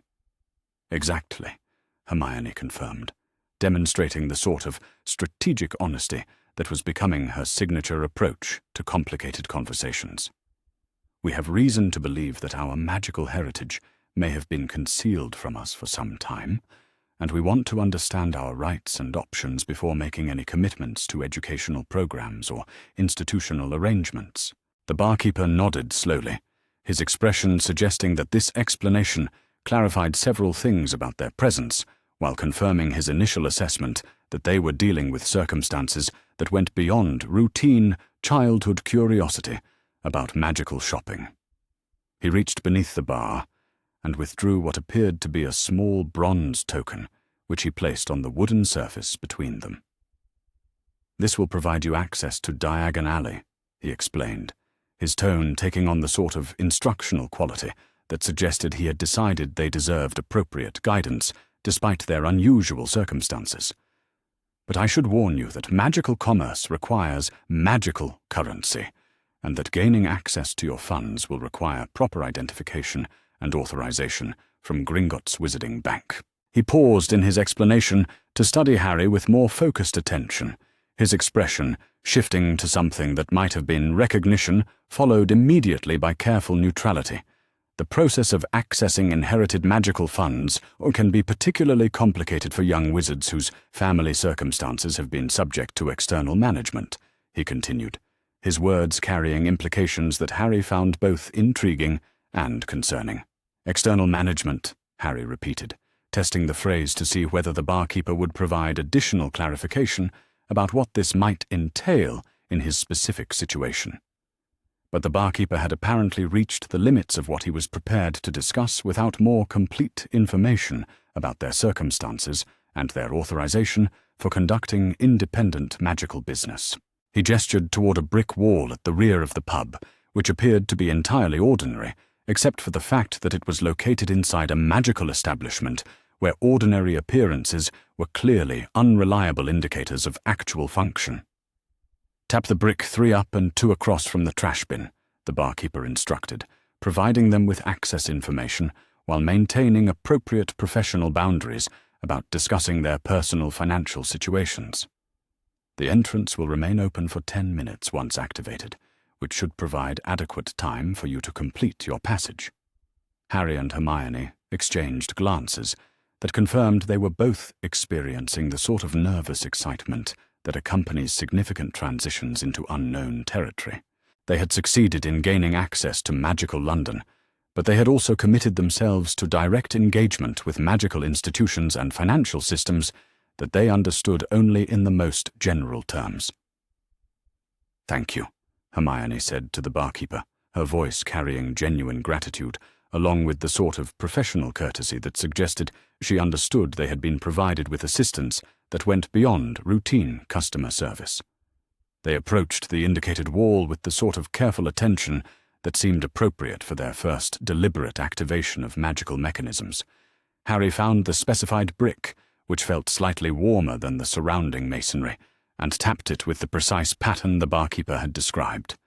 The transformation that followed was both gradual and dramatic, as the solid brick wall began rearranging itself into an archway that revealed a bustling street scene beyond.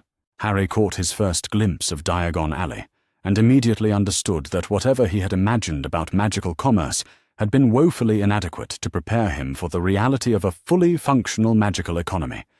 The street stretched ahead of them like something from a particularly vivid dream, lined with shops whose window displays demonstrated casual violations of physical laws that would have sent Muggle scientists into extended periods of theoretical crisis.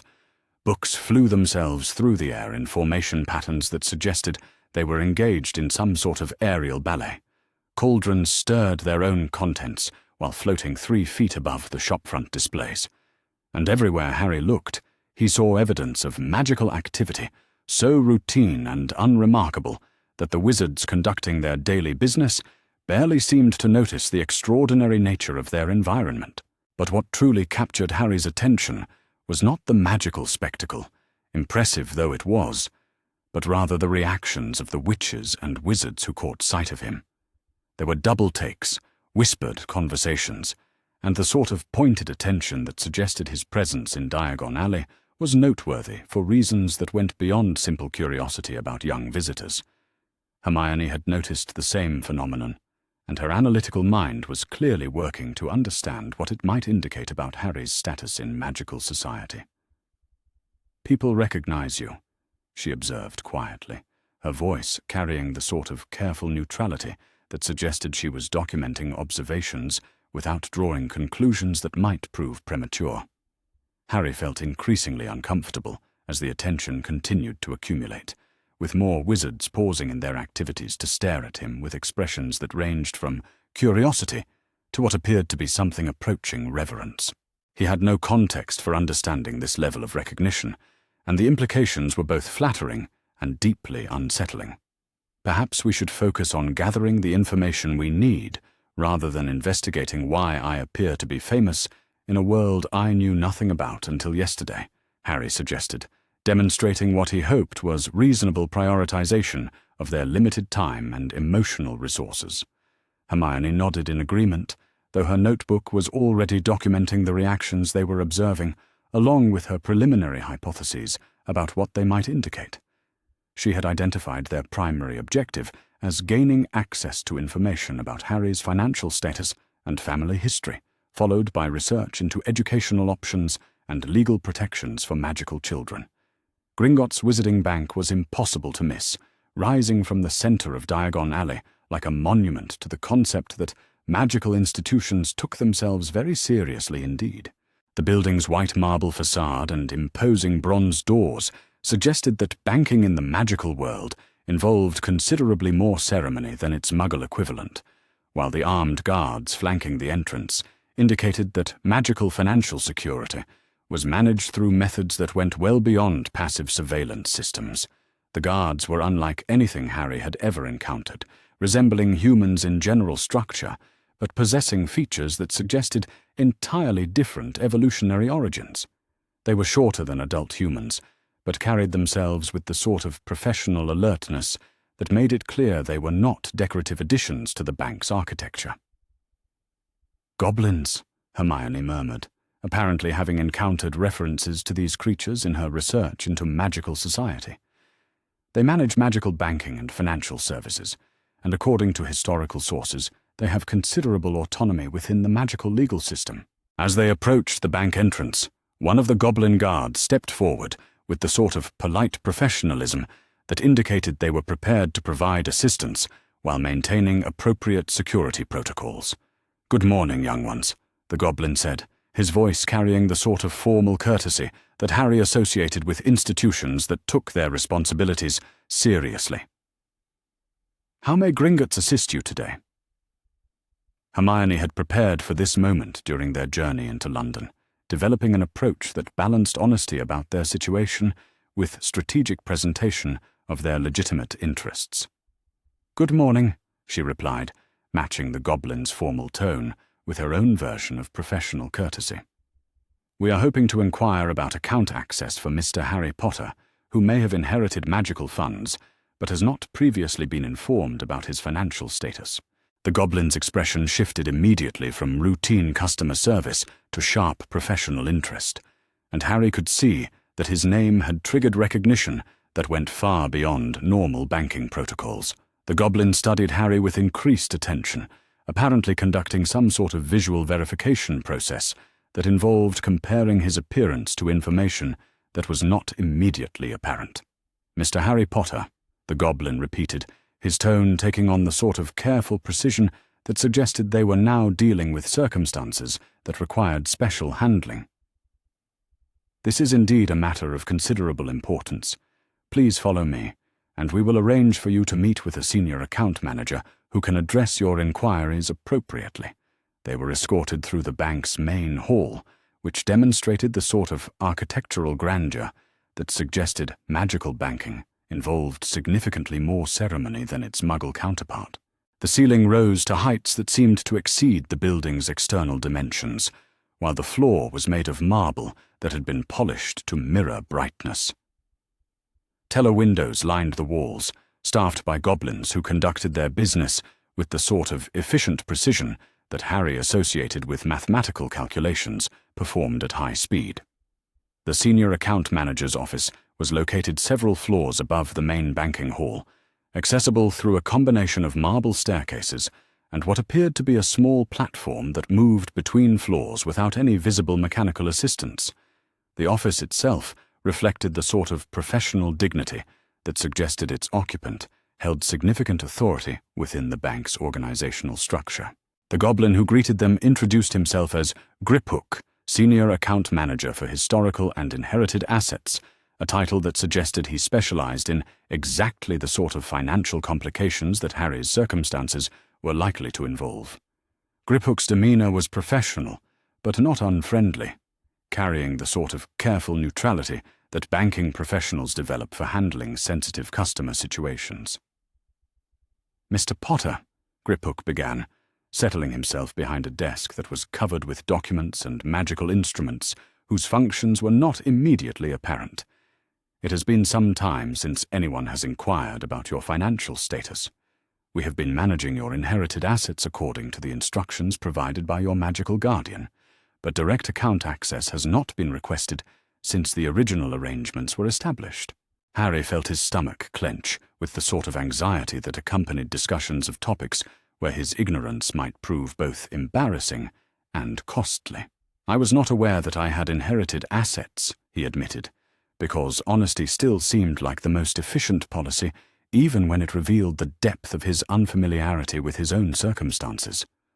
"Or that I had a magical guardian who was authorized to provide instructions about their management." Griphook's expression suggested that this admission confirmed suspicions he had already developed about Harry's level of information regarding his magical heritage and financial status. "The lack of communication about your inheritance is highly irregular," he observed, his tone carrying professional concern that went beyond routine customer service. "Magical guardianship arrangements typically include provisions for educating beneficiaries about their financial resources and involving them in management decisions as they reach appropriate ages." He retrieved several documents from his desk drawers, spreading them across the surface, where Harry and Hermione could see the evidence of financial transactions that had apparently been conducted on Harry's behalf without his knowledge or consent. "These records," Griphook explained, "show the management of your inherited estate over the past 8 years, including expenditures authorized by your appointed guardian and investment decisions made according to established protocols." Hermione had produced her notebook and was documenting the information with her usual systematic precision, but Harry could see that her analytical mind was processing implications that were making her increasingly concerned about the nature of these financial arrangements. "The expenditures appear to be primarily related to your maintenance and care," Griphook continued, indicating line items that showed regular payments to what appeared to be the Dursley household.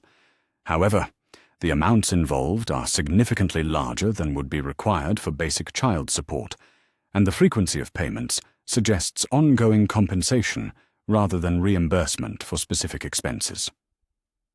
Harry stared at the financial records, trying to understand what he was seeing while processing the implications of Griphook's careful explanations. The Dursleys had been receiving money, substantial amounts of money, in exchange for providing him with care that had been systematically neglectful and often actively harmful. "They were being paid to take care of me," Harry said slowly, his voice reflecting the sort of disbelief that accompanies revelations about systematic deception that has been maintained for years. Griphook nodded with the sort of professional sympathy that banking personnel develop for delivering unwelcome financial information to customers who have been poorly served by previous management. "The payments were arranged through your magical guardian and were intended to ensure that your physical needs were met according to appropriate standards," he confirmed. But Hermione had been studying the records with the sort of analytical attention that she brought to complex mathematical problems, and her analysis was revealing discrepancies that raised additional questions about the appropriateness of these financial arrangements. "These payment amounts would be adequate to support a child in comfortable circumstances," Hermione observed, her voice carrying the sort of controlled anger that suggested she was working hard to maintain professional composure. "But Harry's actual living conditions have been systematically inadequate, which means the funds were not being used for their intended purpose."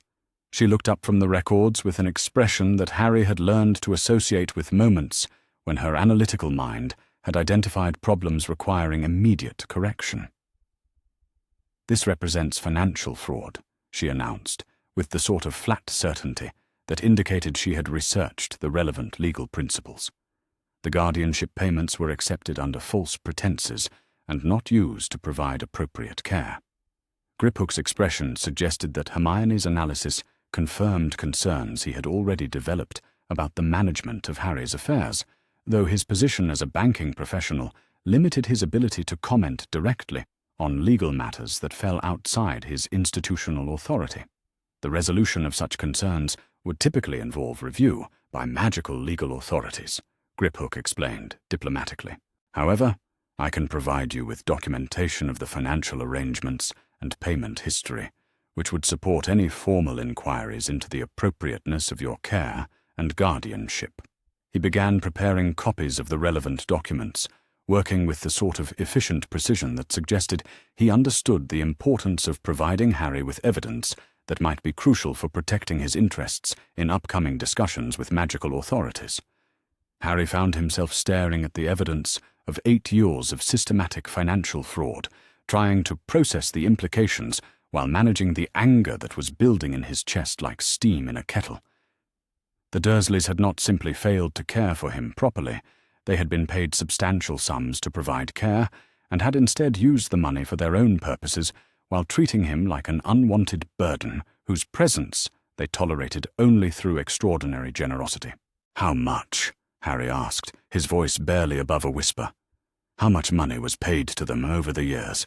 Griphook consulted his records with professional precision, calculating totals with the sort of mathematical accuracy that banking institutions required for all financial reporting.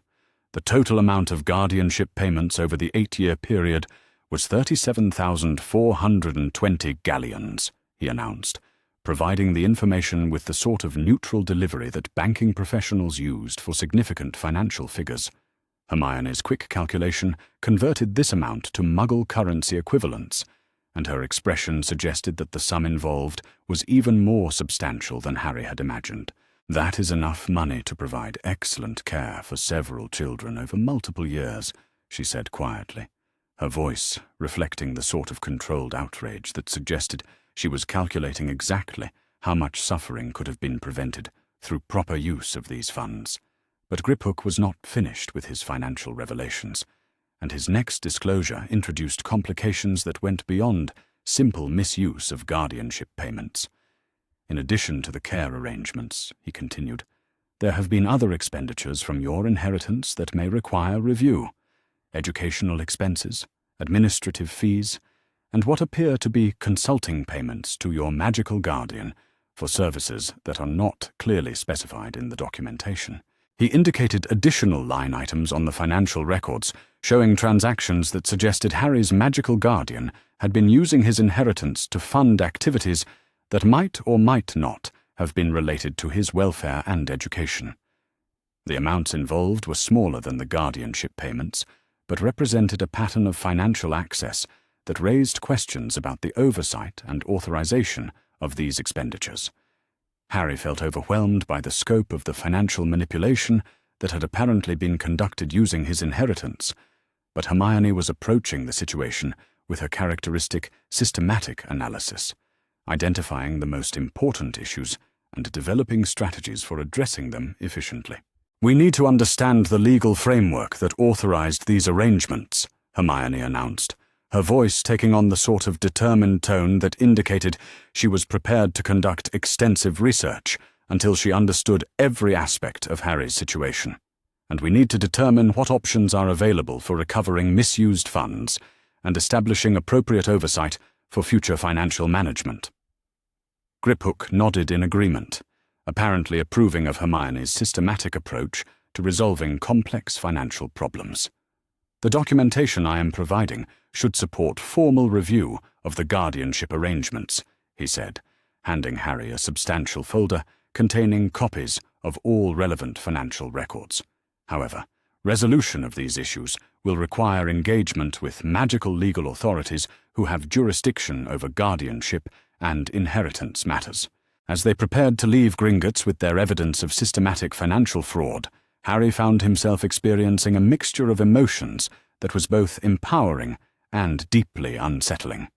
He now had proof that his treatment by the Dursleys had been not only abusive but also criminal in the technical sense, involving theft of funds that had been provided specifically for his welfare. But he also understood that this evidence would inevitably lead to confrontations with magical authorities who had either failed to monitor the guardianship arrangements adequately or had been deliberately complicit in maintaining a situation that served someone's interests rather than his own. As they emerged from Gringotts into the bustling activity of Diagon Alley, both children felt the weight of the information they had gathered and its implications for the meetings they would face later that afternoon. They now understood that Harry's circumstances involved not just child abuse and educational neglect, but systematic financial fraud conducted under the authority of magical institutions that were supposed to protect his interests.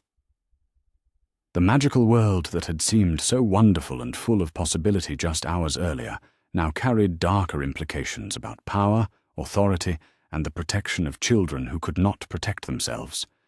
But it also offered the possibility of justice, accountability, and the opportunity for Harry to claim agency over his own future in ways that had never been available to him before. Together, armed with evidence and determination, they prepared to return to Little Whinging and the conversations that would determine whether the magical world would continue to control Harry's life or whether he would finally be free to choose his own path forward. The restricted section of the magical library that Hermione had discovered during their extended exploration of Diagon Alley was not a place designed for casual browsing. The books themselves seemed to possess a level of awareness that made Harry profoundly uncomfortable, their bindings shifting slightly when observed directly, and their pages rustling with sounds that suggested whispered conversations in languages he did not recognize. Some volumes were chained to the shelves with what appeared to be actual iron restraints, while others were encased in glass that hummed with barely audible magical energy.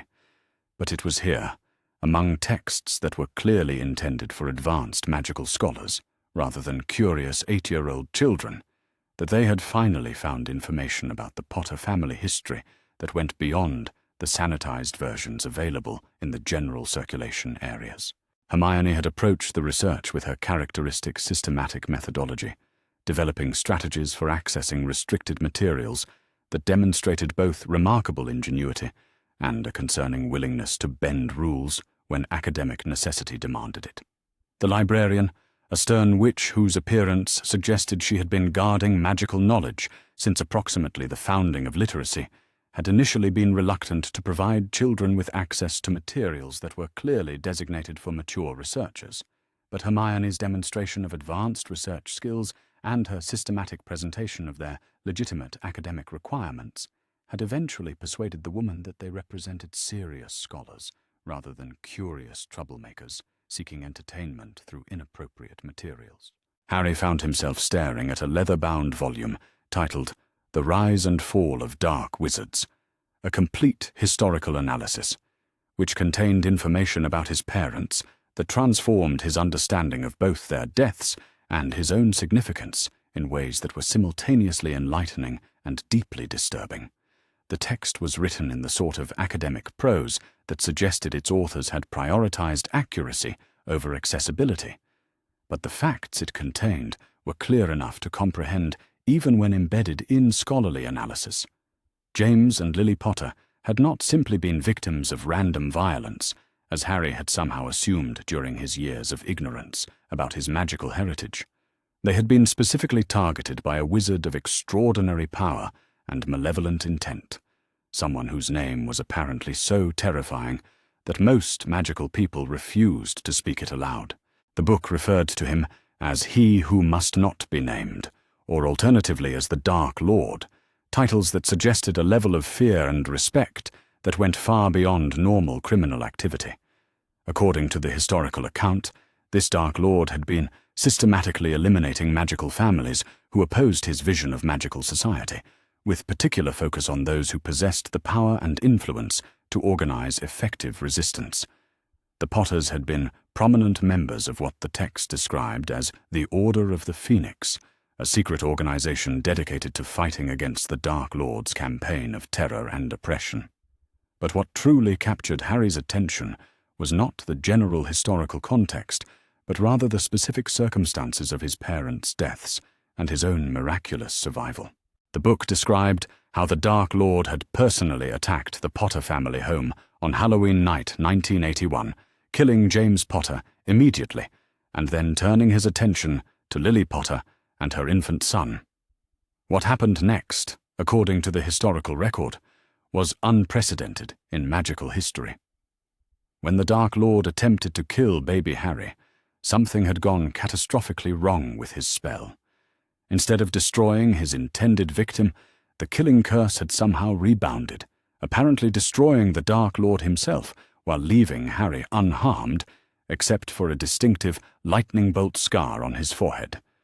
This event had not only saved Harry's life, but had apparently ended the Dark Lord's reign of terror, liberating the magical world from years of fear and oppression. The infant who had survived the unsurvivable had become famous throughout magical society as the boy who lived, a title that carried expectations and significance that Harry was only now beginning to understand. Hermione had been reading over his shoulder, documenting the key points in her notebook, while developing theories about the magical mechanisms that might have protected Harry from a spell that was supposedly impossible to survive. Her analysis focused on the repeated references to his mother's sacrifice and the protection that her death had somehow provided, though the text was frustratingly vague about the specific magical principles involved. "It explains why people recognize you," Hermione observed quietly, her voice reflecting the sort of careful neutrality that suggested she was working to remain analytical despite the emotional weight of the information they were processing. "You are not just famous, you are historically significant. The magical world considers you responsible for ending the most dangerous dark wizard in recent history." Harry felt overwhelmed by the implications of this revelation, struggling to reconcile his understanding of himself as an unwanted burden who deserved punishment for his fundamental wrongness with this new identity, as someone whose very existence had apparently saved countless lives. The cognitive dissonance was so profound that he found himself questioning whether they had somehow misunderstood the historical accounts, or whether the books contained inaccuracies about events that had occurred only 8 years earlier. But the documentation was extensive and internally consistent, with multiple sources providing similar accounts of the same events from different perspectives. There were detailed analyses of the political situation leading up to the Potter family's deaths, comprehensive discussions of the Dark Lord's methods and motivations, and careful examinations of the magical principles that might have allowed an infant to survive a killing curse that had never previously failed. What disturbed Harry most profoundly, however, was not the revelation of his parents' heroic deaths, or even his own unwitting role in ending a dark wizard's reign of terror. What truly unsettled him was the growing realization that this information had been deliberately concealed from him by people who were supposed to be protecting his interests and ensuring his proper development. The book also contained information about the aftermath of the Dark Lord's apparent death and the arrangements that had been made for Harry's care and protection. According to the historical record, Harry had been placed with his Muggle relatives specifically because his mother's sacrifice had created blood protections that would keep him safe as long as he lived with family members who shared her bloodline. This protection had been arranged and maintained by Albus Dumbledore, who was described in the text as the chief warlock of the Wizengamot, supreme mugwump of the International Confederation of Wizards, and headmaster of Hogwarts School of Witchcraft and Wizardry. The title suggested someone of extraordinary authority and influence within magical society, someone whose decisions about Harry's welfare would carry significant weight with other magical institutions. But the more Harry read about Dumbledore's role in arranging his placement with the Dursleys, the more questions arose about the wisdom and ethics of these arrangements. The text indicated that Dumbledore had personal knowledge of the Dursleys' character and attitudes toward magic, having observed them during his investigation into suitable placement options for Harry. According to the historical account, Dumbledore had concluded that growing up away from magical society would be beneficial for Harry's development, allowing him to mature without the complications that might arise from fame and attention. The plan had apparently been to keep Harry ignorant of his magical heritage until he was old enough to attend Hogwarts, at which point he would be gradually introduced to magical society under appropriate supervision and guidance. Hermione had been taking notes throughout their research, but her documentation had evolved from simple factual recording to increasingly pointed analysis of the decision-making process that had shaped Harry's childhood. Her systematic approach to evaluating the information was revealing patterns and implications that were making her progressively more concerned about the motivations behind these arrangements. "The reasoning appears to be fundamentally flawed," Hermione announced, her voice carrying the sort of controlled anger that suggested she was working hard to maintain scientific objectivity while processing information that challenged her basic assumptions about adult competence and child protection. Keeping Harry ignorant of his heritage did not protect him from fame and attention. It simply ensured that he would be unprepared to handle them when they inevitably occurred. She turned to a fresh page in her notebook and began outlining what appeared to be a systematic critique of the placement decision, complete with analysis of the foreseeable consequences of various policy choices and evaluation of alternative approaches that might have achieved similar protective goals without imposing such costs on Harry's development. More importantly, Hermione continued, the blood protection could have been maintained while providing Harry with appropriate care and education. The magical literature contains numerous references to protective arrangements that do not require systematic neglect and abuse as essential components. Harry found himself staring at this analysis, feeling anger building in his chest that was different from the desperate rage he had experienced during his worst moments with the Dursleys. This was not the helpless fury of someone being subjected to inexplicable cruelty, but rather the focused indignation of someone who was beginning to understand that his suffering had been preventable, and that adults with the power to help him had chosen not to intervene. The historical texts also contained information about prophecies, which apparently played significant roles in magical conflicts and political decision-making. According to several sources, there had been a prophecy concerning the Dark Lord, and a child who would be born with the power to defeat him. The prophecy had been made before Harry's birth, and had identified him as the child in question, though the specific details of the prediction were not included in the publicly available historical accounts. This information introduced additional complications into Harry's understanding of his circumstances, suggesting that his placement with the Dursleys might have been influenced not just by protective considerations, but also by strategic planning for a potential future conflict. If magical authorities believed that Harry might eventually need to confront the Dark Lord again, his childhood experiences might have been deliberately designed to shape his character and capabilities in ways that would serve those future purposes.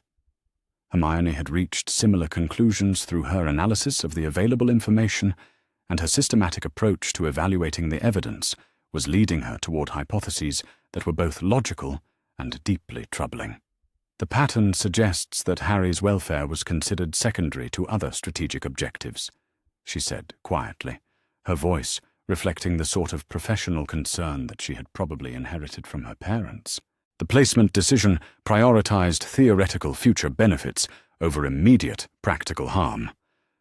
But the most disturbing revelation came from a section of text that discussed the magical monitoring systems used to track underage wizards and ensure their safety.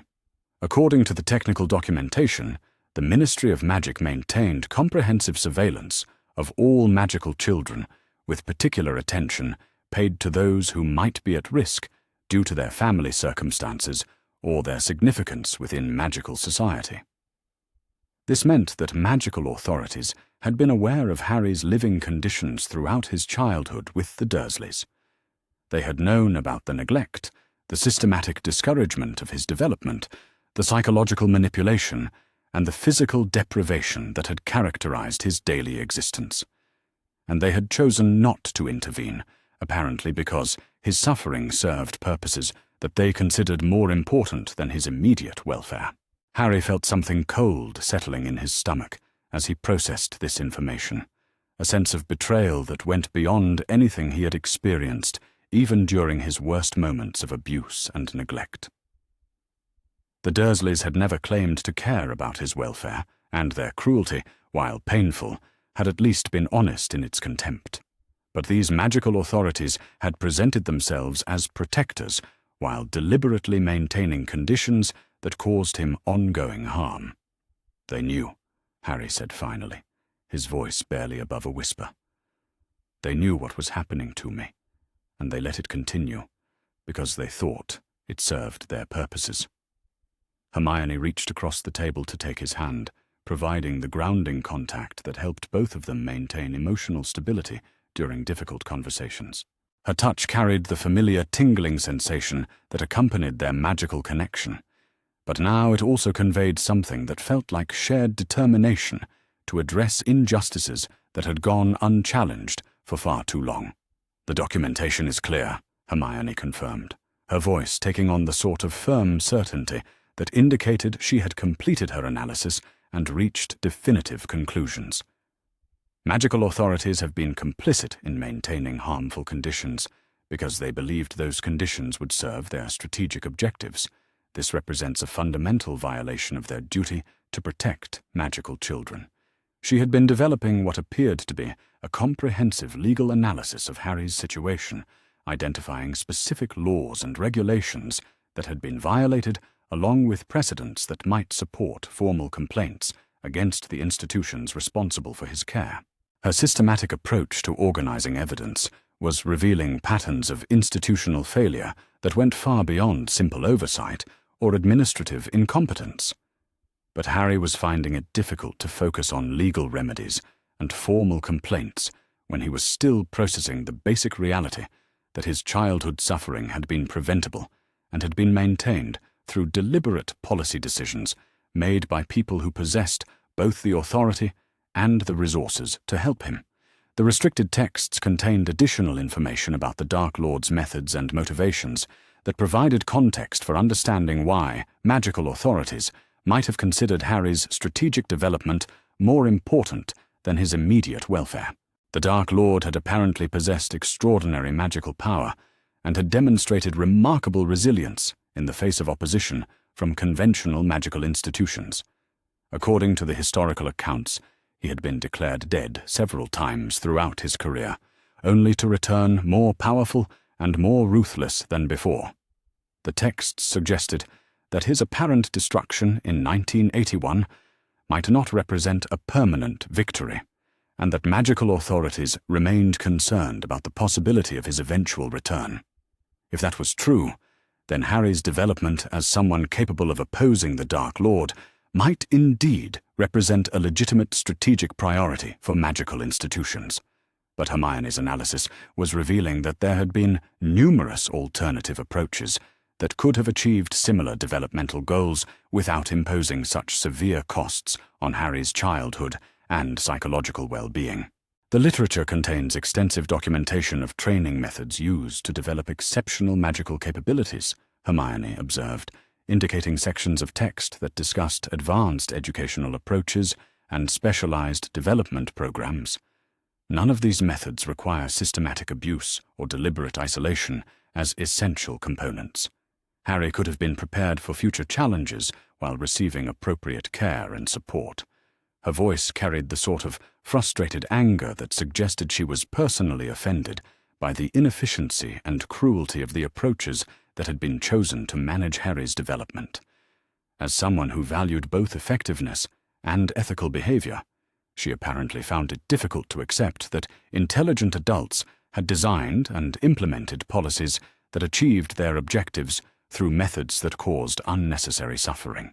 But perhaps the most troubling aspect of their research was not what they had discovered about Harry's past, but rather what they had learned about the expectations and assumptions that would shape his future interactions with magical institutions.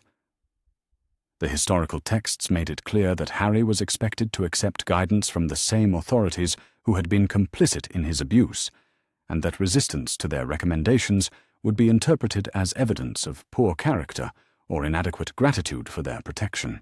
The entire system was designed to maintain his dependency on institutions that had demonstrated their willingness to sacrifice his welfare for their strategic objectives.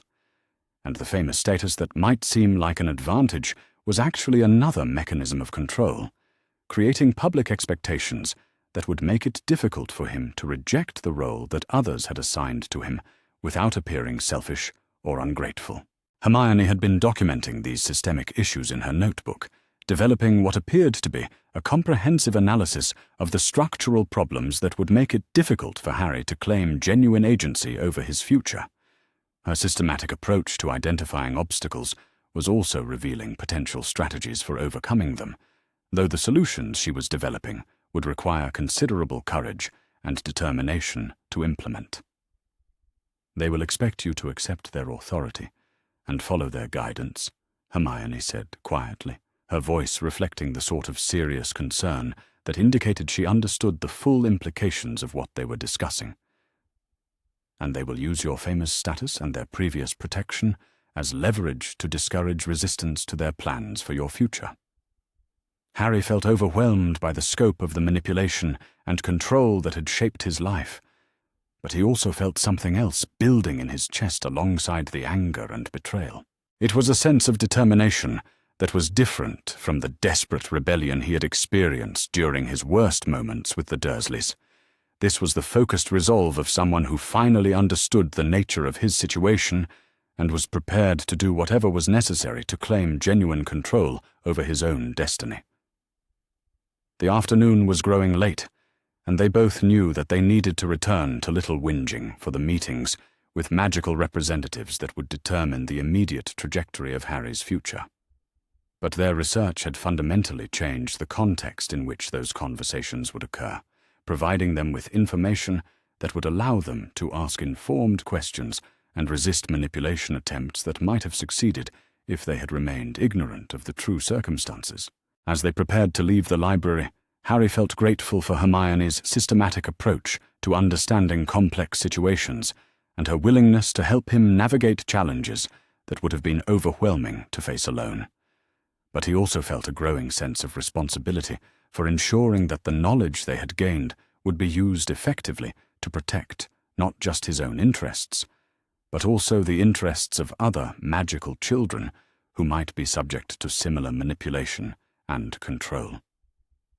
The journey back to Surrey provided time for both children to process the information they had gathered and develop strategies for the difficult conversations that awaited them.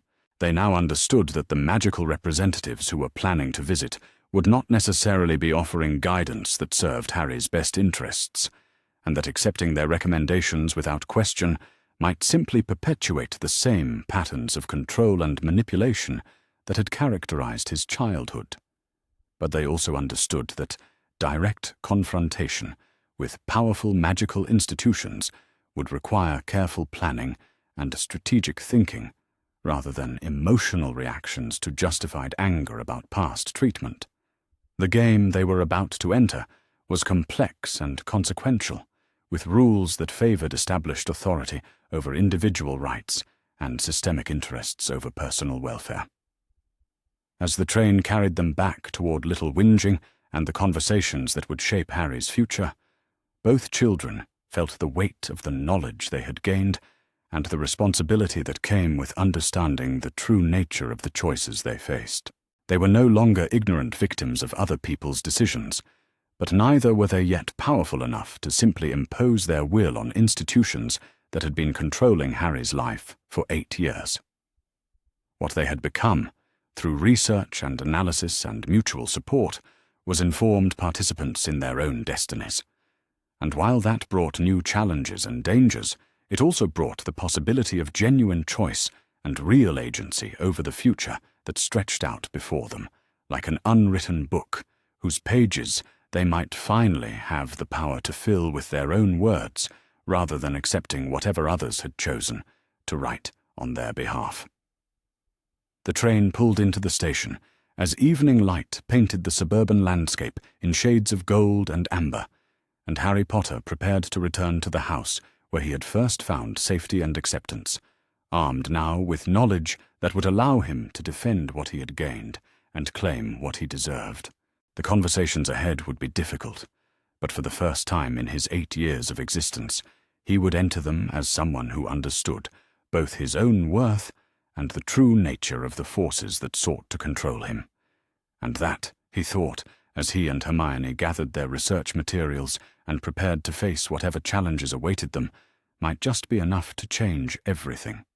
The arrival of Albus Dumbledore at number 7 Privet Drive was preceded by the sort of atmospheric disturbance that typically accompanies the presence of individuals who possess extraordinary magical power and consider themselves exempt from conventional social protocols.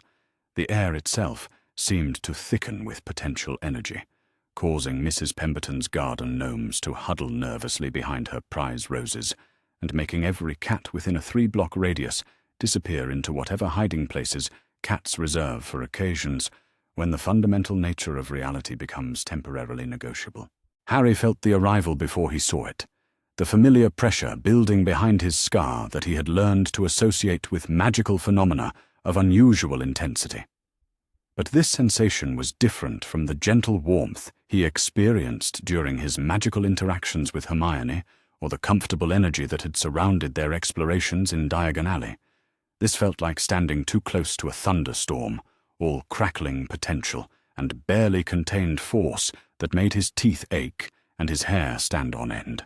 Hermione had positioned herself at the kitchen window with her notebook and a pair of binoculars that her father had provided for conducting systematic observations of whatever magical representatives might appear. Her documentation had evolved beyond simple note-taking to include detailed sketches, behavioral analysis, and what appeared to be strategic assessment of potential threat levels based on observable magical signatures. "He is not attempting to conceal his approach," Hermione observed, her voice carrying the sort of clinical detachment that she employed when analyzing phenomena that might be dangerous but were undeniably fascinating from a research perspective. "The magical energy signature is being projected deliberately, probably as a demonstration of authority and power." Harry joined her at the window, and together they watched as a figure materialized at the end of Privet Drive with the sort of dramatic flair that suggested he was accustomed to making impressive entrances and expected them to be properly appreciated. The man was tall and thin, with silver hair and beard that reached nearly to his waist, wearing robes that appeared to have been designed by someone who believed that subtle elegance was vastly inferior to unmistakable magnificence. But what truly captured Harry's attention was not the visitor's theatrical appearance, but rather the way his presence seemed to affect the entire neighborhood. Streetlights flickered in sequence as he walked. Flowers turned to follow his progress like organic surveillance systems, and the very air around him shimmered with energies that made ordinary suburban reality seem suddenly fragile and temporary. Albus Dumbledore, Hermione identified with the sort of certainty that indicated she had been conducting extensive research into the physical appearance and behavioral patterns of significant magical figures. Chief Warlock of the Wizengamot, Supreme Mugwump of the International Confederation of Wizards, and Headmaster of Hogwarts School of Witchcraft and Wizardry. The titles rolled off her tongue with the precision of someone who had memorized not just the man's official positions, but also their historical significance and the scope of authority they represented. This was not simply a school administrator coming to discuss educational options, but rather one of the most powerful individuals in magical society, someone whose decisions could reshape institutions and whose recommendations carried the weight of law in many magical jurisdictions. Monica and Daniel had positioned themselves in the living room with the sort of careful preparation that dental professionals brought to complex procedures that required both technical expertise and diplomatic skill. They had reviewed the financial documentation from Gringotts, studied the legal research that Hermione had compiled, and developed what appeared to be a systematic approach to protecting Harry's interests, while maintaining appropriate respect for magical authority. The doorbell rang with a sound that seemed to resonate through the house with unusual persistence, as though the simple mechanical chime had been temporarily enhanced to ensure that it could not be ignored or dismissed. Harry felt his stomach clench with the familiar anxiety that accompanied situations where powerful adults were about to make decisions about his future. But this time, the nervousness was accompanied by something else. A sense of preparation and agency that came from understanding both his own worth and the true nature of the forces that sought to control him. Daniel answered the door with the sort of professional courtesy that he typically reserved for patients who required complex treatment plans, while Monica remained in the living room with Harry and Hermione, providing both moral support and witness to whatever conversations might unfold. The Grangers had agreed that transparency would be their primary strategy, ensuring that all discussions occurred in the presence of multiple witnesses, and that Harry would be included as an active participant, rather than simply the subject of decisions made by others. "Professor Dumbledore," Daniel said formally, extending his hand in greeting while maintaining the sort of composed demeanor that indicated he was prepared for whatever complications might arise during this meeting. "Thank you for coming to discuss Harry's situation. Please join us in the living room where we can address your concerns and share our own." Dumbledore's response carried the sort of benevolent authority that Harry imagined he used when addressing students who had violated school rules but were not quite important enough to warrant serious disciplinary action. "Dr. Granger," he said, his voice resonating with what appeared to be carefully modulated warmth, "I appreciate your willingness to discuss this matter, though I confess some surprise at finding young Harry in circumstances that were not part of the arrangements I had established for his protection and care." As they moved into the living room, Harry found himself studying Dumbledore with the sort of analytical attention that Hermione had taught him to apply to potentially dangerous situations. The man's physical presence was undeniably impressive, radiating confidence and authority that went far beyond simple magical power. But there was something in his manner that reminded Harry of Uncle Vernon at his most patronizing, a quality that suggested he was accustomed to having his explanations accepted without question and his decisions implemented without resistance. Dumbledore settled himself in the chair that Daniel indicated, arranging his robes with the sort of theatrical precision that suggested he was aware of the visual impact of his appearance and intended to use it strategically. His eyes, which were blue and penetrating behind half-moon spectacles, moved around the room with what appeared to be professional assessment, noting the comfortable furnishings, the family photographs, and the evident signs of a household that functioned through mutual respect and genuine affection. "I must say," Dumbledore began, his tone carrying the sort of gentle reproach that teachers used when addressing students who had made well-intentioned but misguided decisions, "I'm somewhat concerned about the irregularity of Harry's current situation. The arrangements I established for his care were designed with his safety and development in mind, and any changes to those arrangements could have consequences that might not be immediately apparent." Hermione had positioned herself where she could take notes while observing Dumbledore's body language and verbal patterns, and Harry could see that her analytical mind was already processing the implications of his opening statement. She had warned him that magical authority figures would likely begin their arguments by asserting the legitimacy of their previous decisions, while suggesting that resistance to their guidance would be dangerous and irresponsible. Monica responded with the sort of professional directness that she brought to conversations with patients who needed information delivered clearly and without unnecessary diplomatic cushioning.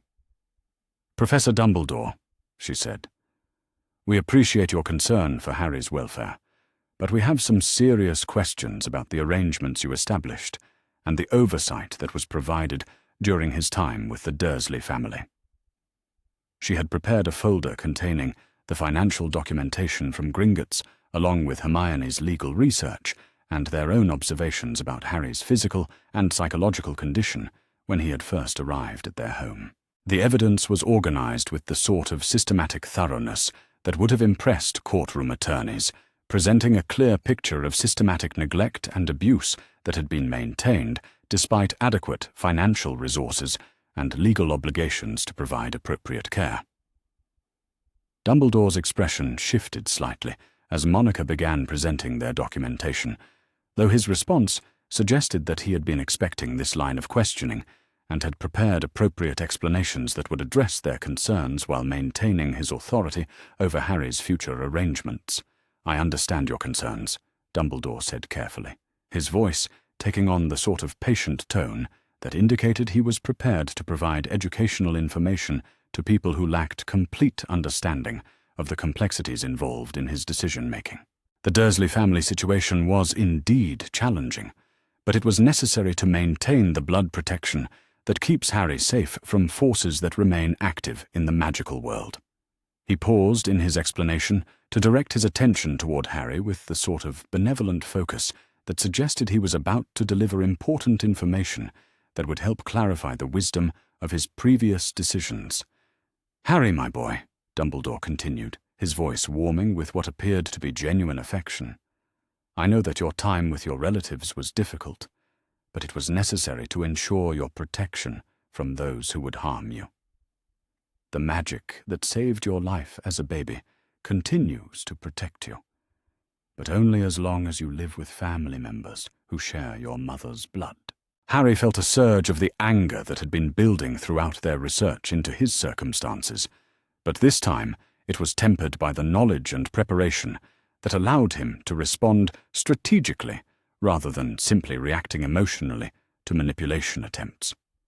"Professor Dumbledore," Harry said, his voice steadier than he had expected, given the intensity of his feelings, "we have learned about the blood protection and its requirements. But we have also learned about the financial arrangements that were made to ensure my care and the monitoring systems that track magical children's welfare. If you knew about my living conditions and chose not to intervene, then the protection came at a cost that you decided was acceptable without consulting me about whether I agreed with that assessment."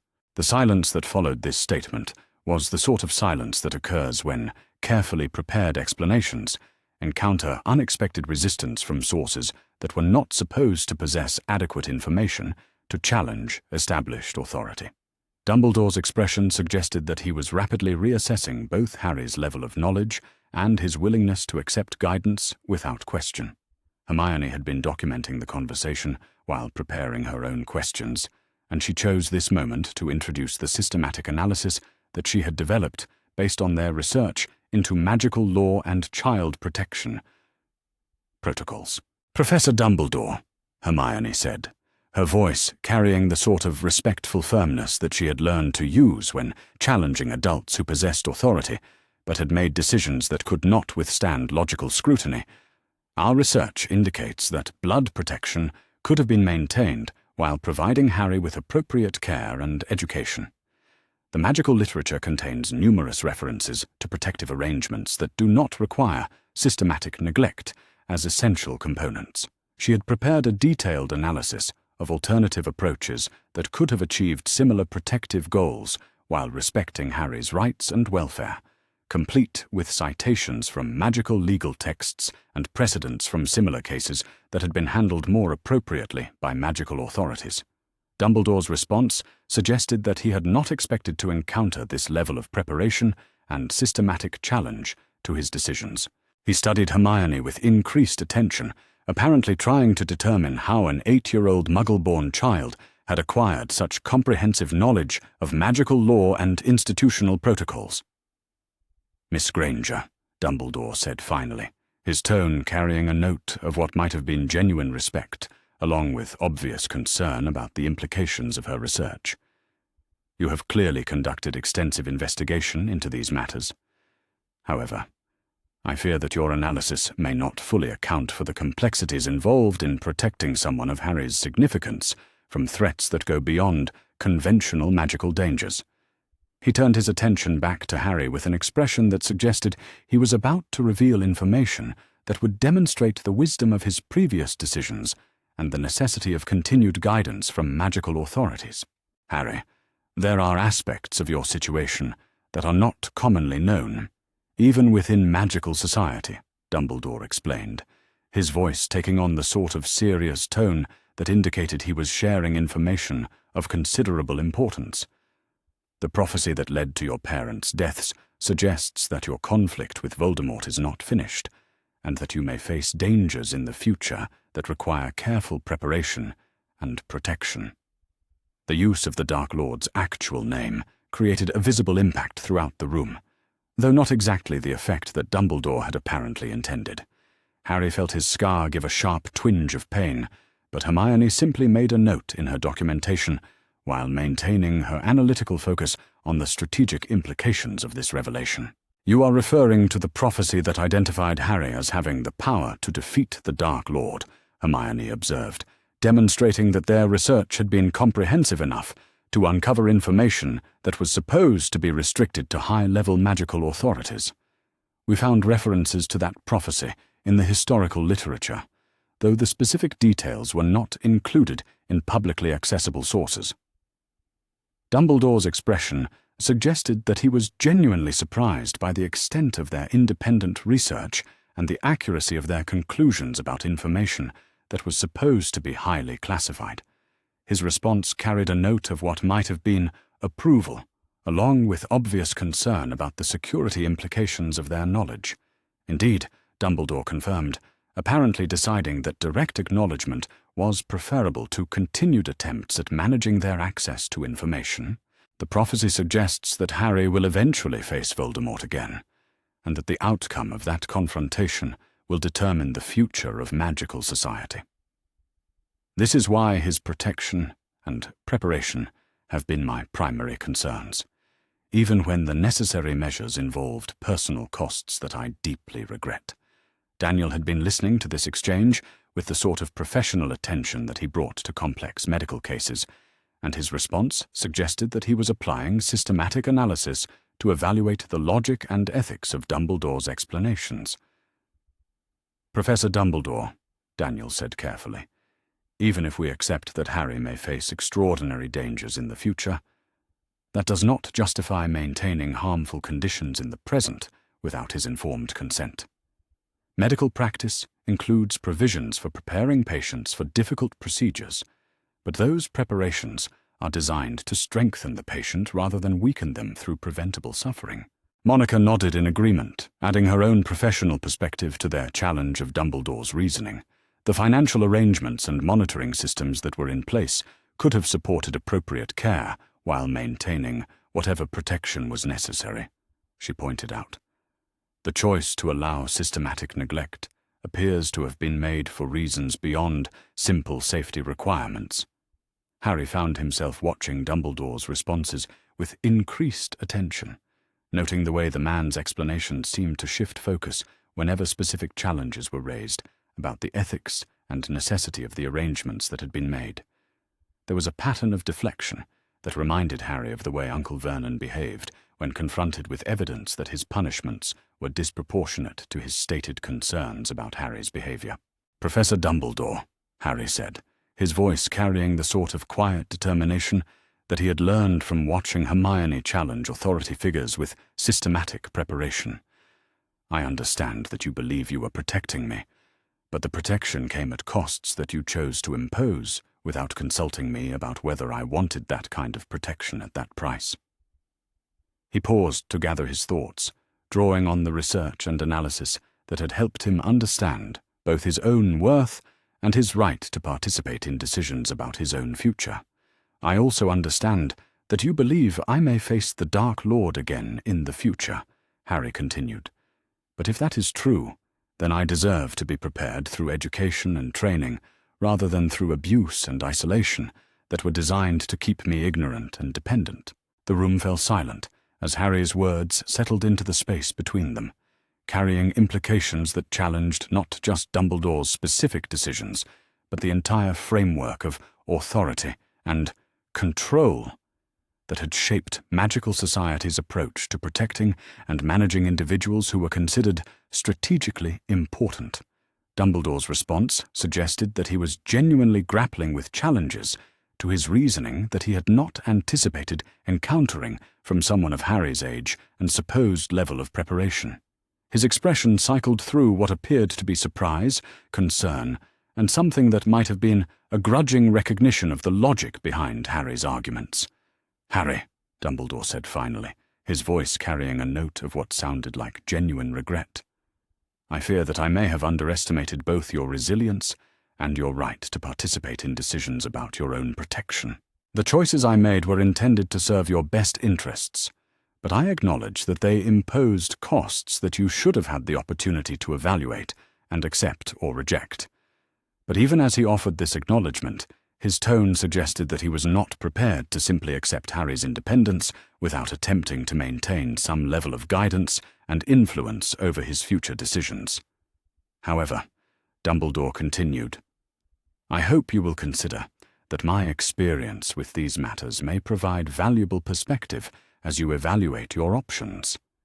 The magical world can be dangerous for someone of your significance, and the choices you make now will have consequences that extend far beyond your personal circumstances."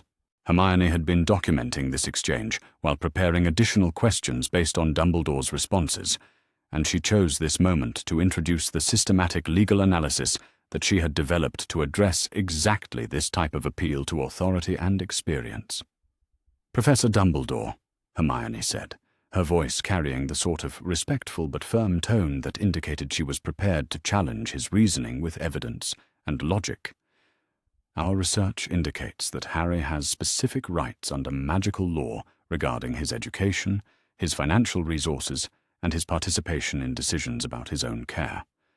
Those rights do not appear to be contingent upon accepting guidance from any particular authority figure, regardless of their experience or good intentions."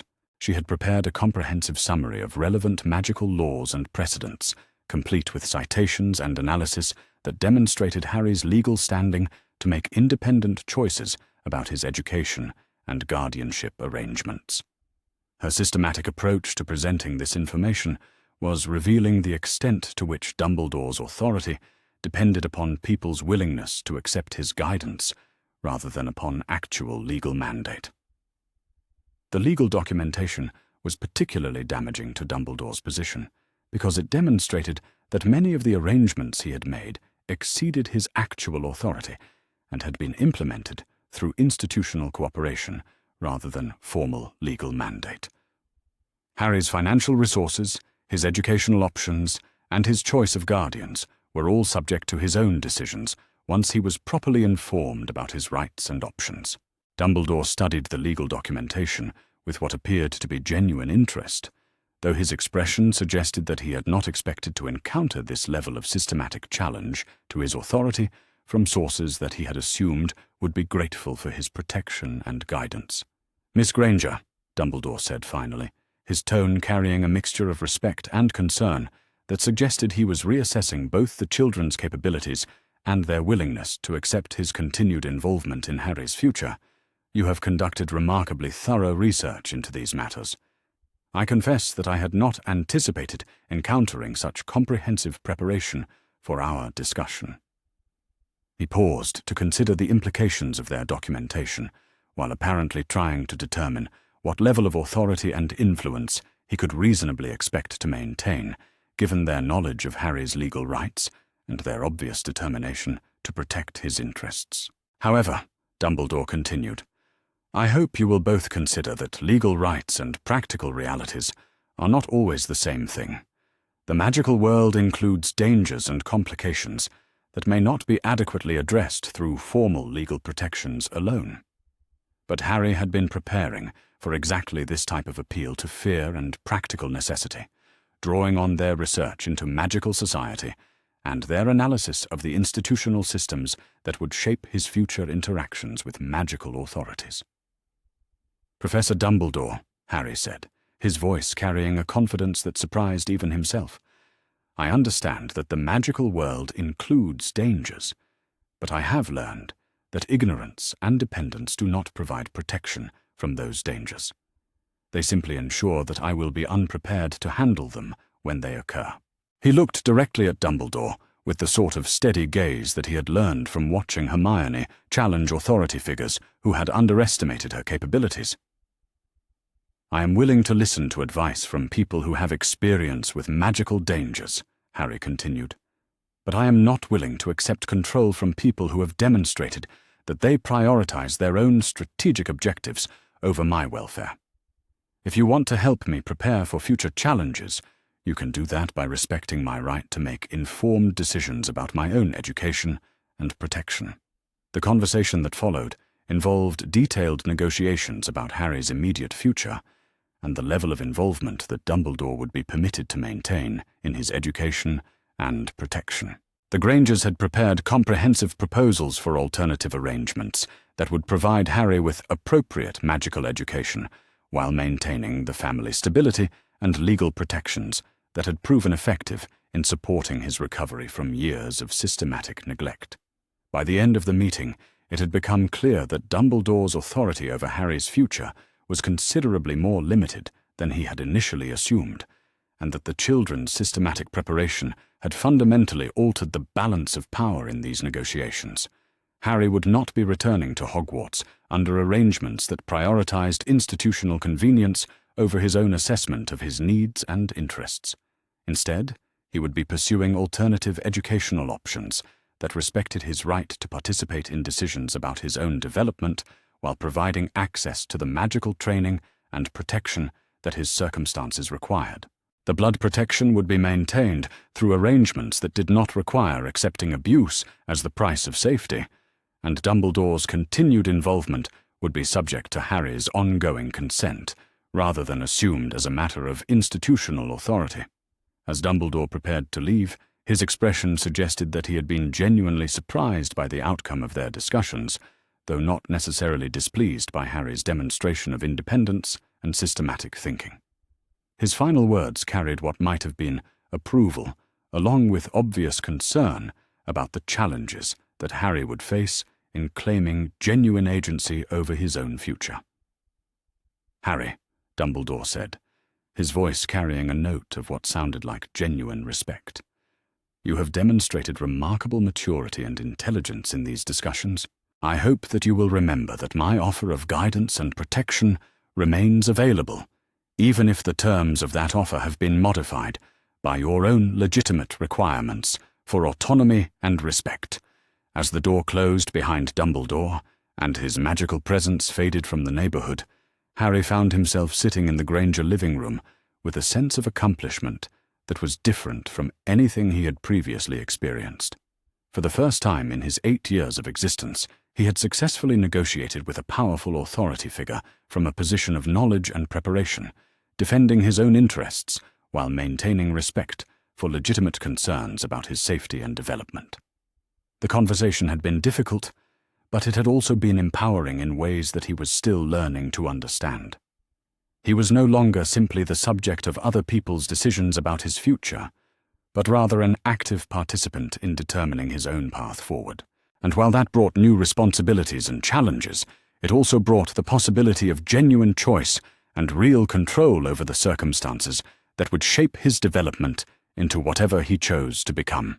Outside, the evening settled over Privet Drive with the sort of peaceful normalcy that had been absent during Dumbledore's visit, and Harry Potter prepared to begin the next phase of his journey toward independence and self-determination, supported by people who valued his welfare over their own convenience and respected his right to participate in decisions about his own destiny. The first sign that Harry Potter's refusal to accept traditional magical authority was having consequences beyond the immediate household came in the form of 2 identical red-headed young men who appeared in the Granger back garden on a Tuesday morning with the sort of casual disregard for conventional laws of physics that suggested they were either very powerful wizards or very confident that the rules of reality were more like friendly suggestions than actual limitations. Harry had been working through an advanced mathematics textbook that Hermione had procured from the university library when the air in the garden began to shimmer with the familiar sensation of magical energy being manipulated by someone with considerably more training and experience than either of the children possessed.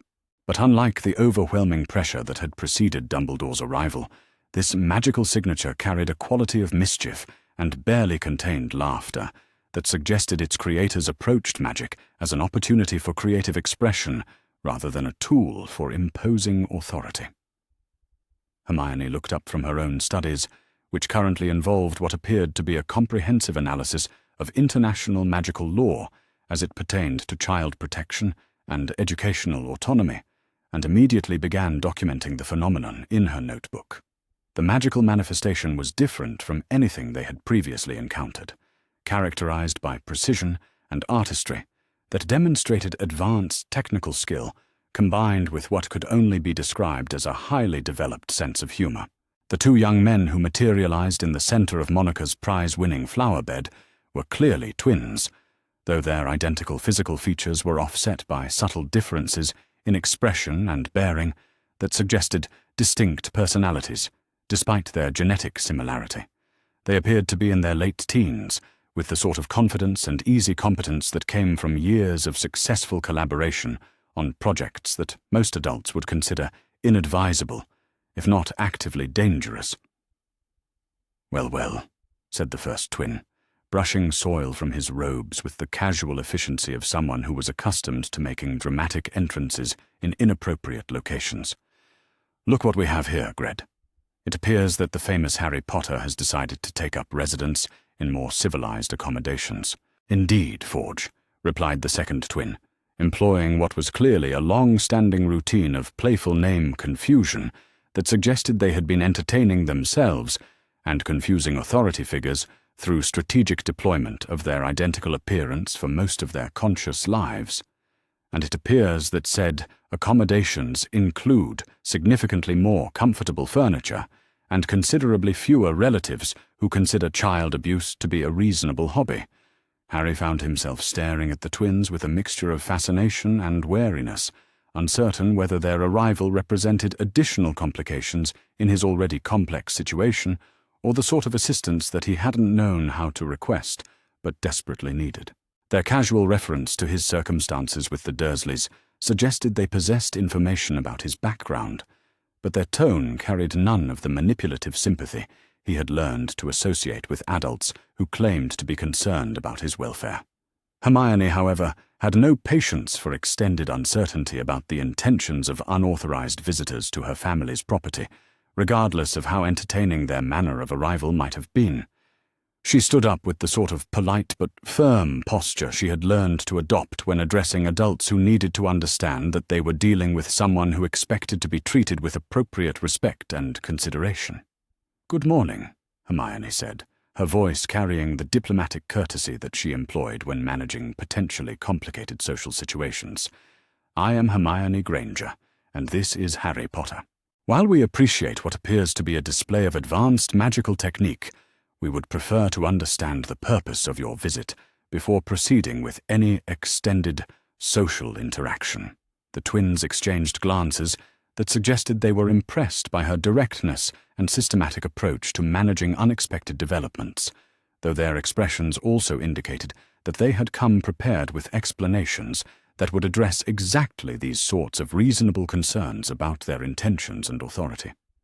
"Miss Granger," said the first twin, affecting the sort of formal courtesy that suggested he was capable of traditional social protocols when circumstances required them, "please allow us to introduce ourselves properly. We are Fred and George Weasley, fifth-year students at Hogwarts School of Witchcraft and Wizardry, and recently self-appointed members of the Harry Potter Protection Committee." "Newly formed and entirely unofficial," added his brother, apparently feeling that complete accuracy was important for establishing their credentials. "Our mission statement involves ensuring that the famous boy who lived receives appropriate support and assistance in maintaining his recently declared independence from institutional manipulation and control." Harry felt a surge of something that might have been hope, mixed with cautious curiosity, as he processed this information.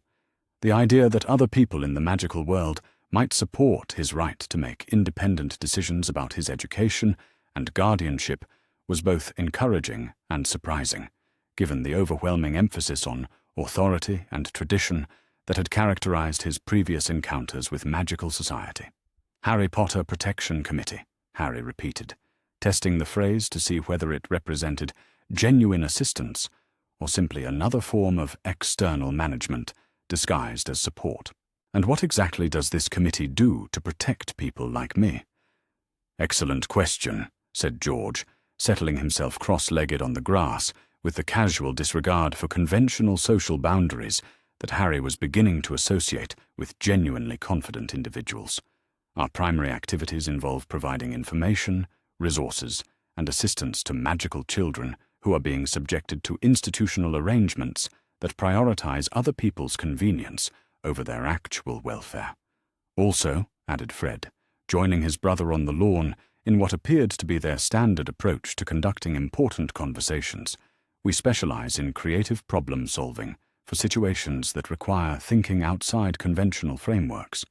For example, When traditional magical authorities insist that someone must accept their guidance for their own protection, we help identify alternative approaches that provide equivalent safety without requiring surrender of personal autonomy. Hermione had been documenting this conversation while evaluating the twins' responses for consistency and logical coherence, and her analysis was apparently leading her toward conclusions that were cautiously optimistic about their intentions and capabilities. "This committee," Hermione said carefully, "was it formed specifically in response to Harry's situation, or does it represent part of a broader initiative to address systemic problems in how magical authorities handle child protection issues?" "Both, actually," George replied with the sort of straightforward honesty that suggested he understood the importance of providing complete and accurate information when dealing with people who were capable of detecting evasion and manipulation. Harry's situation brought several ongoing concerns into sharp focus, but the underlying problems have been developing for years without adequate attention from people with the power to address them systematically. The twins had brought with them what appeared to be a comprehensive collection of information about magical families and children who were struggling with similar issues involving inappropriate guardianship arrangements, institutional overreach, and the systematic prioritization of political convenience over individual welfare.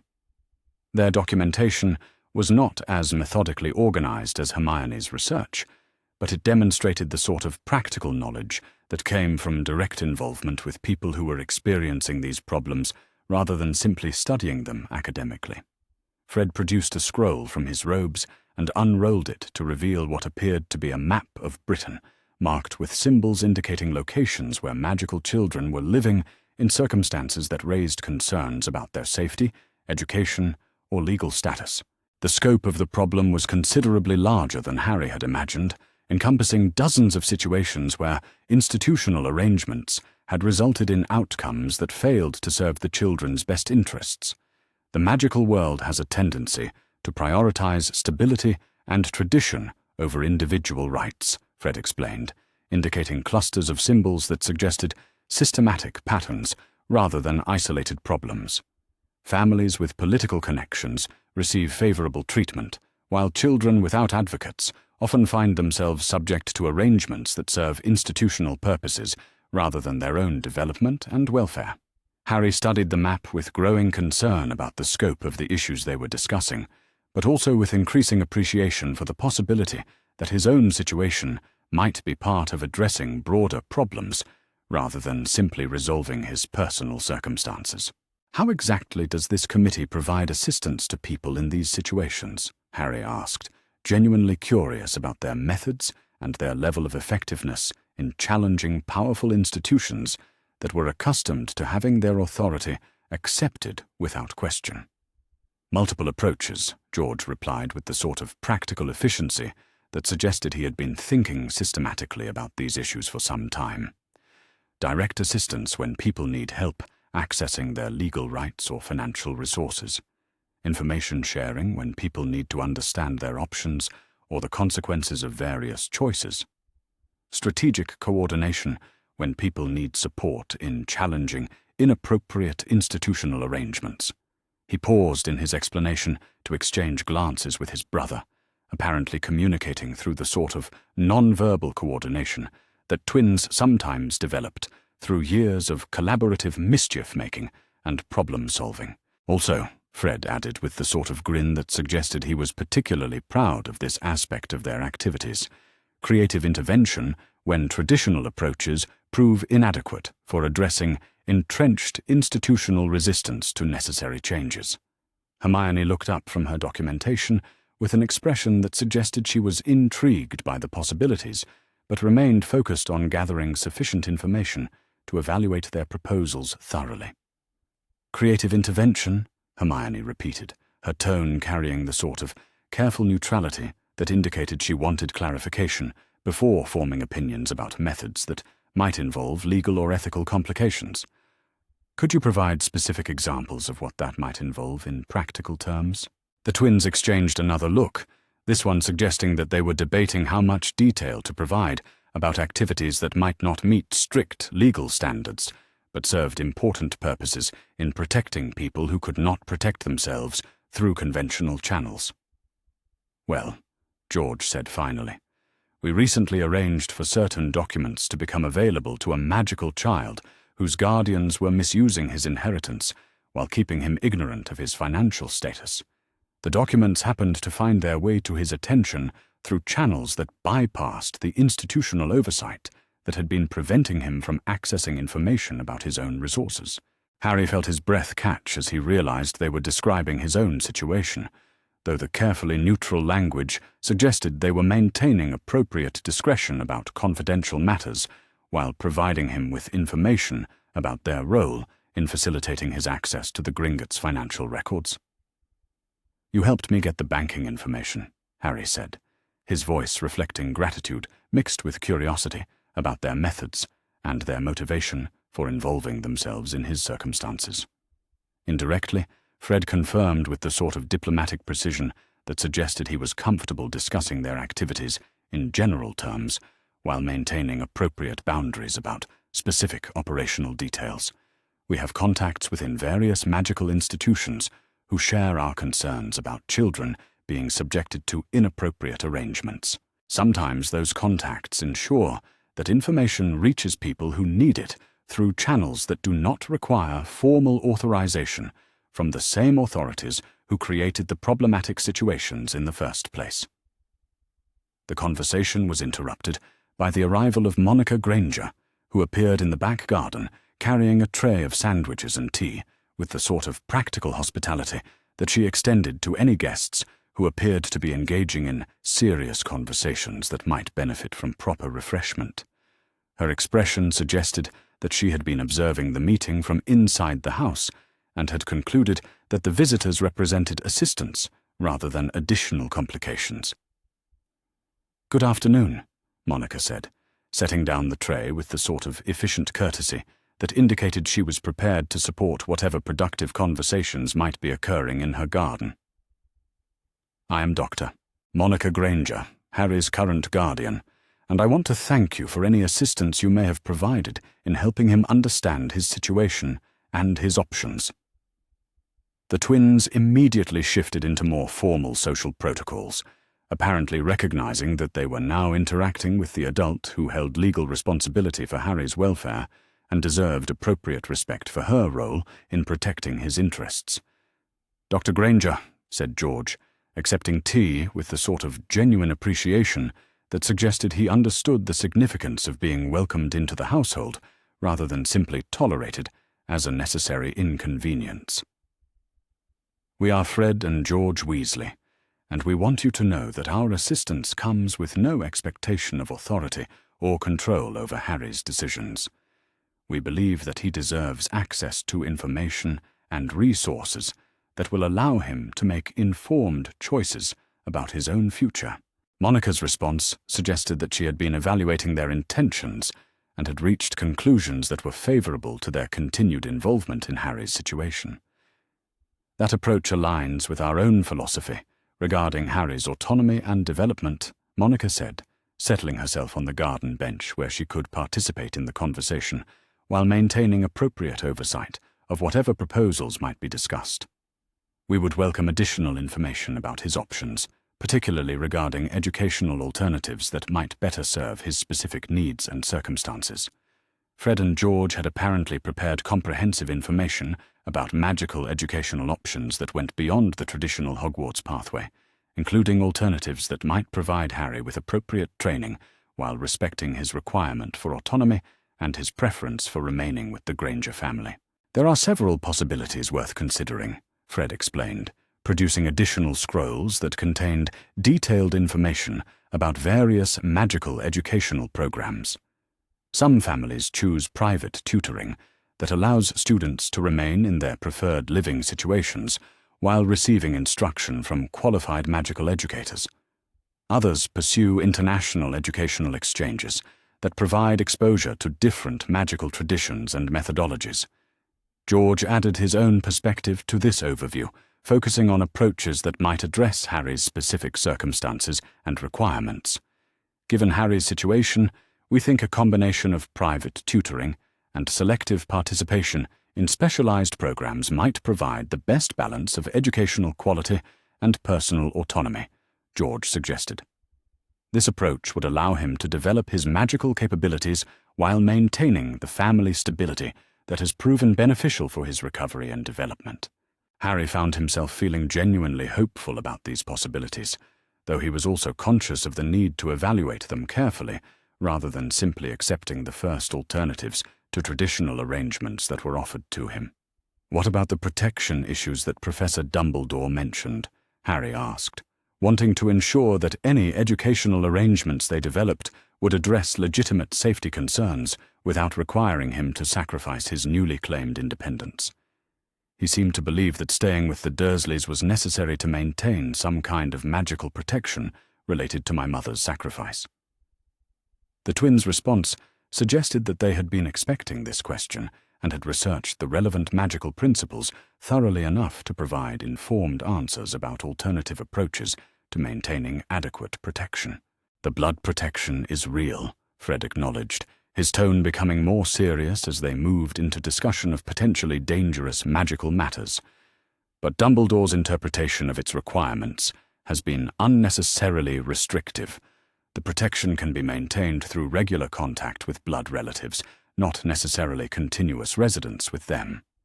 More importantly, George added, "the protection is only one of many possible approaches to magical security.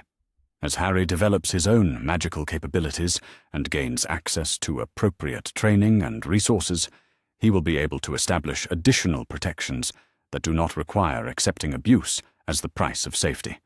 Hermione had been following this discussion with her characteristic analytical attention, and her questions demonstrated that she had been researching magical protection methods independently and had developed theories about more effective approaches to ensuring Harry's safety. "Our research suggests that the blood protection may actually be enhanced by Harry's improved physical and psychological health," Hermione observed, indicating sections of her notebook that contained detailed analysis of magical theory related to protective enchantments. "Systematic abuse and neglect would logically weaken rather than strengthen magical protections that depend upon life force and emotional resilience." The twins nodded in agreement, apparently impressed by her systematic approach to understanding complex magical principles despite her limited formal training in magical theory. "Exactly right," Fred confirmed with obvious appreciation for her analytical thinking. Dumbledore's approach prioritized maintaining the technical requirements for the blood protection while ignoring the ways that his methods were undermining Harry's overall magical development and defensive capabilities. The conversation continued throughout the afternoon, covering topics that ranged from specific educational options to broader questions about magical society and the systemic changes that might be necessary to address the institutional problems that had shaped Harry's circumstances. The twins demonstrated remarkable knowledge of magical law, educational alternatives, and the political dynamics that influenced decision-making within magical institutions. But what impressed Harry most was not their expertise, but rather their obvious commitment to respecting his autonomy while providing information and support. Unlike the other magical adults he had encountered, Fred and George seemed genuinely interested in helping him make informed decisions rather than convincing him to accept their own preferences about what choices he should make.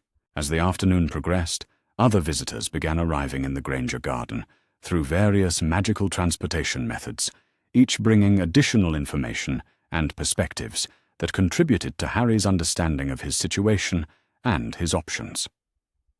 Luna Lovegood's father, Xenophilius, appeared with copies of articles from the Quibbler that provided alternative perspectives on recent magical political developments. Several other magical families sent representatives who offered information about their own experiences with educational alternatives and institutional challenges. By evening, what had begun as a simple meeting with the Weasley twins had evolved into an informal gathering of magical families and individuals who shared concerns about the need for systemic reforms in how magical society handled child protection and educational autonomy.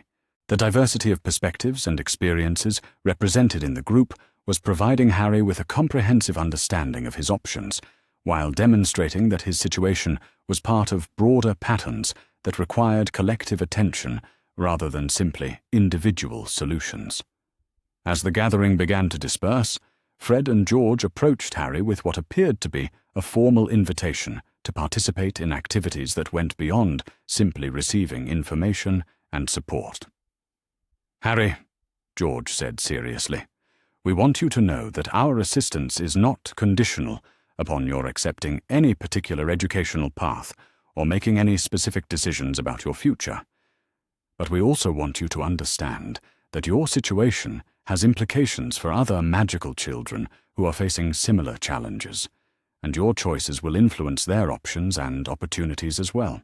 Fred nodded in agreement, adding his own perspective to their invitation for Harry to consider the broader significance of his circumstances and decisions.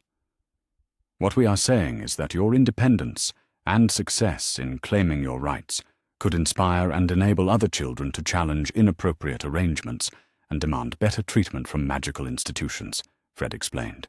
"If you are willing, we would like to coordinate our efforts to ensure that your individual success contributes to systemic improvements that benefit everyone who is struggling with these issues." Harry felt the weight of this responsibility, but also the excitement of participating in something larger than his own personal circumstances. The idea that his individual choices might contribute to positive changes for other magical children was both daunting and deeply motivating. "I would like to help," Harry said finally, his voice carrying the sort of quiet determination that had characterized his most important decisions since arriving at the Granger household. "I think that people who have the power to protect children should be held accountable when they choose not to use that power appropriately." Hermione looked up from her documentation with an expression of satisfaction that suggested she approved of this development and was prepared to contribute her own analytical skills and systematic research capabilities to whatever collaborative efforts might emerge from this gathering. The meeting concluded with concrete plans for ongoing coordination and support, including regular information sharing, collaborative research into magical law and institutional reform, and strategic planning for addressing specific cases where children needed assistance in challenging inappropriate arrangements. As the last of the visitors departed and the Granger garden returned to its normal, peaceful state, Harry found himself feeling fundamentally different about his place in the magical world. He was no longer simply an isolated individual struggling to claim basic rights against powerful institutions, but rather part of a community of people who shared values and objectives and were committed to supporting each other in creating positive changes. The challenges ahead remained significant, and the institutional resistance they would face was formidable. But for the first time since learning about his magical heritage, Harry felt genuinely optimistic about the possibility of building a future that honored both his individual autonomy and his connections to a magical community that respected his rights and valued his contributions. Outside, the summer evening settled over Little Whinging with the sort of peaceful normalcy that had become precious to Harry since finding safety with the Granger family. But now that peace carried additional meaning, representing not just personal security, but also the foundation for broader efforts to ensure that other magical children would have access to the same opportunities for safety, education, and self-determination that he had found through courage, research, and the support of people who believed that children's welfare should take priority over institutional convenience. Tomorrow would bring new challenges and new opportunities to advance these objectives. But tonight, Harry Potter was exactly where he belonged, surrounded by people who cared about him and committed to values that made the magical world worth defending and improving for everyone who called it home. The attack on the Granger household came at precisely 3:37 in the morning, a time calculated to maximize the advantage of surprise while minimizing the possibility of interference from neighbors who might witness magical activity and require subsequent memory modification. The attackers had chosen their timing with the sort of tactical precision that suggested military training and extensive experience in conducting operations against civilian targets who were not expected to offer organized resistance. Harry woke to the sensation of his scar burning with an intensity that made his previous experiences seem like gentle warming by comparison. The pain was sharp and immediate, cutting through sleep like a knife, and bringing with it flashes of images that belonged to someone else's thoughts and memories. He saw the Granger house from the outside, marked with symbols that glowed faintly in the darkness. He felt satisfaction and anticipation that were not his own emotions, along with cold calculation about the strategic value of eliminating obstacles to larger objectives. The connection lasted only seconds before Harry managed to break free from whatever was causing the intrusion into his consciousness.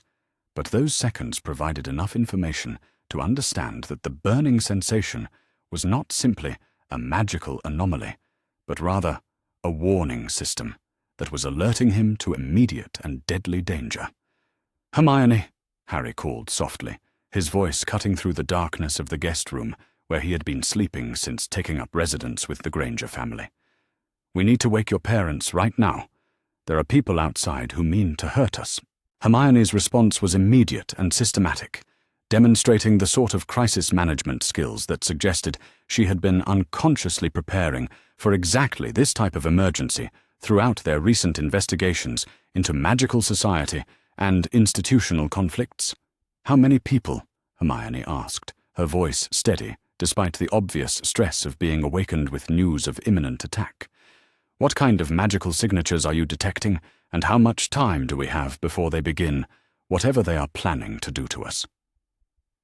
Harry closed his eyes and tried to extend his awareness beyond the house, drawing on magical senses that he was still learning to understand and control.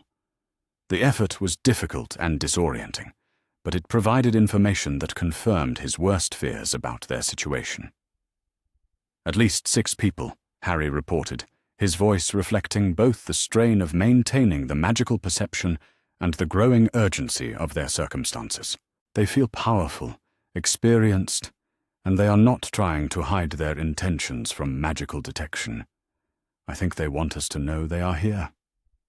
Hermione was already moving through the house with the efficient silence of someone who had studied the layout thoroughly and planned for various emergency scenarios. Within minutes, she had awakened her parents and provided them with a concise briefing about the threat they were facing, along with preliminary recommendations for defensive measures based on their previous research into magical protection methods. Monica and Daniel responded to this crisis with the sort of professional competence that they brought to complex medical emergencies, maintaining calm focus while rapidly implementing whatever protective measures were available to people who possessed no formal magical training, but had been systematically preparing for exactly this type of situation. The house defenses that the Granger family had established were not based on traditional magical wards, which they lacked the knowledge and authority to create, but rather on what Hermione had termed integrated protection systems that combined Muggle security technology with the magical phenomena that seemed to respond to Harry's emotional state and conscious intent.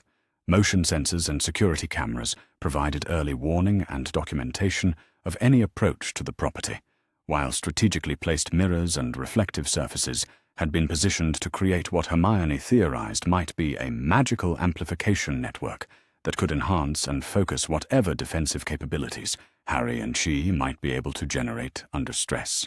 But as the attackers began their approach to the house, it became clear that their preparations, while thoughtful and systematic, might not be adequate to address the level of threat they were facing from people who possessed both advanced magical training and extensive experience in overcoming defensive measures.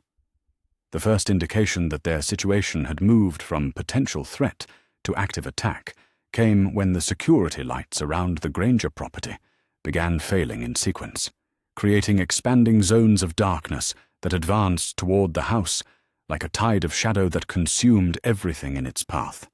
Hermione had positioned herself at the kitchen window with her notebook and a pair of night vision binoculars, documenting the attackers' methods while providing tactical information to her parents and Harry about the progression of the assault. "They are using systematic concealment magic to eliminate our visual surveillance capabilities," Hermione reported, her voice maintaining the sort of clinical objectivity that she employed when conducting observations under challenging conditions. The darkness is not natural shadow, but rather active magical camouflage that is being deployed with military precision. Harry felt his magical abilities responding to the approaching threat with an intensity that was both exhilarating and terrifying. Energy was building in his chest and radiating through his arms and legs, making his skin tingle and his hair stand on end. The air around him began to shimmer with the visible manifestation of power that was seeking direction and purpose. Daniel had taken charge of coordinating their defensive response, applying crisis management skills that translated effectively from medical emergencies to magical attacks, despite the obvious differences in technical requirements. "Harry," Daniel said, his voice carrying the sort of calm authority that was designed to provide stability and focus during high-stress situations, "we need you to concentrate on controlling and directing whatever magical energy you are generating. Hermione, continue monitoring their approach and provide updates about their tactics and timing." Monica had moved to the front of the house, where she could observe the attackers' primary approach route, while maintaining communication with the rest of the family through the wireless system they had installed as part of their security preparations.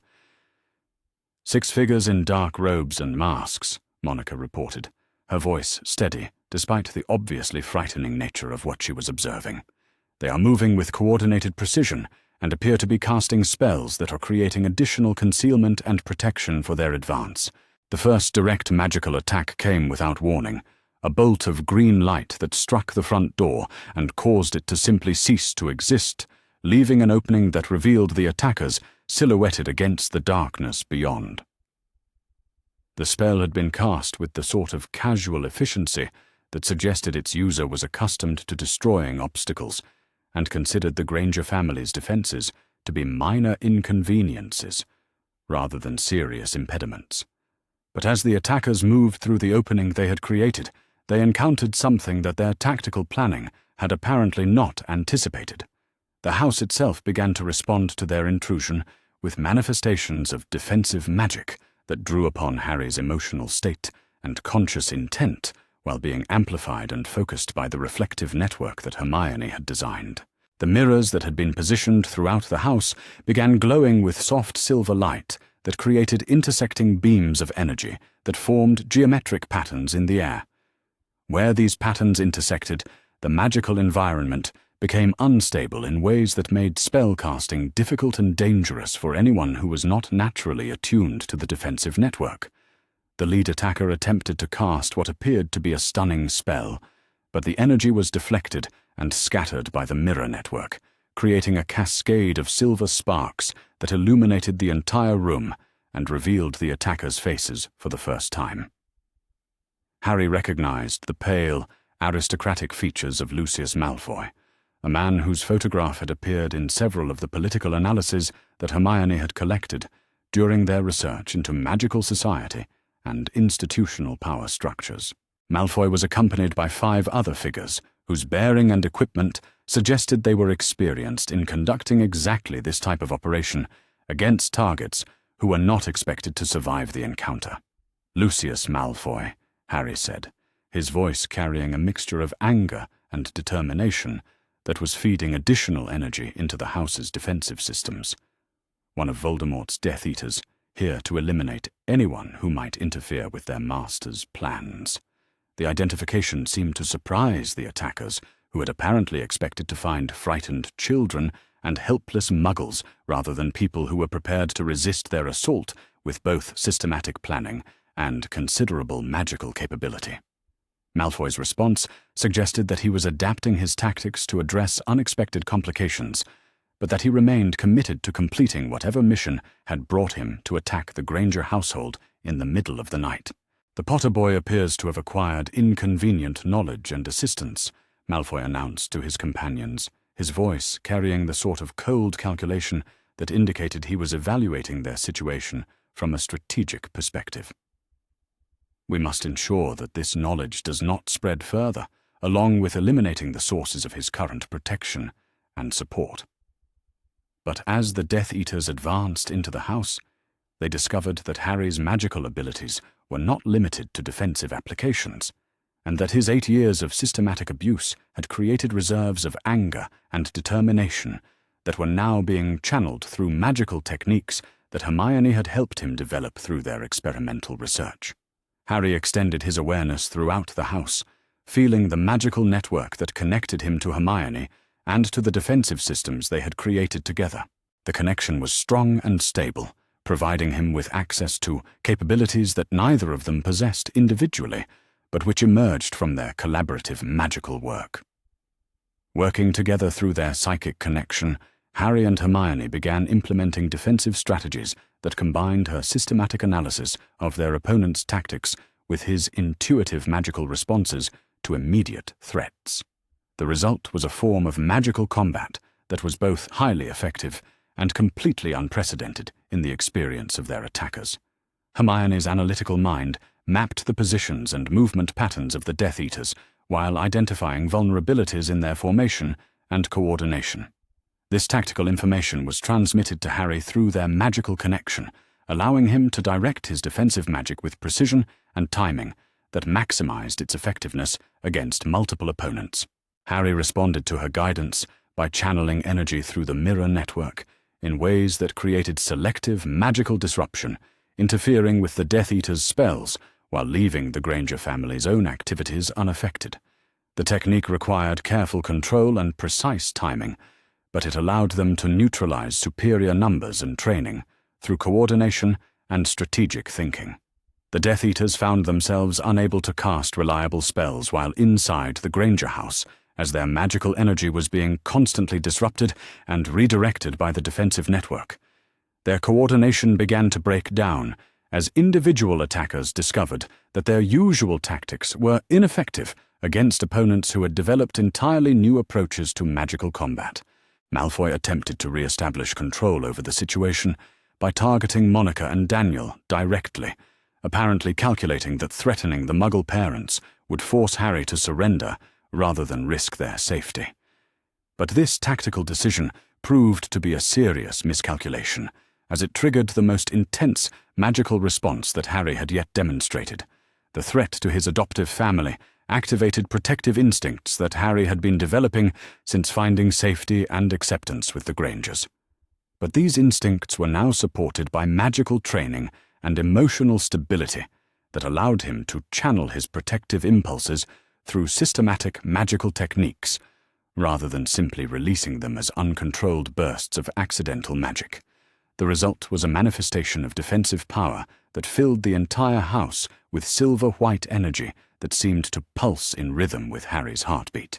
The energy was not harmful to the Granger family, who felt it as warmth and protection, but it created an environment where hostile magic simply could not function effectively. The Death Eaters discovered that their spells were not just being deflected or disrupted, but were actually being absorbed and transformed by Harry's defensive magic, converted from instruments of attack into sources of additional energy for the protective network that was making their mission impossible to complete. Malfoy's final attempt to salvage the operation involved trying to physically restrain Harry while his magical abilities were occupied with maintaining the defensive network. But this approach brought him into direct contact with the protective energy that was radiating from Harry's person. The contact created a feedback loop that transmitted Harry's emotions and intentions directly to Malfoy, forcing the Death Eater to experience the same feelings of protection and determination that were driving Harry's magical responses. The psychological impact of this connection was devastating for someone whose worldview was based on the assumption that power should be used to dominate and control rather than to protect and nurture. Malfoy staggered backward, his face pale and his expression reflecting profound disorientation as he struggled to process the emotional content of Harry's protective magic. His companions were experiencing similar difficulties as the defensive network extended its influence to include anyone who attempted hostile action within the house. The attack effectively ended when the lead Death Eater discovered that continuing their mission would require them to maintain psychological contact with magical energy that was fundamentally incompatible with their motivations and methods. Rather than risk further exposure to defensive magic that challenged their basic assumptions about the nature of power and its proper uses, they chose to withdraw and report their failure to whoever had ordered the assault. As the Death Eaters retreated into the darkness beyond the Granger property, Harry felt the defensive energy gradually dissipating, leaving him exhausted but exhilarated by the discovery that his magical abilities could be used to protect people he cared about, rather than simply causing problems that brought punishment and isolation. Hermione had documented the entire encounter with systematic thoroughness, recording tactical information that would be valuable for understanding Death Eater methods and developing more effective defensive strategies for future encounters. Her analysis was revealing patterns and techniques that could be applied to protect other magical families who might face similar attacks. Monica and Daniel had coordinated their families' defensive response with remarkable effectiveness, demonstrating that Muggle parents could contribute significantly to magical conflicts when they were provided with appropriate information and preparation. Their medical training had translated effectively to crisis management under combat conditions, providing stability and leadership that had been crucial for maintaining effective coordination during the attack. But perhaps the most significant outcome of the encounter was the demonstration that Harry and Hermione's collaborative magical techniques could be effective against experienced opponents who possessed superior training and equipment. Their success suggested that alternative approaches to magical education and development might produce capabilities that were not available through traditional institutional methods. As dawn light began filtering through the windows of the Granger house, the family gathered in the kitchen to process what had occurred and develop plans for addressing the implications of their successful defense against Death Eater attack. The encounter had provided confirmation that Harry's independence from traditional magical authority was indeed creating significant complications for people who preferred that he remain ignorant and controllable.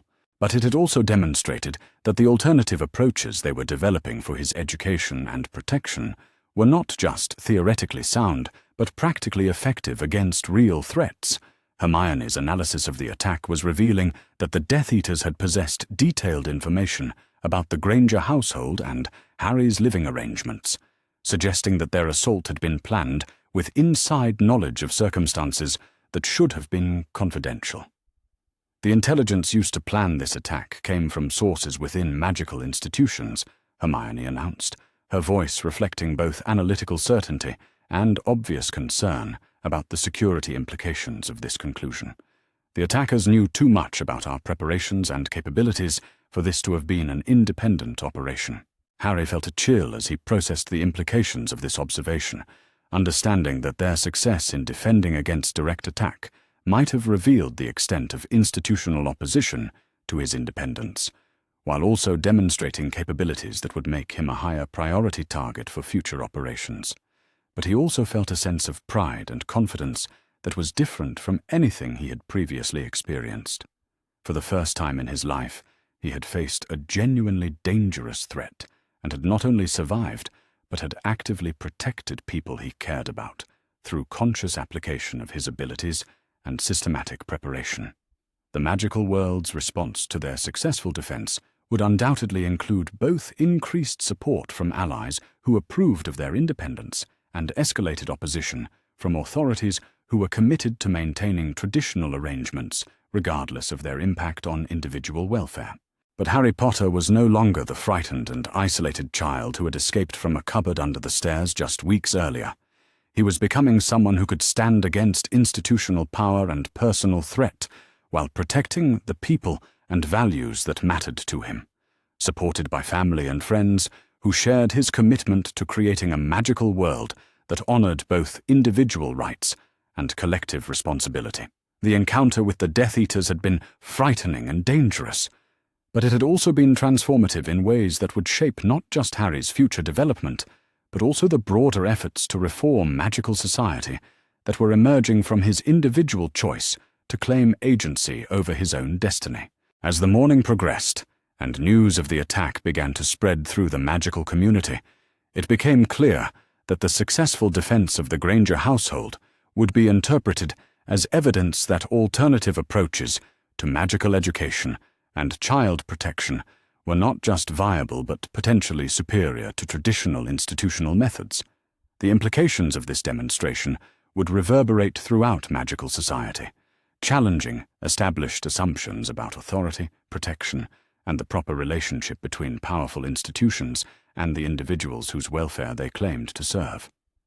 But for now, Harry Potter was content to sit in the Granger kitchen, surrounded by people who had chosen to support his independence and development, planning the next phases of a journey that was transforming him from victim to protector, and from subject to citizen of a magical world that was slowly learning to honor the rights and dignity of all its members.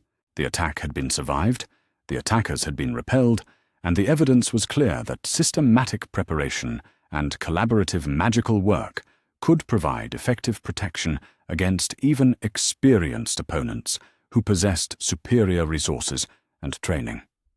Tomorrow would bring new challenges and new opportunities to advance the cause of reform and individual rights within magical society. But tonight had proven that those challenges could be met with courage, intelligence, and the sort of mutual support that transformed individual strength into collective power, capable of changing the world. The discovery of Horcruxes came not through dramatic revelation or mystical insight, but through Hermione's systematic application of cross-referencing techniques that would have made research librarians weep with professional appreciation. She had been investigating the persistent connection between Harry's scar and the magical phenomena that surrounded encounters with Voldemort-related materials, approaching the mystery with the same methodical precision she brought to complex mathematical proofs or challenging scientific hypotheses. The breakthrough occurred during what had begun as routine research into defensive magic theory, when Hermione noticed patterns in the historical literature that suggested certain dark magical artifacts possessed qualities that allowed them to anchor spiritual or consciousness-related energies in ways that defied conventional understanding of magical principles.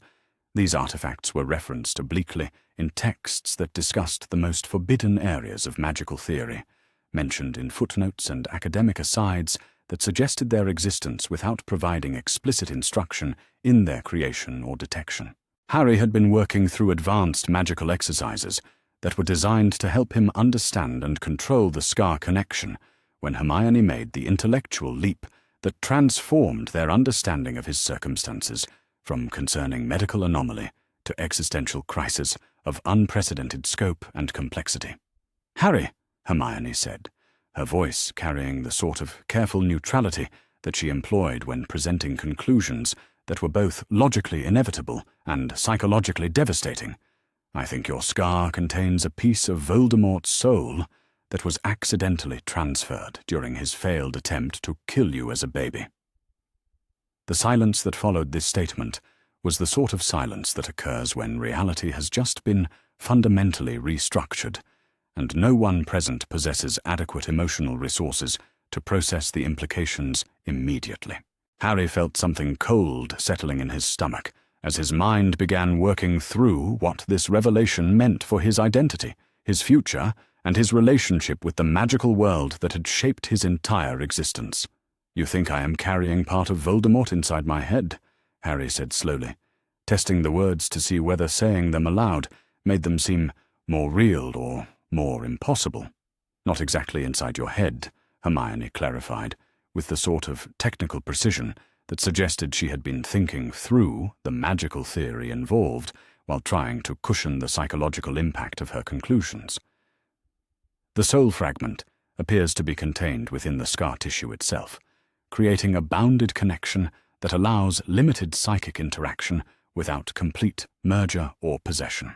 She had been documenting her research with characteristic thoroughness, creating detailed analyses of the magical principles that might govern this type of spiritual anchoring, along with comprehensive evaluation of the implications for Harry's magical development and long-term well-being. "But the good news, if we can call any aspect of this situation good news," Hermione continued, "is that the connection appears to be contained and limited rather than progressive or controlling. You retain your own personality, consciousness, and moral framework, despite carrying this fragment of foreign spiritual energy." Harry found himself struggling to process this information while maintaining the sort of analytical approach that would allow him to make rational decisions about how to respond to circumstances that were simultaneously personally threatening and strategically significant for the broader magical world. Monica and Daniel had been listening to this discussion with the sort of professional attention they brought to complex medical diagnoses that required careful evaluation of treatment options and long-term prognosis. Their response demonstrated the systematic thinking that had made them effective advocates for Harry's welfare throughout the various challenges they had faced since he had joined their family. "If Harry is carrying a piece of Voldemort's soul," Monica said carefully, her voice reflecting the sort of clinical objectivity that medical professionals used when discussing serious conditions with patients who needed complete information despite its potentially frightening implications, then we need to understand what that means for his health, his magical development, and his safety from people who might want to exploit or eliminate this connection. Daniel nodded in agreement, adding his own perspective to their assessment of the strategic and medical dimensions of Harry's situation. "We also need to understand whether this connection can be safely removed, and what the consequences might be for both Harry and for Voldemort if such removal were attempted," Daniel observed, demonstrating the sort of systematic risk assessment that was necessary for making informed decisions about complex treatment options. Hermione had been researching exactly these questions, applying her characteristic analytical methodology to magical theory that was both highly advanced and deliberately obscured by authors who understood the dangerous implications of widespread knowledge about soul manipulation and spiritual anchoring techniques. The magical literature suggests that Horcrux removal is possible but extremely dangerous, requiring precise application of techniques that can destroy the anchored soul fragment without damaging the host object or person, Hermione explained, indicating sections of her notebook that contained detailed analysis of historical cases and theoretical approaches to addressing similar magical conditions.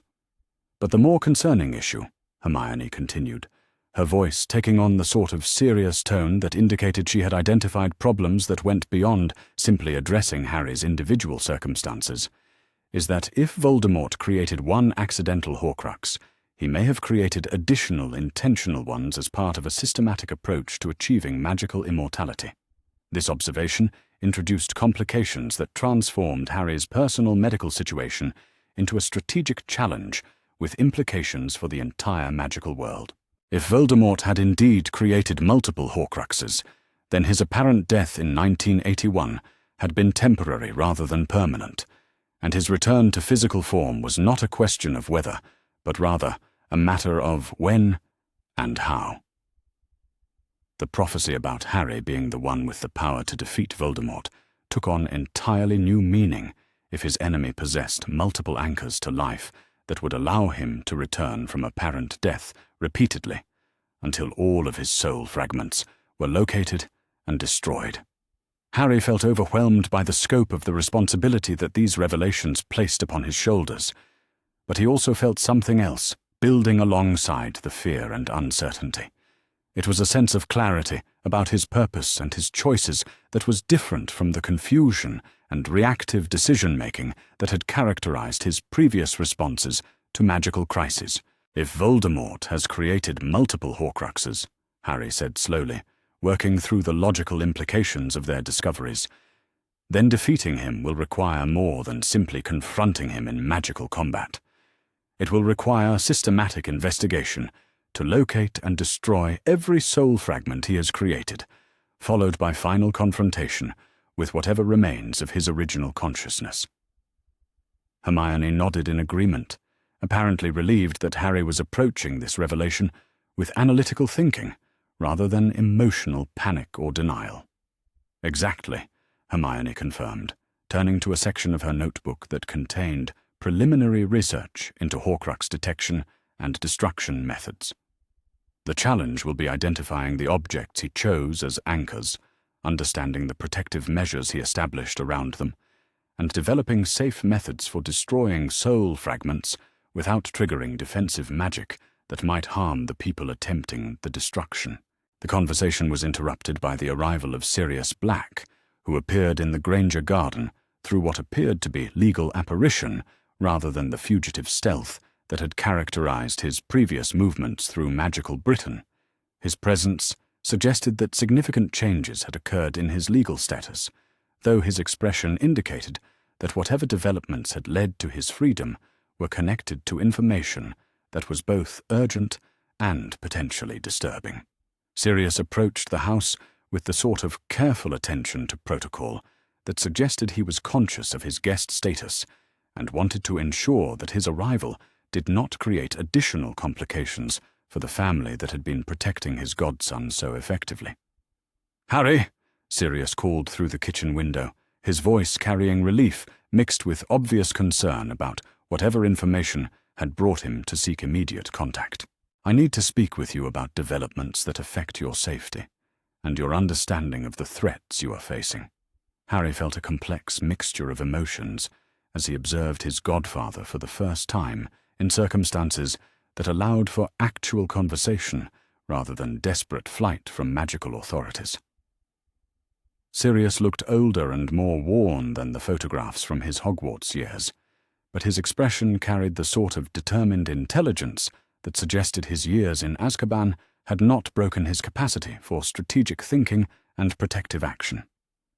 The Granger family invited Sirius into their kitchen with the sort of careful hospitality that they extended to visitors whose intentions appeared benevolent, but whose circumstances remained complicated by factors beyond their immediate control. Sirius settled himself at the kitchen table with obvious gratitude for the opportunity to participate in normal family conversation, though his manner suggested that the information he carried was too urgent for extended social pleasantries. "Harry," Sirius began, his voice carrying the sort of serious tone that indicated he was about to share information of considerable importance. "My innocence has been established through evidence that was discovered during investigation into recent Death Eater activities. But the same investigation has revealed that Voldemort is indeed returning to power, and that his methods involve magical techniques that most of the wizarding world does not understand or know how to counter." He paused to study Harry's expression, apparently trying to determine how much his godson already knew about the magical and strategic complications that were shaping the current political situation. "Specifically," Sirius continued, "Voldemort appears to have created magical anchors that allow him to return from apparent death, and the Ministry has been suppressing information about these anchors because they do not want to acknowledge that their victory celebrations in 1981 were premature." Harry exchanged glances with Hermione, both of them recognizing that Sirius was describing the same Horcrux-related issues they had been investigating independently through their own research into magical theory and historical literature. "We have been researching the same phenomena," Harry said, his voice reflecting both relief at having his conclusions confirmed by an independent source and concern about the implications of multiple people reaching similar conclusions through different investigative approaches. Hermione discovered references to soul-anchoring techniques that suggest Voldemort may have created several objects that contain fragments of his consciousness. Sirius's expression suggested that he was both impressed by their research capabilities and concerned about the fact that children had been able to uncover information that adult magical authorities were apparently struggling to understand and address.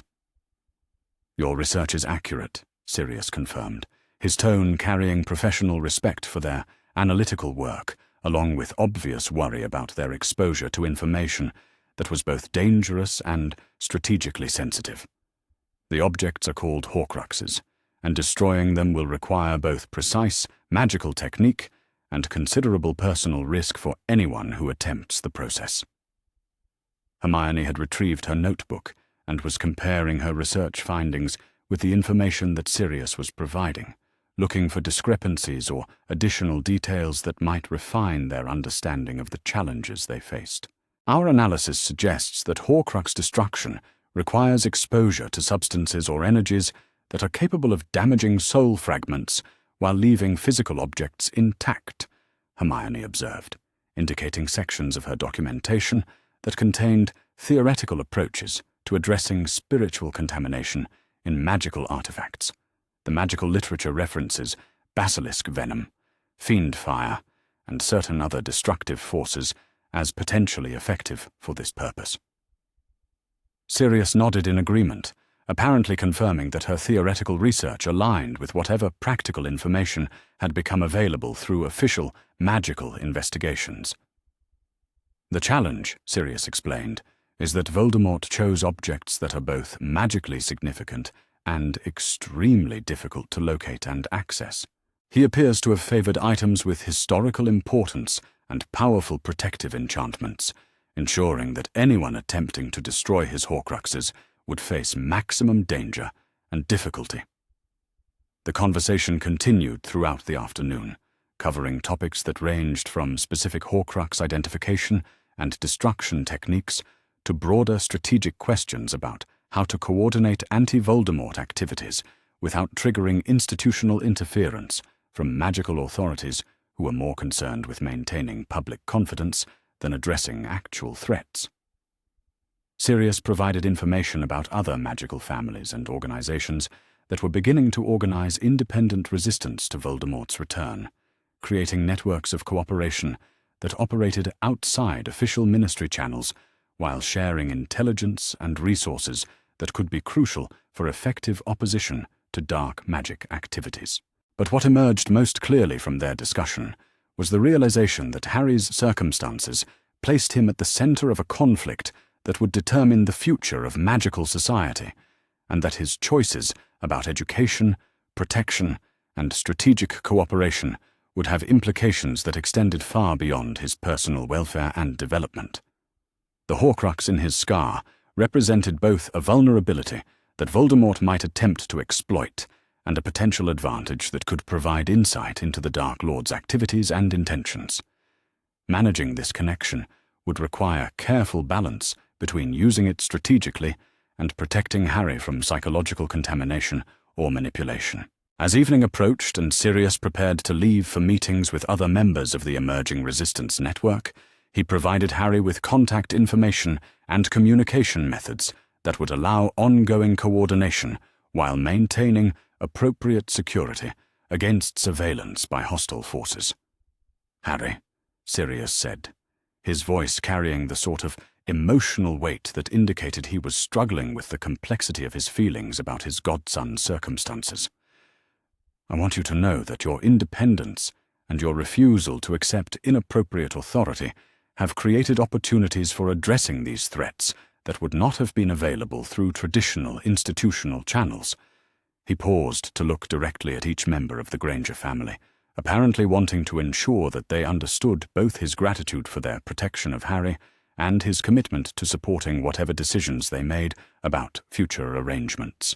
"The resistance that is forming values individual rights and systematic thinking over institutional loyalty and traditional authority," Sirius continued, his tone reflecting both hope and determination about the possibilities for positive change that were emerging from current circumstances.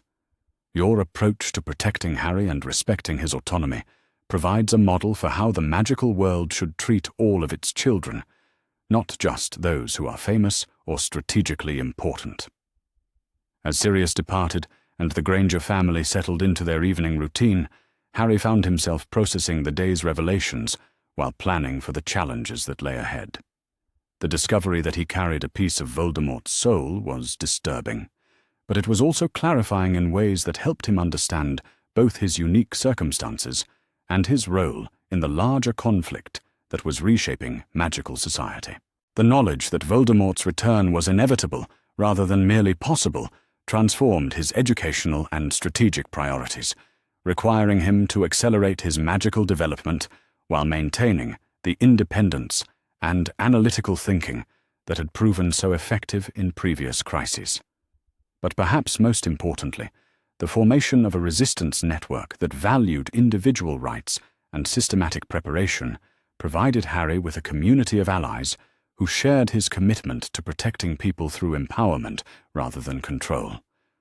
The Horcrux revelation had been frightening and overwhelming, but it had also provided clarity about his purpose and his choices that allowed him to move forward with determination rather than simply reacting to circumstances that were beyond his immediate control.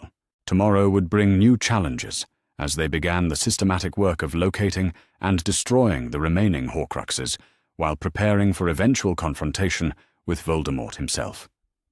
But tonight, Harry Potter was surrounded by people who understood both the scope of the threats he faced and the extent of his capabilities for addressing those threats through courage, intelligence, and collaborative effort.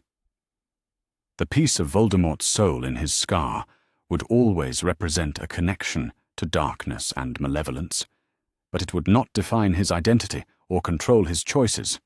He remained Harry Potter, adopted son of the Granger family, friend and research partner to Hermione, and increasingly confident young wizard who was learning to use his abilities to protect the people and values that mattered to him. The revelation about Horcruxes had transformed his understanding of his destiny, but it had not changed his fundamental commitment to claiming agency over his own future and contributing to a magical world that honored the rights and dignity of all its members.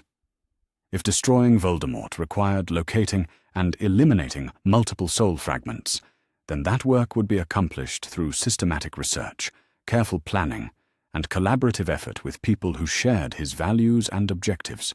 The task ahead was daunting, but it was not impossible, and Harry had learned that impossible things became achievable when approached with adequate preparation, mutual support, and unwavering commitment to doing whatever was necessary to protect the people and principles that made life worth defending.